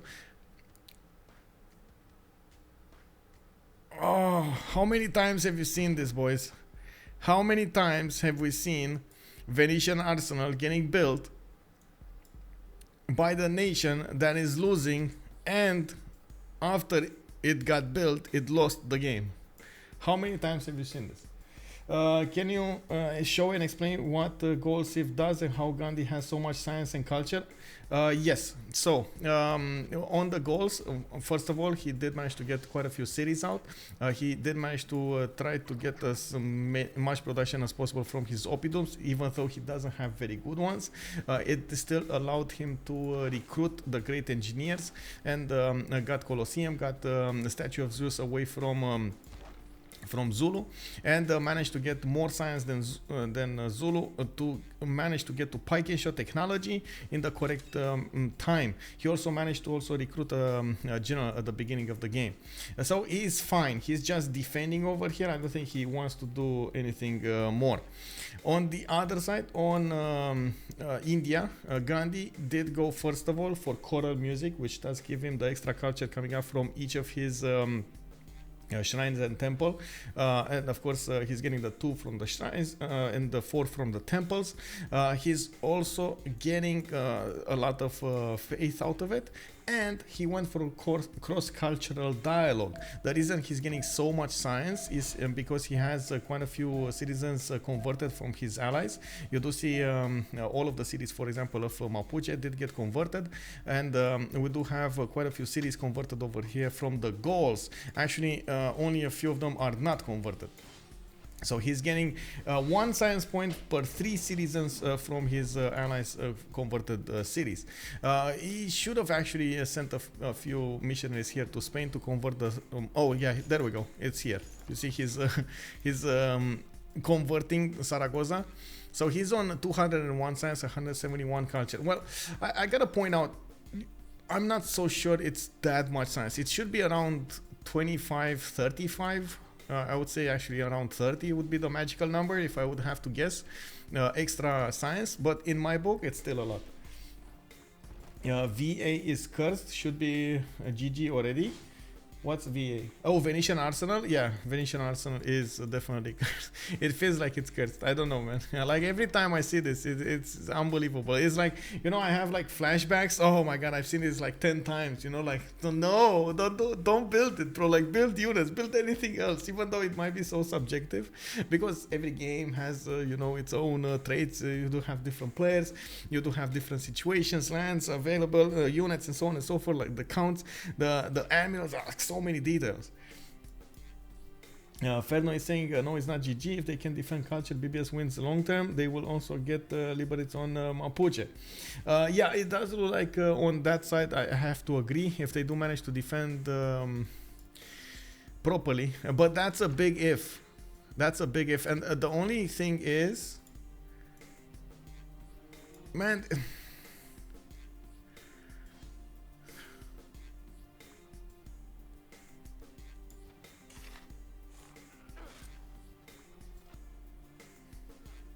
is that anybody in the chat? Can anybody in the chat tell me why, like in a short sentence, why is Nyax not doing the projects? Gandhi gets cuirassiers, he can defend Mapuche and liberate. Yes, I do agree, Ferno. I do agree, and that's exactly what I can say. What I said, I don't think he actually needs to liberate, because there's only one city that's gonna flip back anyway, like in 8 turns, and by the looks of it, he might not get there in time. I don't think actually TimeToThrow is gonna get Ngulu Mapu. He's just there to grief, and then you do see that he's retreating his squads. Yeah, maybe he's going for a surprise burst project where he does them all at the same time and wins instantly. I don't think he can win instantly. I know what you're saying. It would be amazing, don't get me wrong. I don't think. Novak is saying not enough locks. They have theory crafted projects. I mean, sure. So he has... I counted the locks that he can benefit from, and it's like around 350 extra, 350 per project. He can get 1,000, like more than 1,000 how to say, tourism every few turns from those projects. Wait 1 second.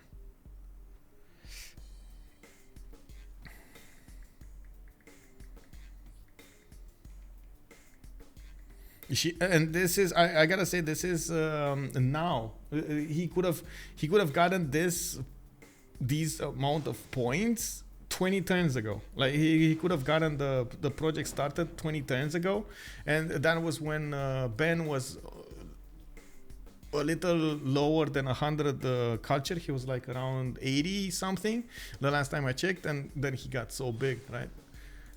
I believe that was the moment. Like at this point, he just let time pass too much. Also, he needs to upgrade this crocodile. 50 more tourism, bro. For 50 more tourism.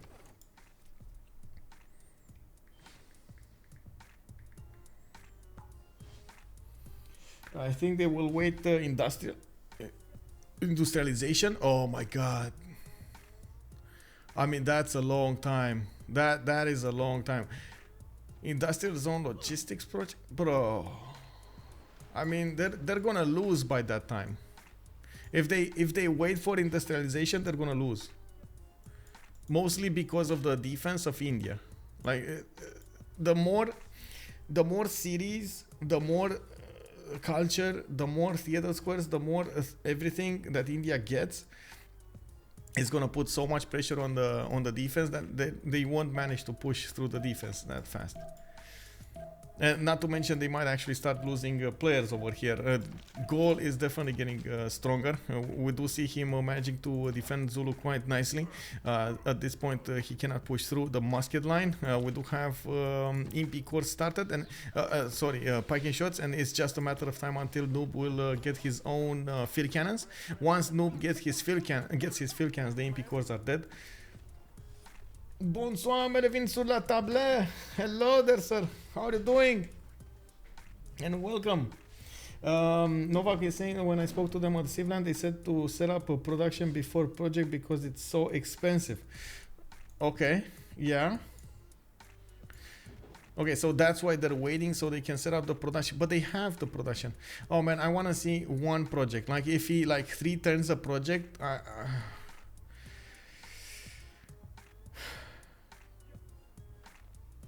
I think he 3 turns a project at this point. It's like what? Marseille is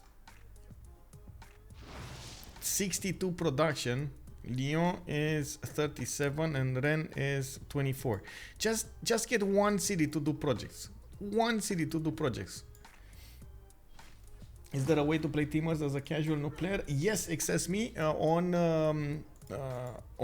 PGL, on CPL, not PGL. Oh my god. On CPL we do have teamers, novice teamers, normal teamers, veteran teamers, and so on. Actually, there's one starting right now. If you take a look over here, I can actually show you. We do have quite a few sections for new players. If you take a look, there's a novice section, and of course we do have 2 different stagings for these teams, for the teams and for the FFAs. There's a staging private teamers for the more experienced ones if they want to, and as you can see right now there are FFAs going around, and then in the bottom we do have quite a few teamers. That's 1, 2, 3, 4 games going around right now, with the 5th one started, of course, starting soon. So if you want to get in, you just can join CPL, and of course you can take part of these games anytime. Most of the time we do have like 24/7 games. You can definitely find a lobby even at odd hours. It's just a matter of time, and it's so amazing. By the way, we went such a long way from what we were like a few years ago, when we had like only a few games per day. It is unbelievable. Okay, we do have India coming up from Nagmapu going forward. We do have also France over here retreating. He definitely needs to keep his crossbows alive. I think, oh no, that died, and I guess another one will die. Looks like Cynth is not gonna be forgiving this time around, and of course the TimeToThrow is gonna have a bit of an issue when those cuirassiers will start jumping on his units. He's gonna have a big concern. He's trying to defend with his Manatines, but I guess he's gonna try to defend with his Garde Imperial. Is he ever gonna get there? 69 science, 54 culture, tech side. He's going for the Garde Imperial. Stage tactics in 4, enlightenment in 4, but of course he actually needs military science, so it's gonna take like 8 to 10 turns to actually get there, and it definitely looks like India is gonna get there with his core cuirassiers much faster. We do have also India getting up for war, full war, and getting encampments down, and this might be a mistake. I don't want to call it out soon, because he does have 200 faith a turn. He does have 174 culture still, and 214 science. He's pushing that defense quite high, and this is the reason I'm worried about this. Like, the longer Catherine delays this, the longer it's gonna take to get a win, the more probable the victory of BBS will be. Like, I don't know if you understand this, but it's like everything is linked. They went on all in on this strategy. They can withstand some damage. They can get an economy out. But if they don't push their advantage, or they didn't start pushing their advantage a few turns ago, like 20 turns ago when I started talking about this, they're just gonna, well, I guess, give the win to their opponents. I don't know how to call it otherwise, because at this point I'm at a loss of words. I honestly am really curious, and don't get me wrong, I'm like all there. I do want as much as possible. I'm keeping my fingers crossed to see Catherine de Medici shine. Of course, Magnificence over here, we haven't seen it get a win in so long, and right now after the projects got changed and they got rebuffed, I do believe we're gonna see what's going on. Biscuit is telling us if he does project now, after one finished, the other will take so much production. Setup is better than spam. Well, you say that, but at the same time, he's not gonna get the win. I remember when the first strategies came out, and it was much better to get the chops going, like keep the chops and chop the projects out when the defense was low enough, so you could push the projects through, like you could push the tourism through. Fire Axis, no, BBG rebuffed the projects, so they got nerfed, as far as I know. A few, yeah.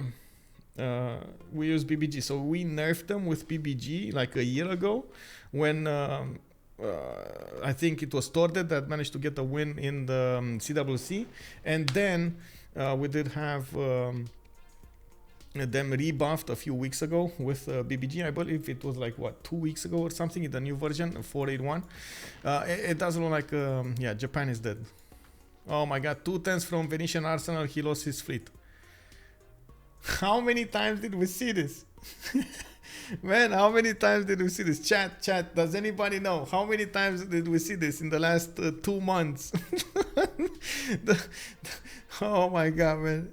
This is unbelievable. Venetian Arsenal, bro. Oh my god. Every time, yes, every time. This is unbelievable. Go Sports. Woo! We got El Sogs in the house. Good evening, sir, and welcome. Oh my god, bro, I need to get, let's see. Can I do this? Let me see. We got El Sogs over here. Amazing man, the man, the legend. Let me actually give this man something over here. There we go. There we go, bro. Get the full complete picture. Where is it? Come on. Why is he? Oh my god. El Gringo, not sure he die. If he can hold a bit, he's gonna do production naval unit extremely fast. Well, yeah, but sure. Yeah, I agree.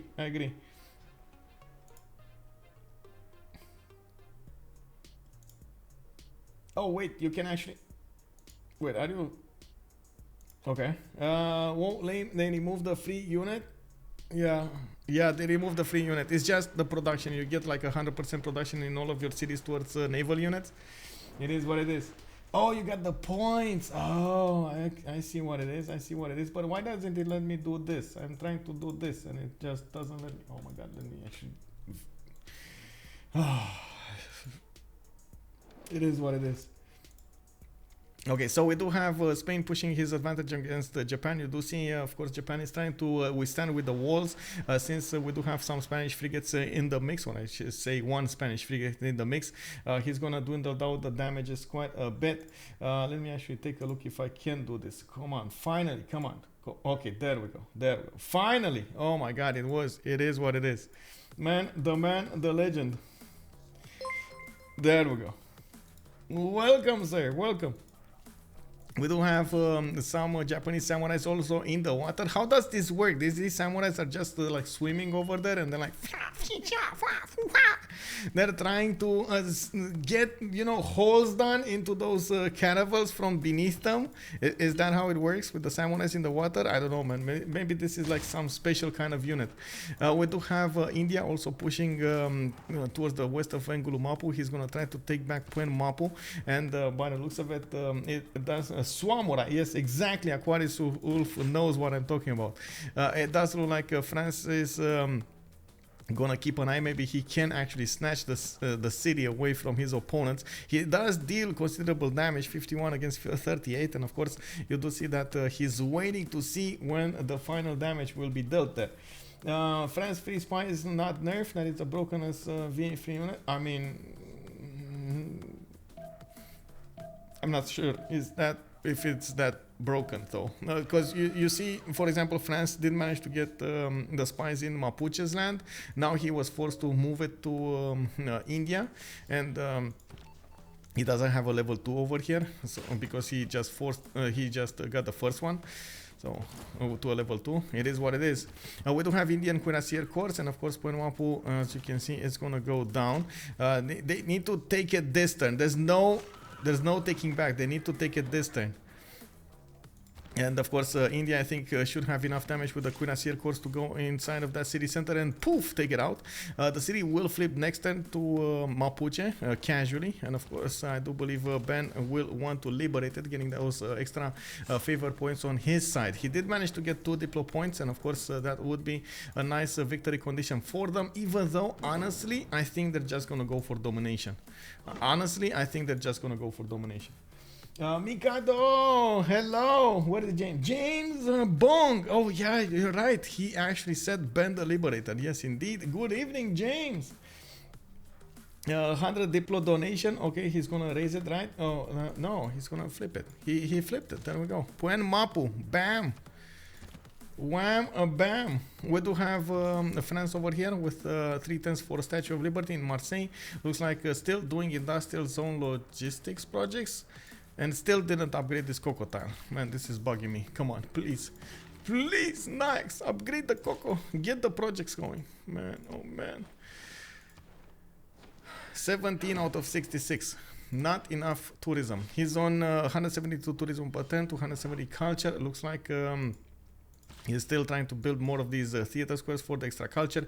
Got all of his land filled with these chateaus, giving him a lot of culture per turn. And of course, I do believe he would really love flight. If I'm not mistaken, the chateaus do get the extra tourism from flight. Okay, so he definitely needs flight. Does he have enough science to go flight?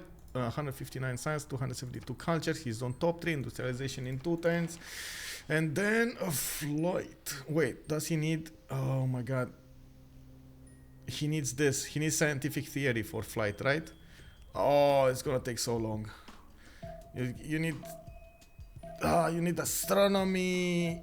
You need the scientific theory. Oh my god, it's gonna take so long. Banking, like this is dirty. This is just dirty.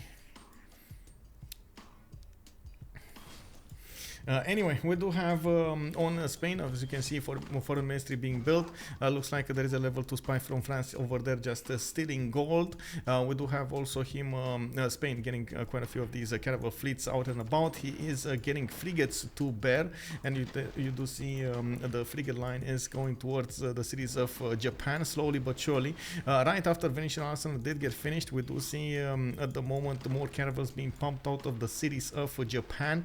But I gotta mention, all of these caravels are very weak versus the caravel fleets, and not to mention the animal points and everything that Khornie is benefiting from.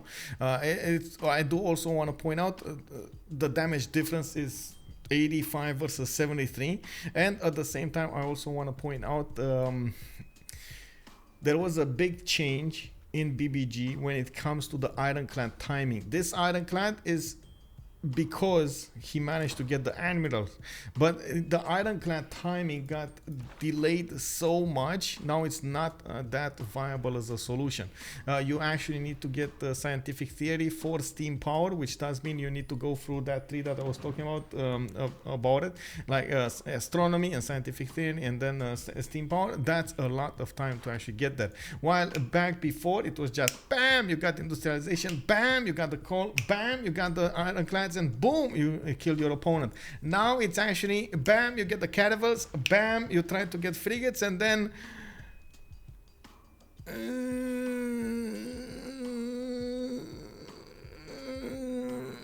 you know, you struggle to actually get there, and it takes some time to actually get to the Ironclads. You grow old, you can even see your caravel captains getting long beards going, and then they're starting to actually how to say, row the boats with the beards because they're so long. I mean, that's just nasty, bro. That's just nasty.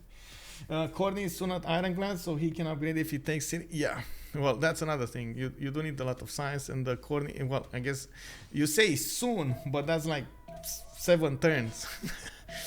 He does have 204 science. It is expensive to actually go for steam power, right? It's 642, scientific theory 558. Yeah, it's like 6-7 turns. Does that Ironclad better the caravel fleets? This one? No. No, it actually dies against the caravels. The caravels are stronger. Again, because he managed to get all of the bonuses on the caravels, the animals, the intel, the military alliance, the Rahendra Kola and everything. He managed to stack all of those points on it. And I do also want to point out, Khornie did bring scouts with him. So he has extra support bonus on all of those units. He definitely needs a lot more of these frigates. And this is what's going to happen. First of all, it's the Spanish production coming up. He does have extra production towards his frigates, towards his boats actually. And you do see his frigate fleets are going to do significant damage even against the walls. It's just a matter of time until those get here and start to take down the cities. Do we have... no production.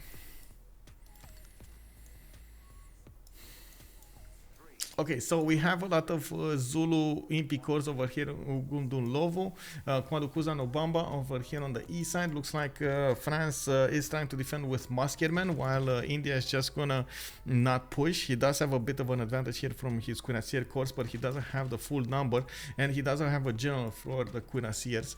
He would also need field cannons to make this attack successful, because otherwise he can't push properly through the musket line. He'll take too much damage in return. In the meantime, I do believe India is going to try to go for tanks. By the looks of it, he's preparing his infrastructure with military academies, with theater squares and so on, so he gets what he needs.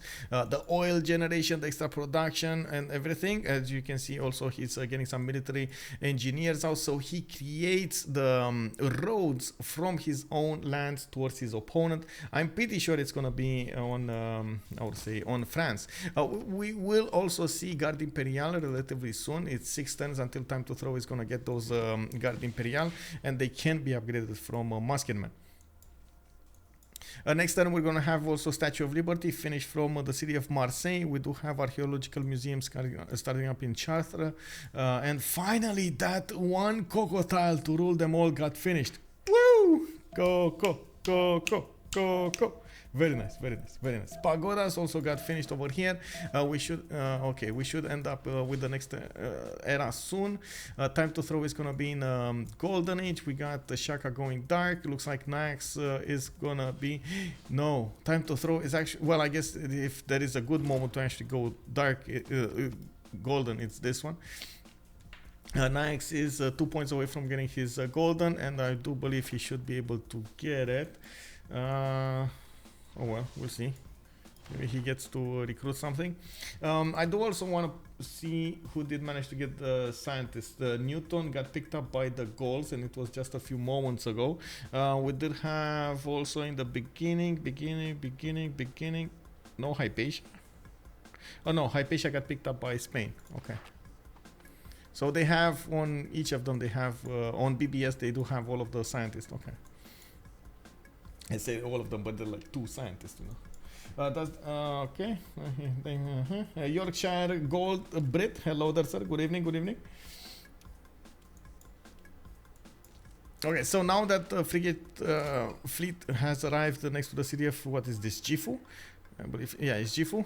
He's starting to take down the walls. You can see also we do have Spain managing to end up fighting the caravels in the choke points. There is a frigate over here from Japan that is shooting back on these caravel fleets. He's not doing amazing damage, but he's still doing considerable damage. Khornie definitely needs to upgrade these boats when they get there, but he does have 3 more of these caravel fleets on the way with more of these frigate fleets. And of course we do see he's getting caravel armadas, 3 turning caravel armadas. Honestly, even with the Venetian arsenal, that's just not enough production on Kyoto, on Japan. Just not enough production. Like 3 turning caravel armadas from Zaragoza, getting 2 turns for Seville. Looks like he's getting Toledo also with a caravel fleet. Oh well. University campuses, more science, more everything. Definitely looks like they're more set up for the late game here. 3 players are on over 200 science, and the only win condition right now for CPB is France.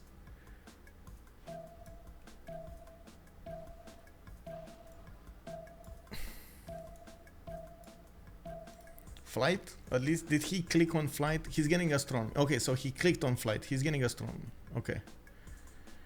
Still did not go for his projects though.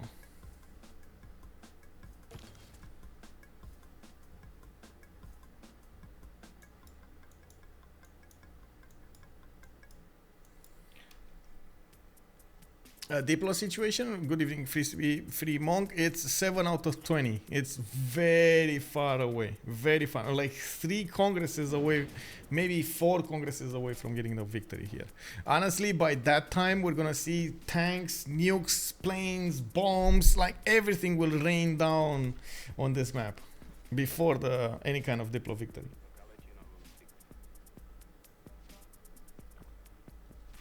Yeah, I agree with Sok over here. If we're not going to see a victory from France, from Nyax, we're going to see them full die in the next like 30 to 40 turns. We're 1075 now, 30 turns would be 105 to 115.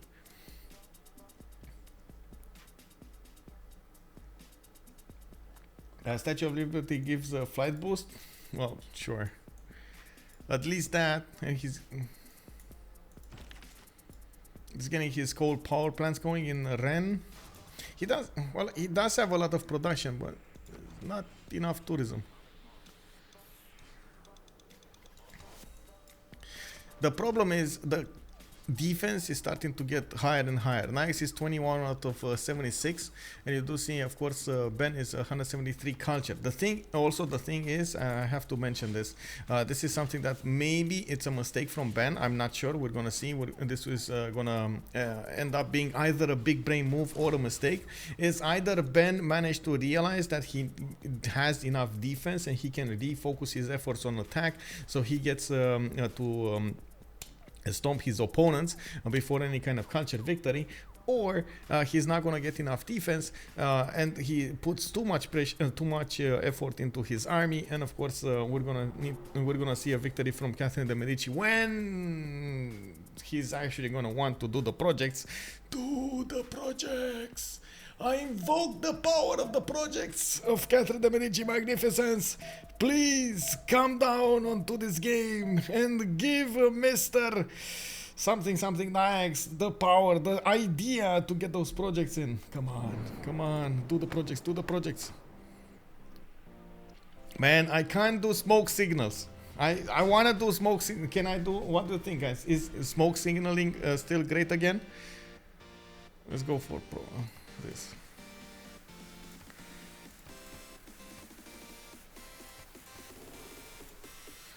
Can tanks push French UU? Yes. Tank cores will definitely push tanks France's UU.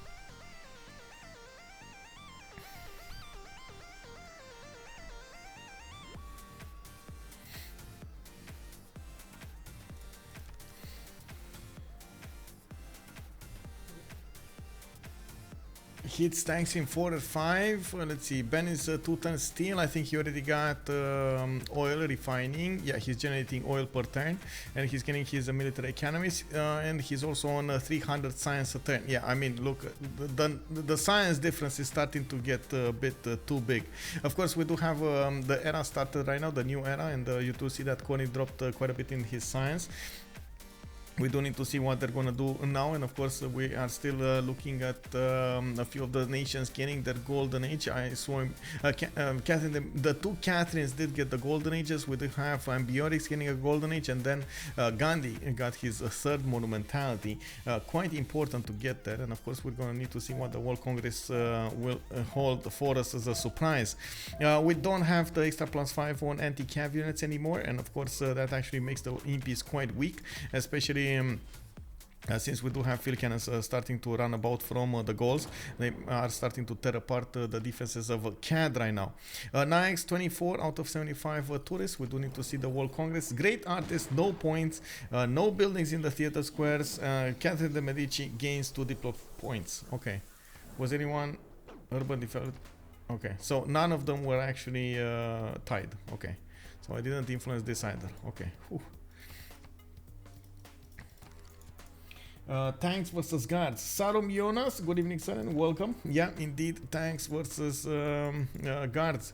We do have the Spanish fleet keeps on fighting the Japanese here, and you do see that they did manage to take the city of Gifu.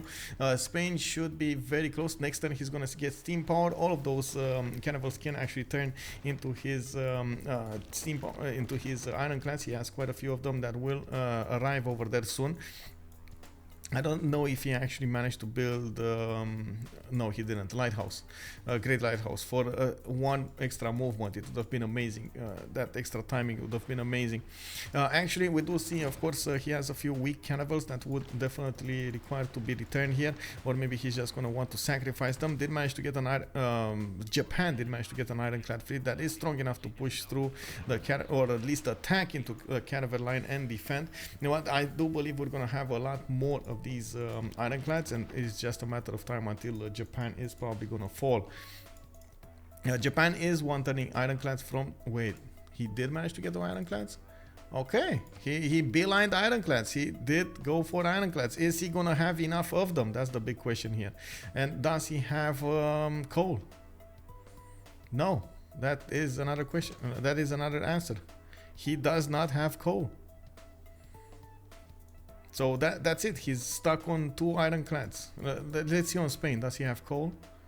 Spain. A lot of iron. Yes, he does have coal. That's it. I mean, big difference. Pum pum pum pum.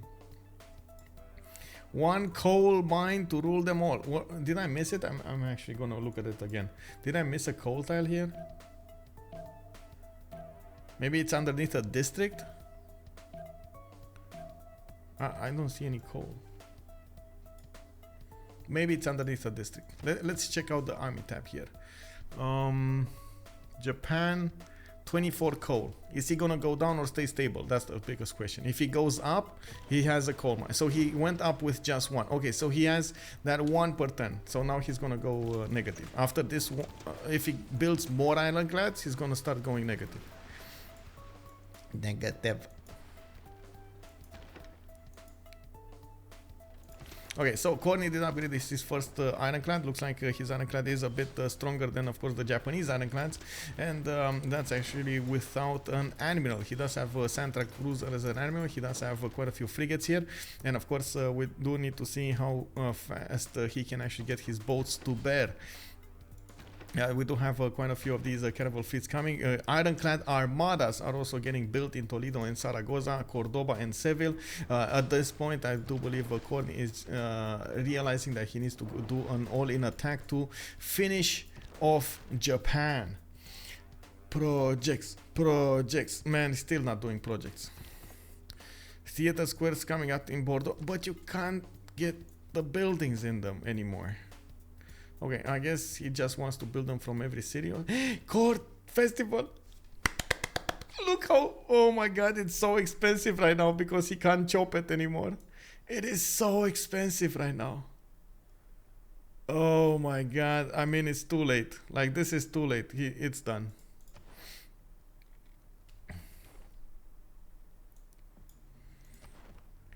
$24 out of 82. Come on, 6 turns for a project. Oh my.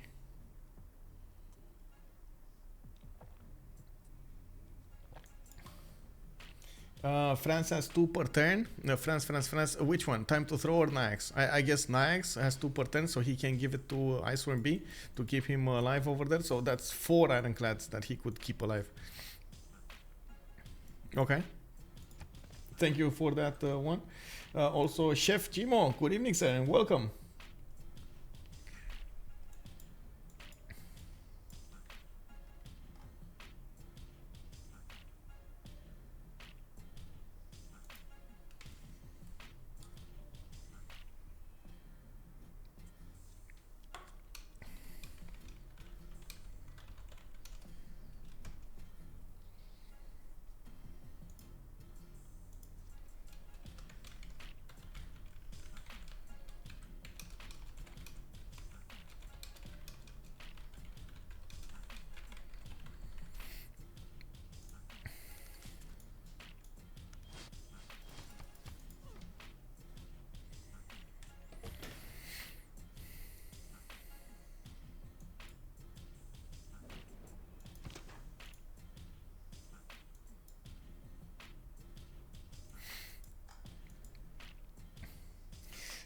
We do have also India managing to get to those tanks. No, he actually moved towards the top 3, cartography in 1, urbanization in 3.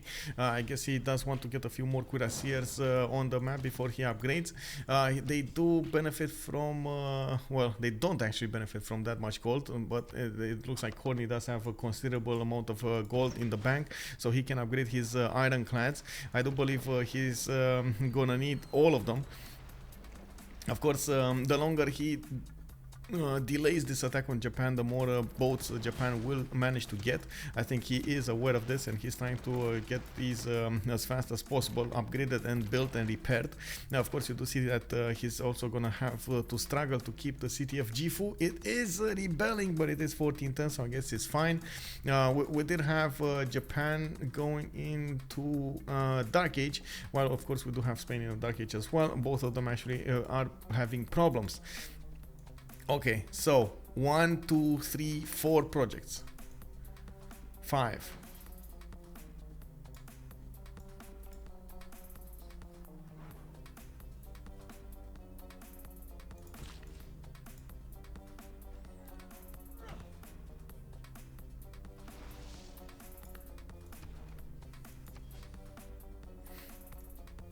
Well, Magnificence did manage to get to 221 tourism a turn, and it looks like he's not going to have the ability to build any more buildings in the theater squares. Of course, he did manage to get at least a musician, which will give him considerable amount of tourism. Is going to need to start those projects and finish them. He does have production, 320 production, but that's actually on the low end of BBS's team. We do have Noob64 with 525. Ben is on 350 and Khornie is 359. We don't actually see Clemlifashou with that much production either, on 145 only, and this is going to be 100% the problem when he's going to end up fighting the Gallic production here, the Gallic army. The more time it takes for the game, the more advantages Noob64 is going to get. You can see he's... Wait, is that... Noob64 is about to hit 4 times the level of stats that Clemlifashou is benefiting from. Okay, I honestly, at some point, I lost focus on this because I was so focused on Catherine de Medici and what he was doing. I was definitely expecting to see those projects much earlier, being chopped and everything. Like everything would have had a much earlier timing than this, and I didn't realize Zulu, because I didn't think it is that important for Zulu to get that many stats, and maybe Clemlifashou was thinking the same, but it looks like the longer the game went on, of course Noob64 is getting those advantages. Oh, we might have another change up over here, unbelievable. Faith bought musician. I mean, it is what it is. France is benefiting from a 244 faith a turn, so he might as well do it. We do have Nagoya about to fall down. We do have it with 74 garrison defense strength, but you do see it lost its walls, and we do have those frigate armadas getting in there to do the damage. Even against the ironclads, they do considerable damage, and of course, it's just a matter of numbers. How many units can you get to bear? Man, these samurais, I'm telling you, the samurais of Japan are holding the line over there. The strongest units, strongest unit of them all.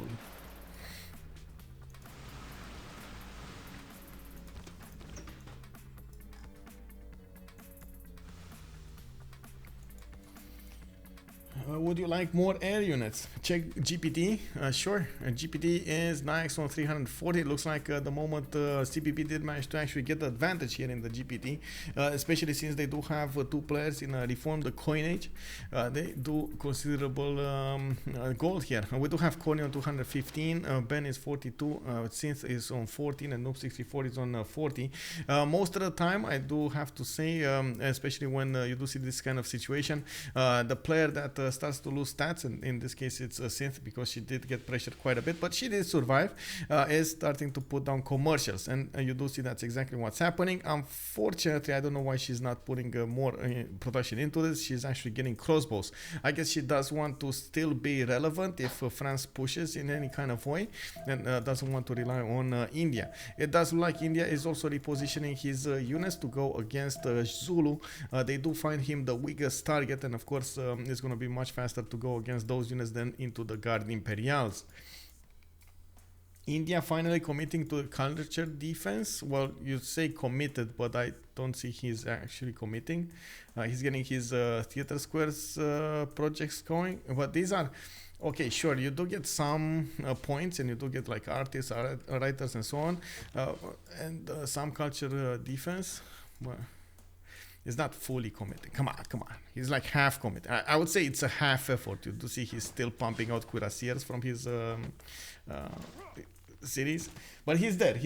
I do have to say, at least it's an effort. At least he's doing some, some projects. Oh my God, is this not going to be enough? Is this not going to be enough? Okay, never mind.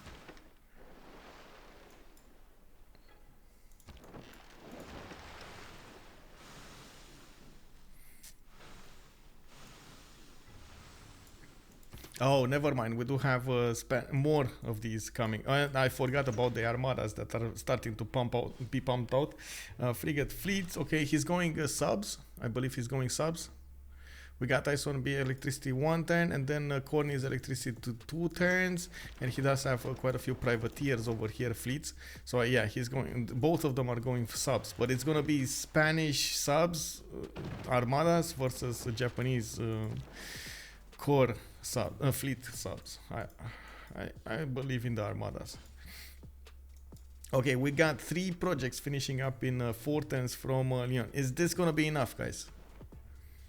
You guys voted for BBS. You didn't trust the power of the Medici, and we're gonna need to see in real time if Nyax over here can pull this off. Remember, they actually thought this through a lot, and even if yes, we were expecting, I personally was expecting a different kind of setup over here, it kind of looks like they did manage to stay alive until this point. It's how much time does he need to get these projects through to get the victory? Is he just gonna go, you know? Is he gonna get the victory in like 12 turns, when the latest project finishes, or 17 turns? Because otherwise, I told you, like 25 turns, 30 turns from now, they're probably gonna be full dead. Like there's no way that Japan can fully defend this. Is if Spain commits, and it looks like he is committing to this. He's getting ironclads from everywhere. He's getting those privateers for the subs and so on and so forth.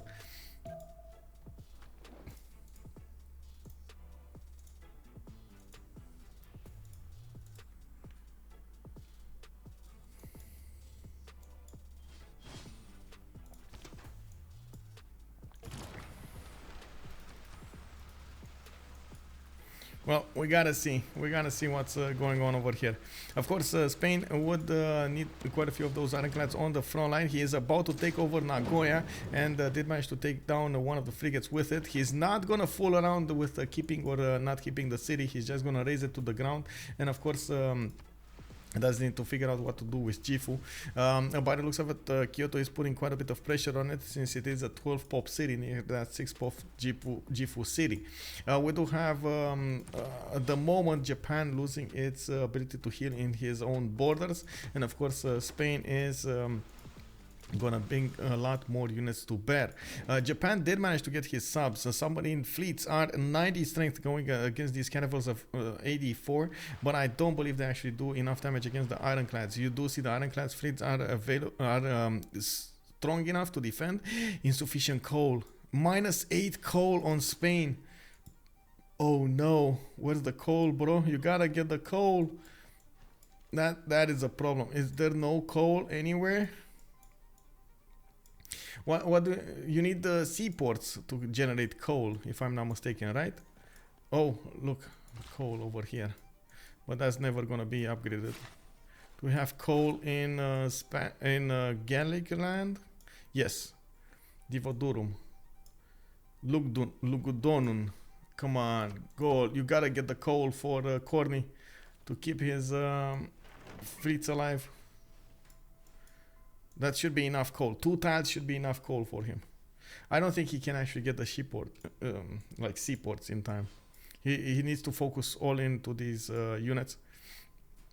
Privateers will require oil though, so submarines will. Oh wait, they don't require anything. Never mind. I just remembered they don't require anything. They're just the unit that for some reason it runs on air. Can you imagine steam power submarines? Kick. Not even steam power. Hydrogen submarines. Kick.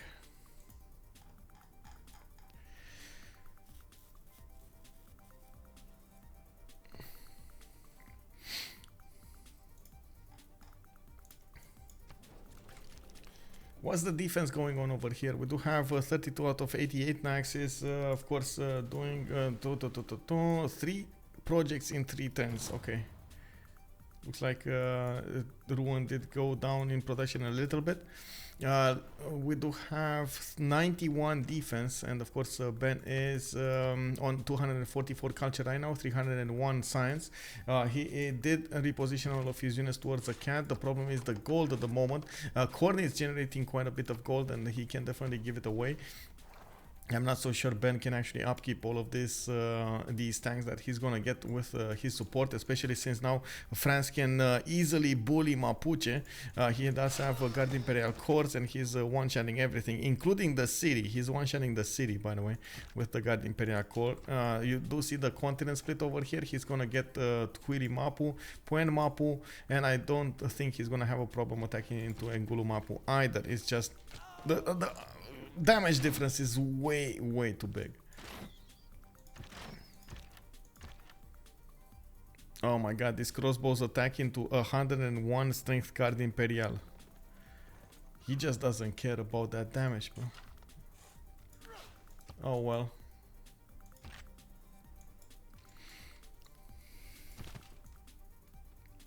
I guess the biggest question that we need to ask ourselves is, will they get the goal to upgrade India? Will Spain manage to break Japan in time to take him out completely? And will France get the win? Those are the questions in our mind right now. France getting the win. I'm still watching this like a hawk to see if those projects will go through 2 more turns, 3 more turns, until he's starting to finish quite a few of them. Of course, you do see he's starting them from each of his, from all of his cities actually. He's finishing up those theater squares, and did get coal power plants going with the factories, with everything, so he's getting considerable production in each of his cities. Actually, Marseille, I don't think he has a coal power plant, but it is what it is. He's getting still the bonuses from the industrial zone here, from the factory here, so it's still good. He would need another industrial zone in the city of Tours to the east side over here. I think that's the ideal location, and put a factory in it so he gets the bonuses. For the bonuses, like if he wants to get the aqueducts and more production from the adjacency, that's a different story. Like he would need to put it to the north and different. Also flight, when is flight? Nyax steam power in 2. Why is he going steam power? You don't need steam power for flight. Just go flight, bro. Did he get flight? Did anybody watch? Did he get flight? Has flight. Okay, he has flight. Thank you, Sok. Okay, so 35 out of 93. It looks like he's starting to get a few of these tourists passively, and of course he is on 410 tourism. Okay, that's a lot of tourism generated by these chateaus. I gotta admit, a lot of tourism generated by the chateaus. Needs computers? Well, that's gonna take a long time with his science. Computers is here, right? So he needs electricity, he needs a radio, he needs computer. I mean, that's gonna take a long time, bro. We did have the first tanks upgraded, and of course you do see that Ben did get the Grief squad over here. Looks like he's gonna try to push through the Zulu units. Since he didn't actually want to push through, oh my god, he can't push. Oh my god, he couldn't actually push it. Where's the general? There's no general here? Okay, there's no general here.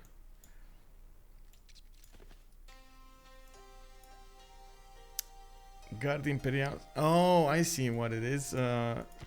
France did manage to get a level 2 spy into him, and there was no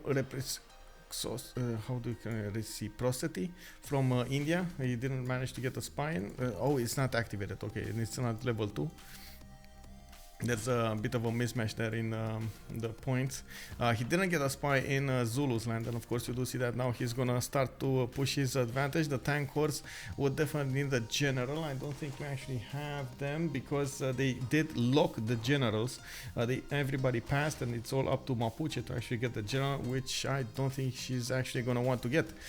Did lose? Oh my god, she lost her encampment, right? Yeah, the encampment was over here, and she lost it. Oh, kick. Oh my god, they need to give her gold or something to actually buy the general out, because otherwise it's, I mean, they're gonna be locked in place. There's nobody generating points anymore. Uh-oh.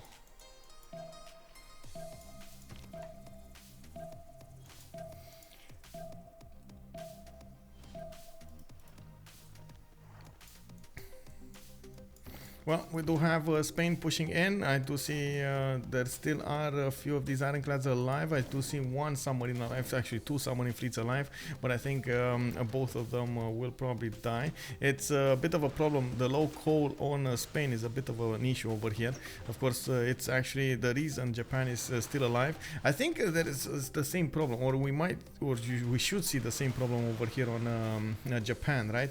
Both of them actually had low coal, but somehow he's getting the coal from a Nyax, so he's staying alive as much as possible. Didn't get that many ironclads built because he was losing them most of the time, so there we go. He's slowly losing the footing here. We do have Spain coming up with a few ironclads from his ironclads armor 1, 2, 3 more privateer fleets also on the force, and I do see he did manage to get Gustavus Adolphus. He unlocked them.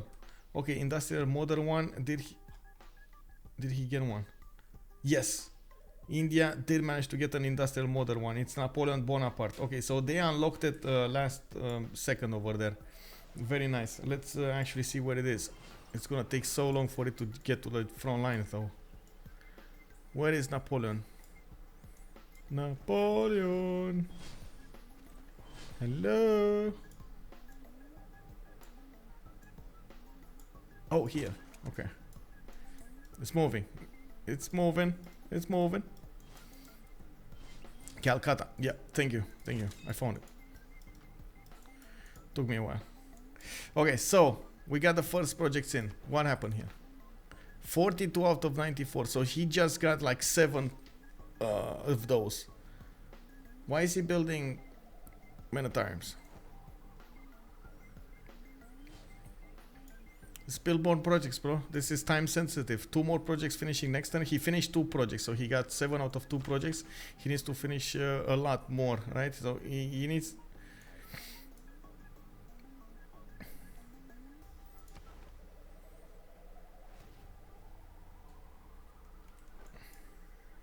Well, at least he's gonna get also Cold War. Does he have where to play those rock bands? Not really. Like, Japan is dying. Oh my god, he doesn't have where to play them anymore.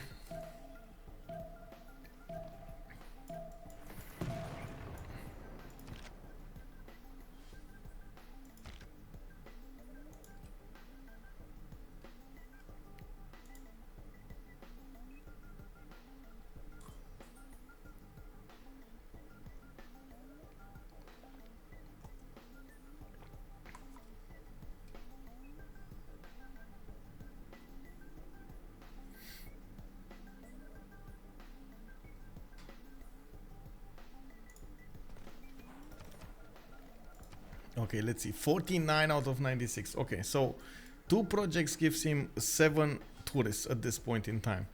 Now he's getting a National History Museum for those extra slots. He did manage to acquire another one of these musicians, I believe.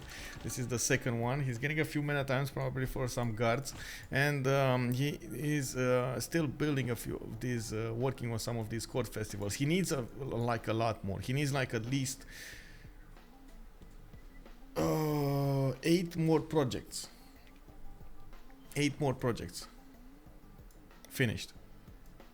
I don't see. Come on, start them. Like, you need to start them so you can finish them. Anyway, I guess he is worried about a conquistador push from Spain. And you do see that Spain is getting a few privateers to pillage probably the tiles of France over here. He does have quite a few mines, and they do need the gold so they can upgrade all of those units of Ben. I believe there are quite a few of them that need to be upkept as well. Ben is starting to push through Zulu, even though Zulu did manage to get the pike shots. Oh my god, this is actually one of the first times I actually see pike shots managing to defend against tanks. Most of the time they just, you know, full die, but it looks like at this point the pike shots have enough strength on them so they can defend against the tank cores. Kick W. Yeah, 3.5 per project. Yeah. Well, you have to take in also the how to say the passive and the fact that he's gonna get rock bands. I believe he's gonna get quite a few rock bands to try to play at least like a few projects, so he's gonna get some from that. He did bank up on 1200 fame, so that's at least 3 rock bands. Piking shots with sticky bombs. Yeah. No, with stinky bombs. Psycho Mike, we got that all wrong with stinky bombs. Woo!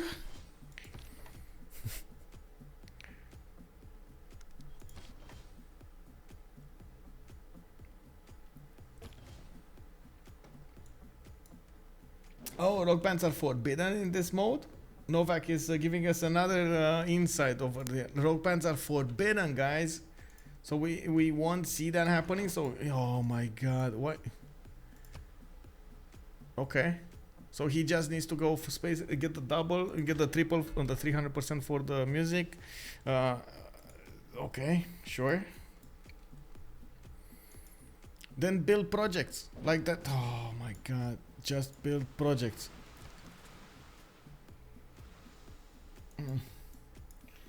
National parks with faith? Can he? No. He's getting some archaeology. No, he doesn't have the setup for national parks. He has so many mines. He needs the production more than he needs the parks, the tourism. 52 out of 99. Did he finish another one? Okay, so he finally started new projects in Marseille and Rouen. Rennes also got a new one. Chartres is gonna get one. Okay, Montpellier, Bordeaux. Okay, let's see. 52 out of 59. He is more than halfway there. Like, he just passed the halfway point. And I don't believe at this point Spain can actually fully take down Japan.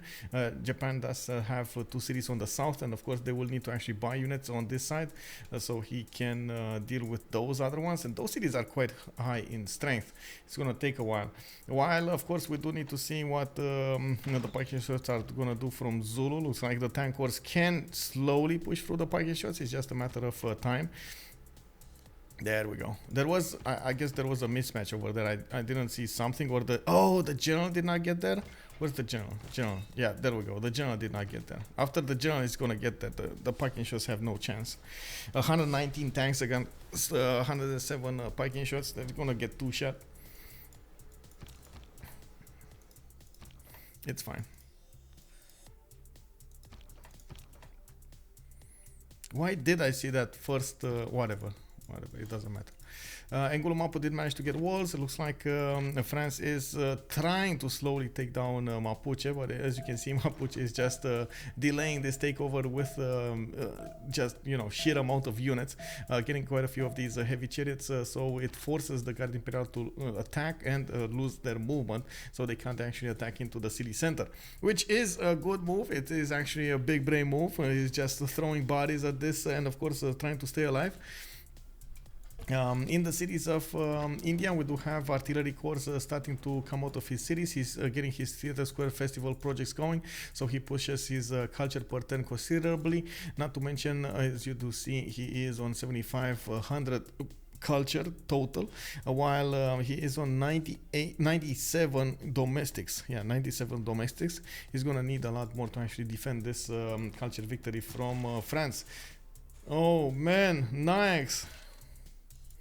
Let's go.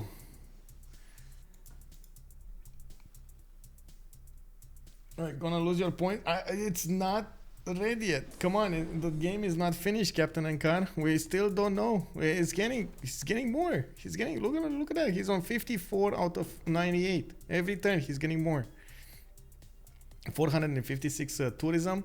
It doesn't like anybody's actually out for him. Like they won't nuke him anytime soon. They won't get tanks anytime soon here.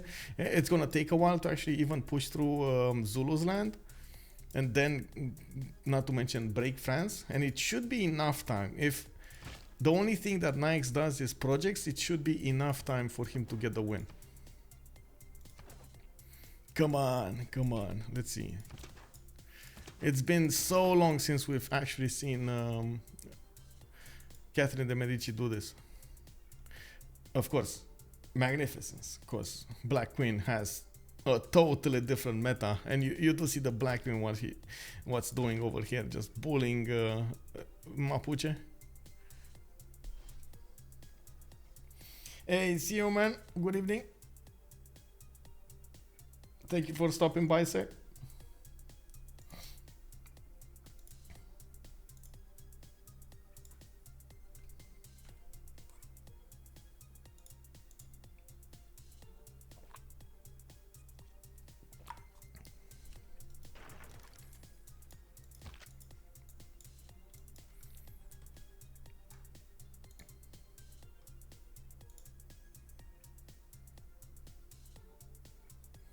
Oh, I just forgot something. Give me a second.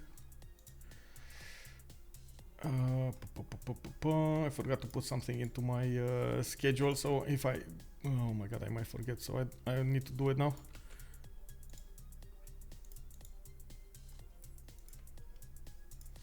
Just take me a second. There we go.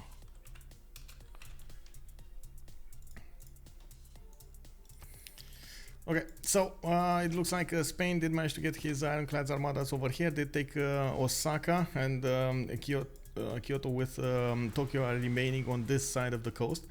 He's also going to need to go through the land to actually take over Takasaki and Yerevan. Needs to be careful about it. We do have the next World Congress session in 8 turns, and we're going to need to see if they're going to try to go for some of these diplomatic victory shenanigans. I don't think it's possible anymore. We got 11 out of 20, and of course there's they will need at least 2 congresses to get the win, full congresses, and that's not something that's available for them at the moment. I don't think they have enough time. We do also see France did manage to get his Garde Imperials. He was worried about Spain pushing through and of course pillaging. It looks like he got his Garde Imperial on his Government Plaza, so he stays over there. He has quite a few great works in there, so he needs to protect them. Find out tomorrow. Yeah, we'll see. We do have a few of these great writers available to to get the books on, and it does look like he's still working on his core festival projects. 57 out of 105 points right now for Nyax. He did finish another one of these projects.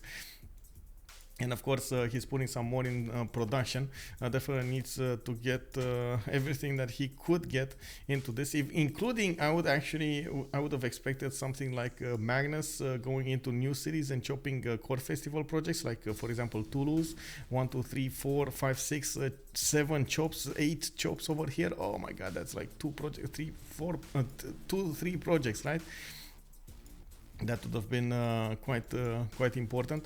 We do also need to see if it's going to be fast enough, like this campaign of India will be fast enough to smash through the Zulu defenses.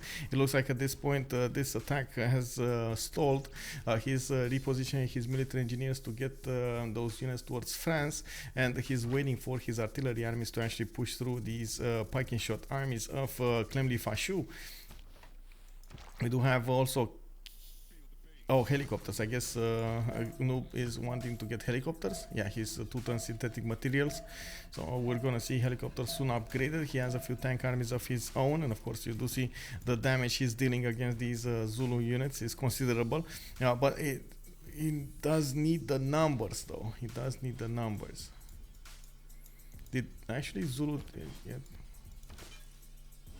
Why is Spain trying to get missions? Anyway, whatever. We do have Nyax with only 189 science, 450 culture. Ben did manage to get 328 to 338, and you do see that he does manage to get totalitarianism in 2 and radio in 1. That's one of the things that he definitely doesn't have, and that is fascism, an extra +5 that he could get on opponents. That's one thing that France does have, and of course doesn't really care about it. As you can see, his Garde Imperial are actually quite strong with the fascism, and at the same time France is gonna lose quite a bit of production in the city of Lyon because of these pillages. Has at least 4 mines on the coast that could be pillaged, and doesn't have enough units to actually deal with that attack. Every turn passes, Nyax is getting more of these tourists, and of course Ben is putting more pressure on Ben to get the culture defense. I do see a lot of theater square festivals coming out of the cities of India, and he's also along with those, he's getting writer points, artists and musicians. I think the artists actually got locked in place, but he's definitely going to need the musicians and the writers. He also cannot build any more buildings in the theater square, so basically what he has right now is what it is. It does look like oh no, storm. A blizzard to the north of Bangalore and Agra just passed through, and of course I think it destroyed 2 of these. It destroyed the amphitheater in both of these theater squares. Well, I guess one didn't get built anyway. Yeah, it is what it is. We do have 2 actually great musicians recruited by India. Unfortunately, he cannot use them because he doesn't have an Apadana, nor does he have the ability to get buildings, those broadcast centers built in the theater squares. I think actually they did. Who did manage to pass this, by the way? Theater squares, did everybody go for it? Okay, so it was only Mapuche that went city center, and everybody went theater squares. Everybody wanted to get theater squares. Okay, but I think that ended up like hurting them more than helping them. especially because Nyax already built everything. Oh man, that was so lucky. That was, I gotta say, that was so lucky.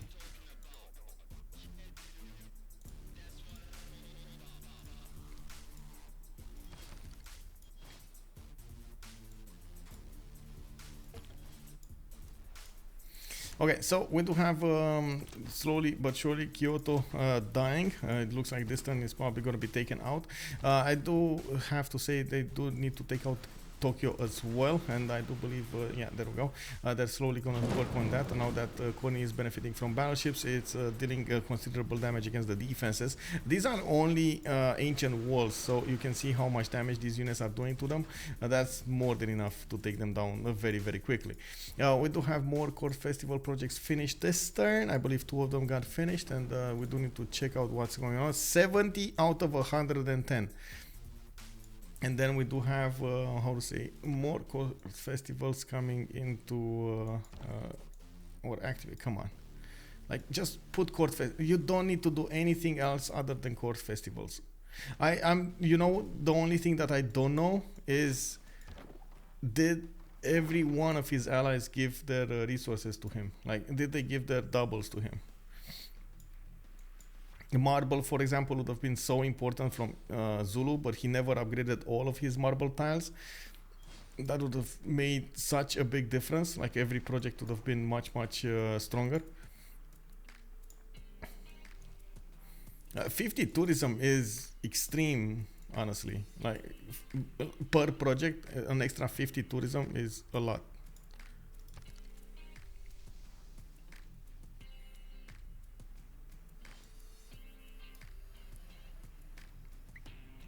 Is there any micros? Oh, did he start to chop? I think he started to chop, right? Oh, there is a Magnus. Okay, there is a Magnus in Blois. Okay.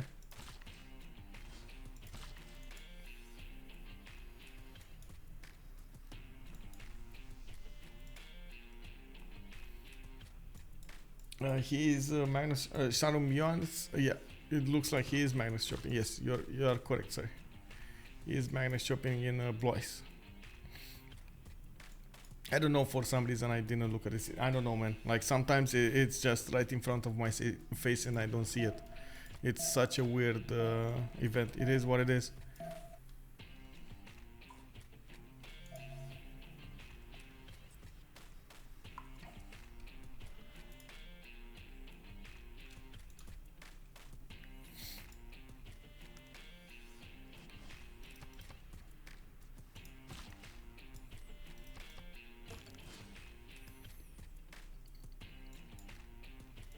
Oh, okay. So, let's see.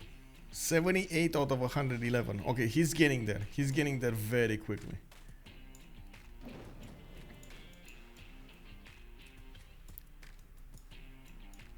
We do have the tanks of India trying to get to La Rochelle.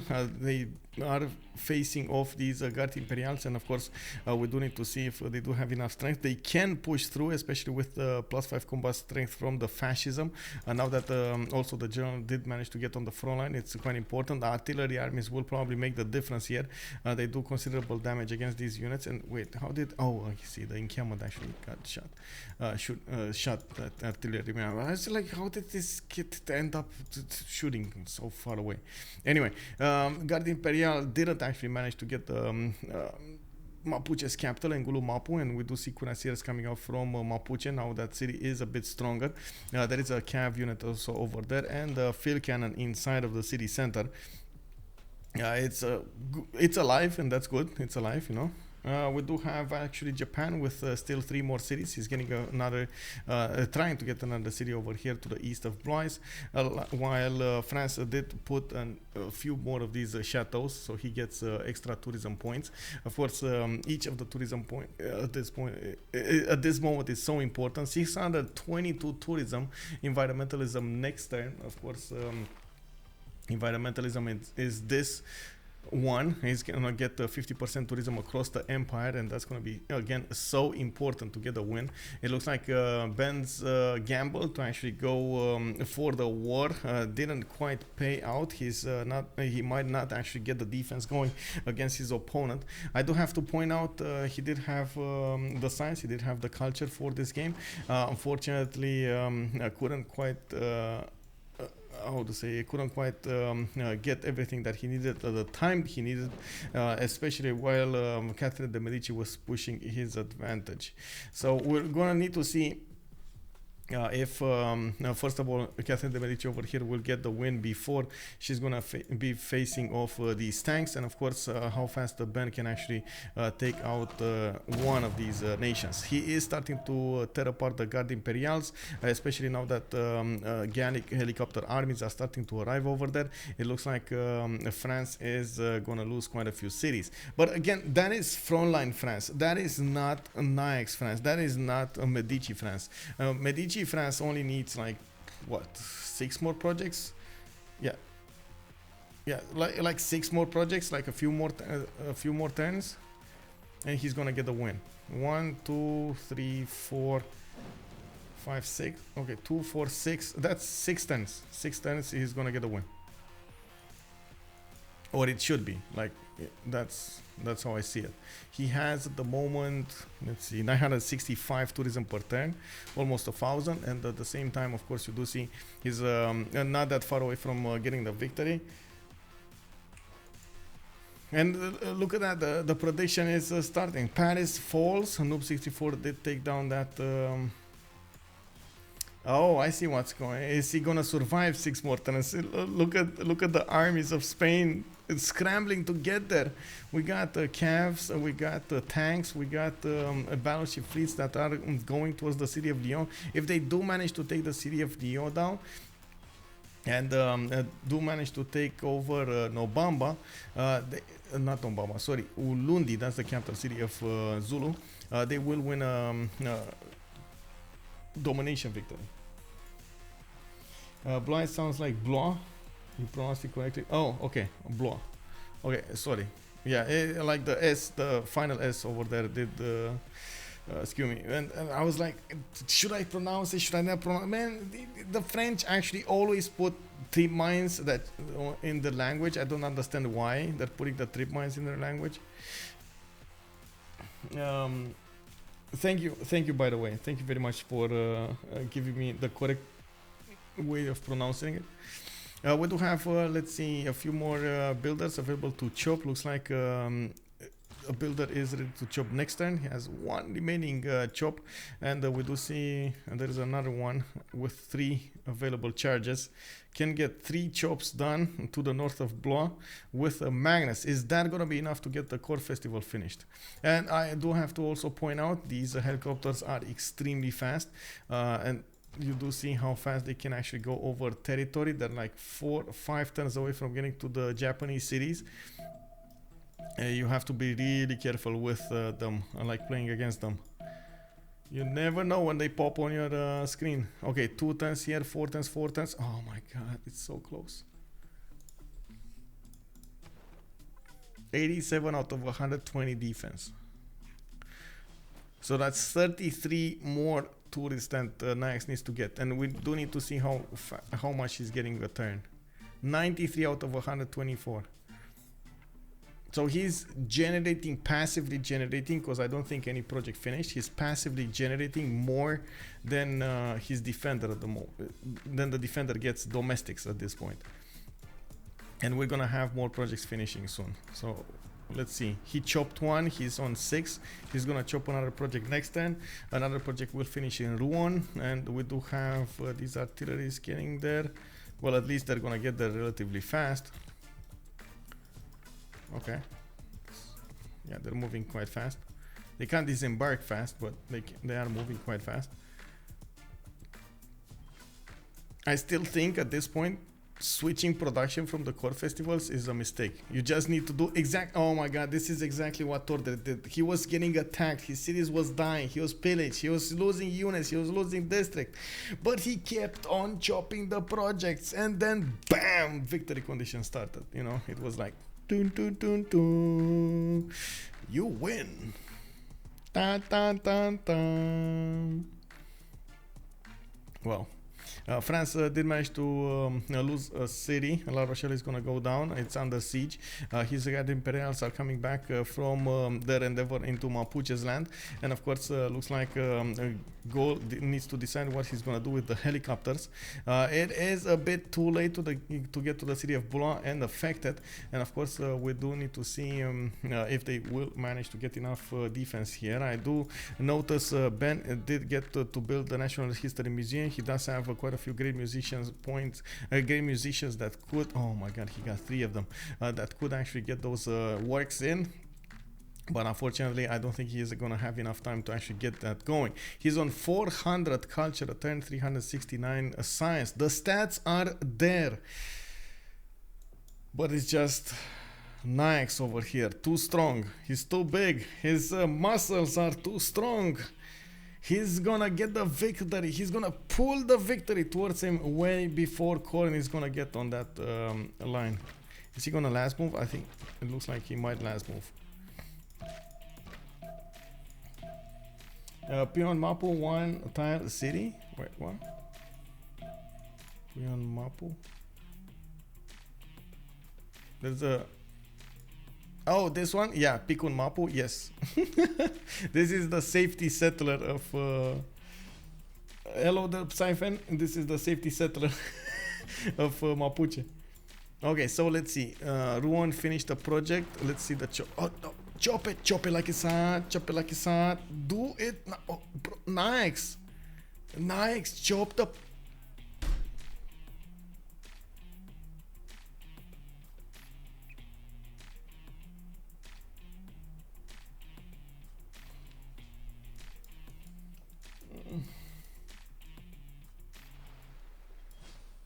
Is it enough though? Let's see. Maybe it's not enough without that. 101 out of 124. He would have been on 106 with that project. He's gonna lose the... Wait. Still in 3. He's gonna lose the city. He can't keep the city. Did he get... Wait. 971 tourism. I don't think he got computers yet. He was kind of forced to switch back to steel. He's gonna start losing cities that were producing these projects, especially this one, Blois. It was so important. Well, Chartres, I think he's still gonna get it. He doesn't need that many projects. Like he doesn't need that many projects. If Khornie doesn't take this Lyon city next turn, I think France should win this. Oh, I don't know. I'm gonna reserve judgment on this. They're so close. They are so close right now.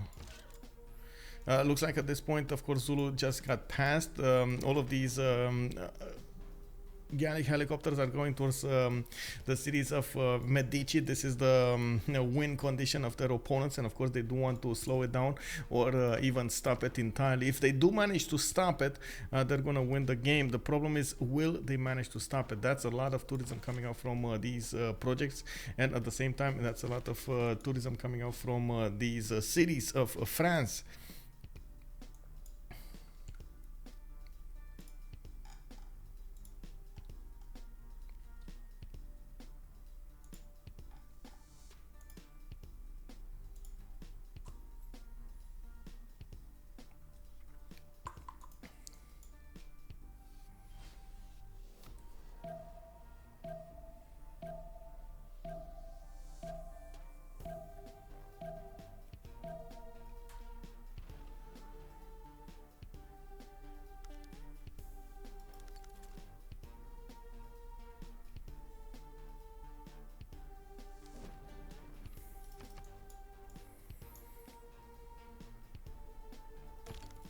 Oh man, 110 steel. Well, at least steel will help him out defend a little bit more, but is it gonna be enough though? Let's see. These tanks, can they get to a city? No, they need 2 tanks to get to a city. That's it. They will finish. Like Lyon is gonna finish it, and will finish actually. Will finish the project. He just needs 2 turns and he's gonna get steel. So it is what it is. 107 out of 131. Okay, 24 points remaining to acquire. It looks like 2 cities did go down, Toulouse and Blois. They are repairing quite quickly, and of course the lack of steel walls was the problem here. He didn't lose a single point of tourism actually, but I don't know. Wait, he should have actually lost a lot of points of tourism because of the chateaus. He had like amazing chateaus here. I think around 50 tourism. He lost around 50 tourism. It shouldn't matter that much, though. Like there's so much tourism coming off from the core festivals, and the majority of the resources that are giving him bonuses are here, are these mercury tiles, and of course the cocoa tiles. Those are the doubles. Okay, 1, 2, 3 projects coming up next turn. If only he started these projects with 5 turns earlier or more. Okay, steel walls. Can he get steel walls next turn? That's the biggest question, because you do see it takes a while, and I think he dropped a little bit in science. We'll see if he manages to get that. If he does manage to get the steel walls, he might actually win this. I see he's, oh my god, he can actually take down the tank. He doesn't have 3 move. Oh, he does. He does have 3 movement on the Guard Imperial, so he just needs to take out this tank. Oh, there's another tank. Okay, let's take out the tank, bro. Take the tank. Tank. Minus 15 insufficient oil on Spain, by the way. That's why the tank is so weak against the Guard Imperial. Are France's teammates keeping copies of resources? I don't know, but they should have given him their copies a long time ago. I don't know what's going on there, but honestly, they're going for the look. They're going for Ulundi now.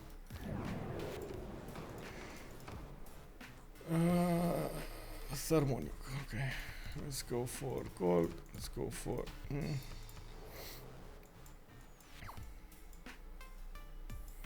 Oh my god. Okay, so of course we're gonna need to see how much defense Ben is gonna do, and if he's gonna be on time. He's on 405 culture. He has been growing around 8 tourists a turn, and you do see there are only 24, no, a little less than actually 8 tourists a turn, like 6 or 5 or something in the defense, while we have seen a much stronger growth from France every turn, around 7 to 10 per turn, of course depending on how many projects he's finishing, depending on the passive that he was generating at that point, and so on. He's starting to lose cities though. Next time, if he does manage to finish that steel, though, that still is gonna help him defend a little bit more against the helicopter armies, but I think it might not be enough. We'll see. I'm actually quite curious if it's gonna be enough. These helicopters are quite nasty. They have the helicopter armies are 116 strength, and they're extremely fast.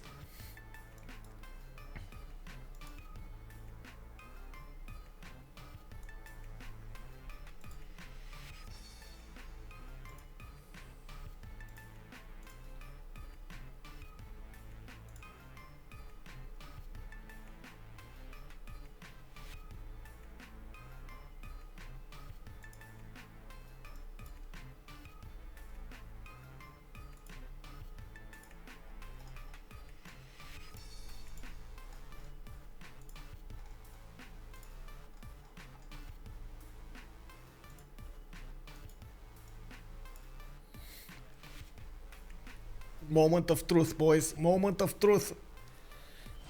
There are armies disembarking on the west side of France. 3 projects are gonna finish this turn. We got 3 more projects finishing next turn if they don't take the city of Chartres this turn. And oh, they can't take it.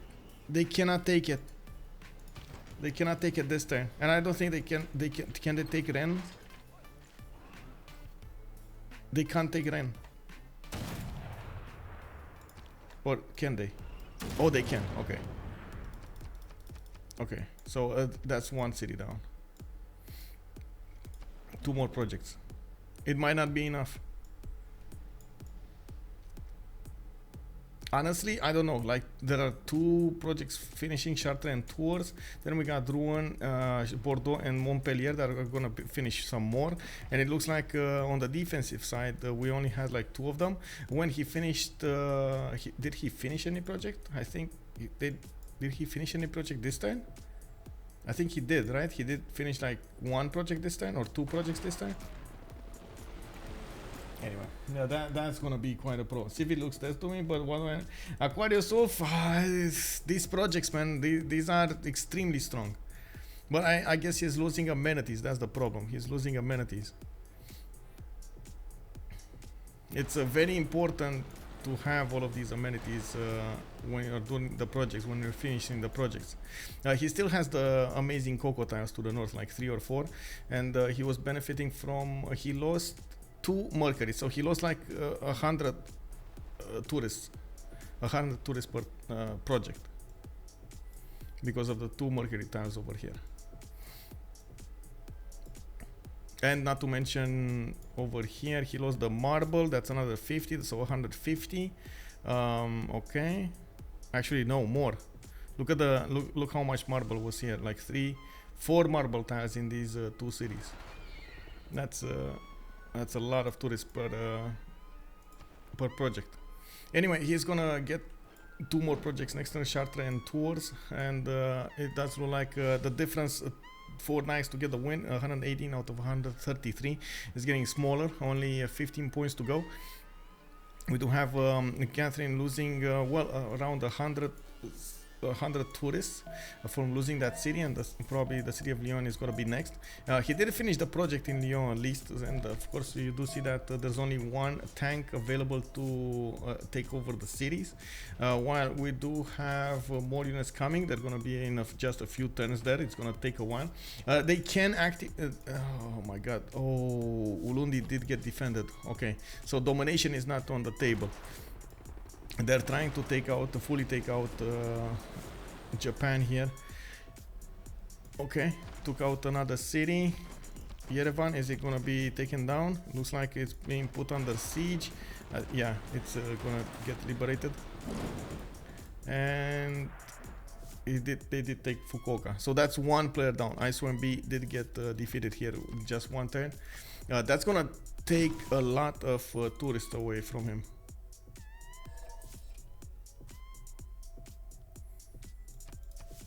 I'm not sure how fast it shows up. 126 out of 138, so 12 more tourists to go.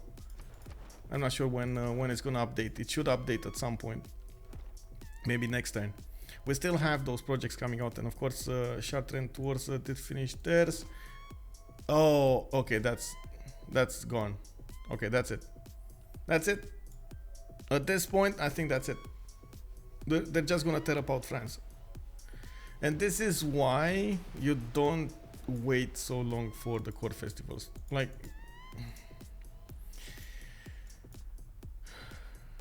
you either do it at the beginning and cheese it, or you don't do it at all. Because everybody else is gonna come against you. I do have to say, I really loved how he played this out, and like I really loved the chateaus. I really loved how he went about his simming and so on and so forth. It's just the only thing that I have to point out, because you know, most of the time when you do say a lot of how to say feedback, you sometimes forget to actually give the positive feedback. He did get very good stats on his team. He was the simmer. He did manage to get the gold also for his team, and he did also come very close to the victory condition. The only thing I have in my mind, the timing for the victory was a little bit off, and he would have needed to start the projects a lot sooner, in my mind.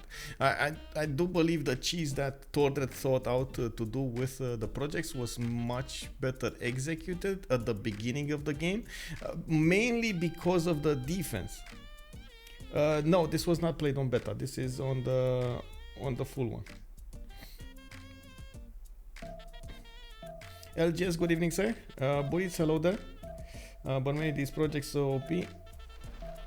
The projects, I believe the projects have already been buffed, if I'm not mistaken. And that was the latest information that I have from when I updated. BBG info, but I'm checking right now. I'm checking. More updates. Okay. Leo going down. Okay, that's it. Leo going down. That's it. That's their victory condition. Leo was just like half of the tourists that France was making. So close, so close. Like 4 turns, 5 turns, and boom, victory condition was initiated. Now it's too far away. And looks like the gamble paid off. Ben's gamble to actually get that military at that amount of that time paid off. He did manage to get enough defense for his teammates to actually tear apart his opponents. Khornie was there right on time with his helicopters. Man, they calculated this to a T.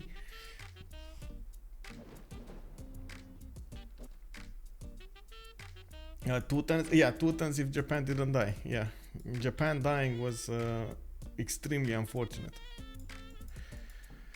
Extremely unfortunate. They lost all of their hopes at that point. Okay, there we go. GG. That was incredible. I gotta say, incredible. Like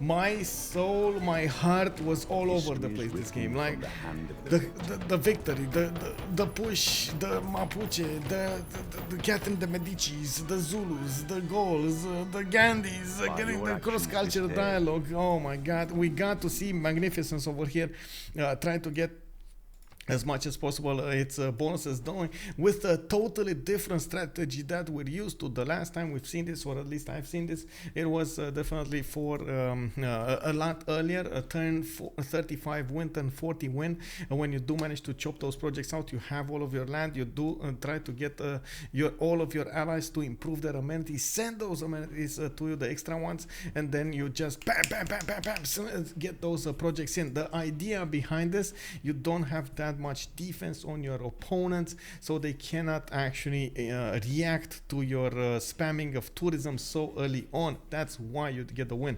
That's why, for example, sometimes Poland was getting the win and other nations were getting the win with the relics at the beginning of the game. Anyway, I do want to really quickly check on Catherine Magnificence if they did change. Yeah, project culture and tourism per resource, it's they did increase it to 25, so it's 25 per okay, so it went from 20 to 25. So actually I missed on that. It wasn't 50, it was 50 probably on how to say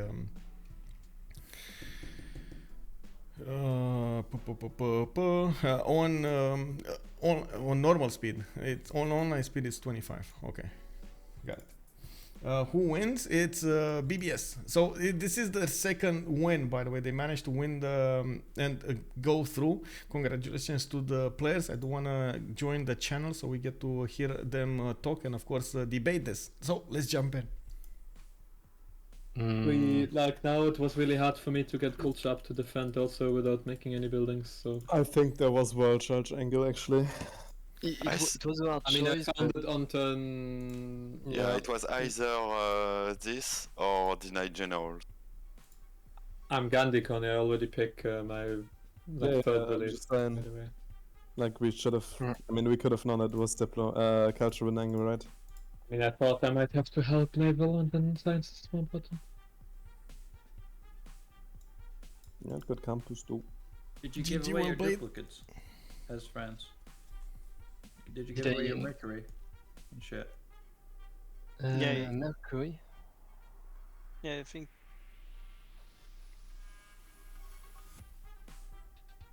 Like, you need it for the project, right? Did you give it away for teammate Luxes or no? Yeah, I took everything. Every double luxury I could get, I get it when I started going full project. It's like 50 tourism for each double luxury. Didn't they put it to 25? Sorry? I think it's 50-50. We don't know, actually we don't know if it's working with ecologism and computer. We don't know if it procs on the projects. Oh, okay. But I know in the latest BBG change they upped it from 20 to 25 per extra lux.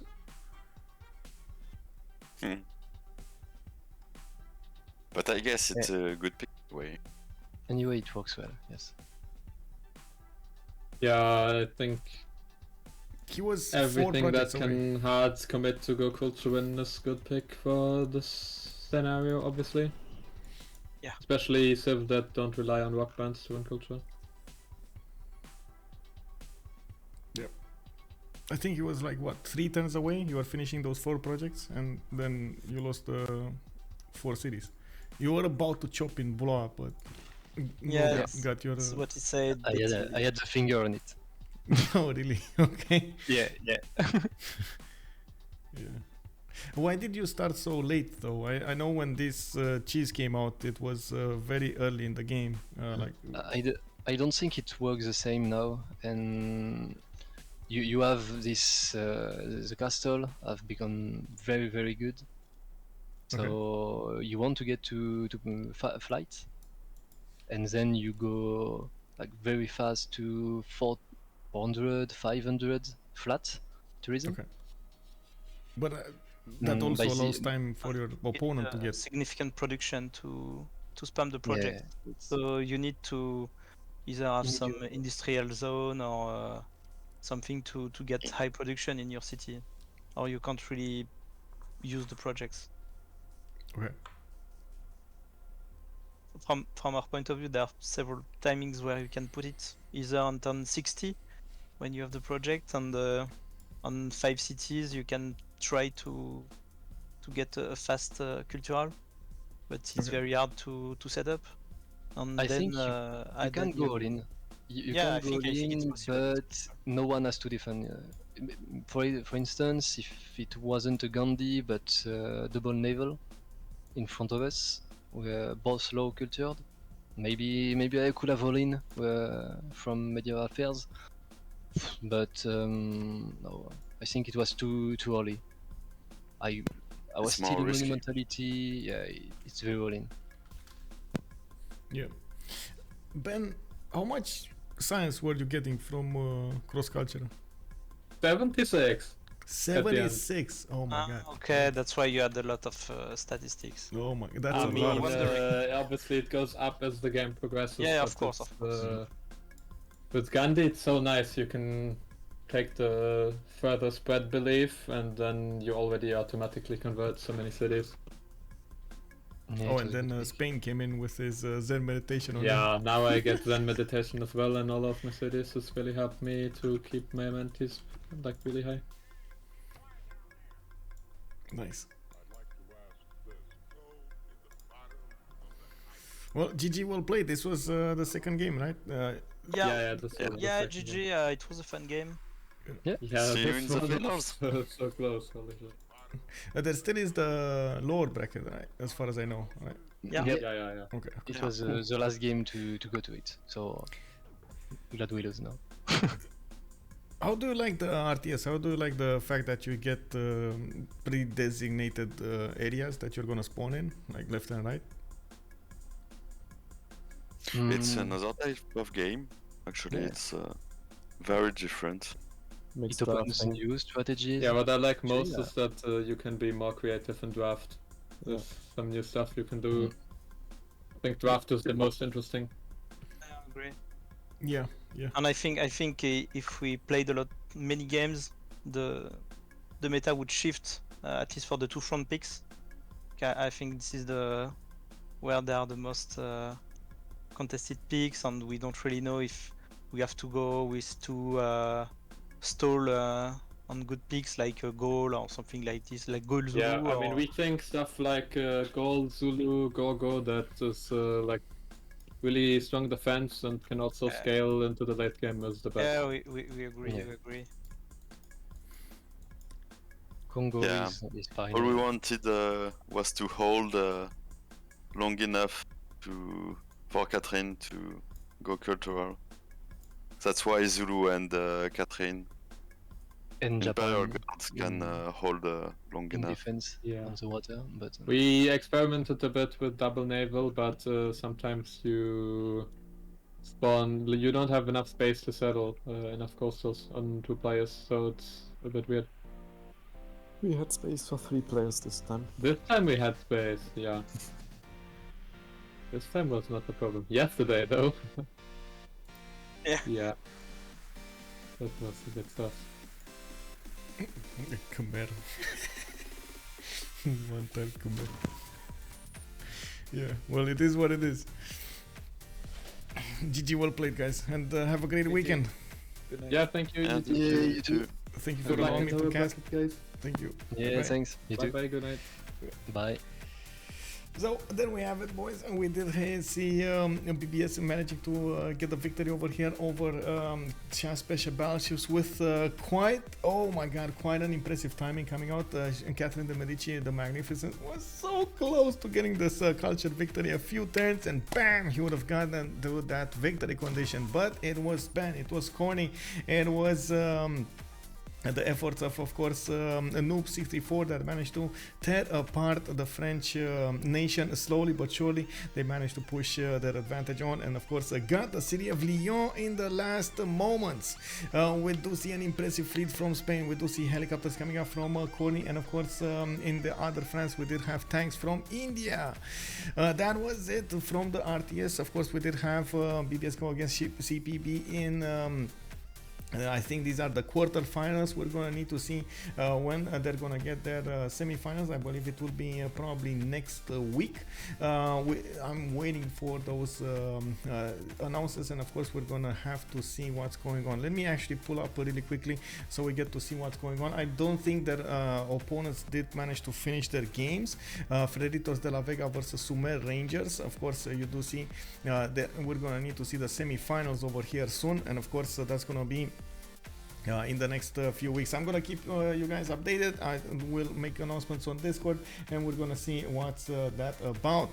Thank you very much, guys, for stopping by. I do hope you enjoyed the show. I do hope you also enjoy the games. I also hope we're gonna see each other in the next streams. Of course, I think the next stream should be on Sunday, when we're gonna see Holiday on Highlands play against somebody. Let me actually check it out, because I know I updated my Discord with this. Goldbind Library, they will play against the Goldbind Library. 2 teams coming up from CPL.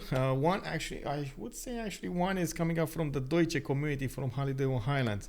We definitely need to see what they're gonna do over there on Sunday. So much appreciated, guys, for everything, for the support, for the subs, for the gifts, for everything. Let's see each other in the next streams. If you're coming up from YouTube, thank you very much for joining. I do hope you enjoyed it, and you're gonna throw this video a thumbs up if you did. If you didn't, throw the thumbs down. It does let me know that I need to improve myself, and of course I'm gonna try to do just that. In the meantime, if you do want to take look on my Discord, you can actually get this kind of information on there with the updated schedule for the next week, so you get to see and know when I'm gonna stream, when are the games started, and so on and so forth, so you are aware of everything. You can also always ask me questions if you do want to drop a comment about a question in the game, if you want to give me some information and so on and so forth, or any kind of feedback, feel free to do so.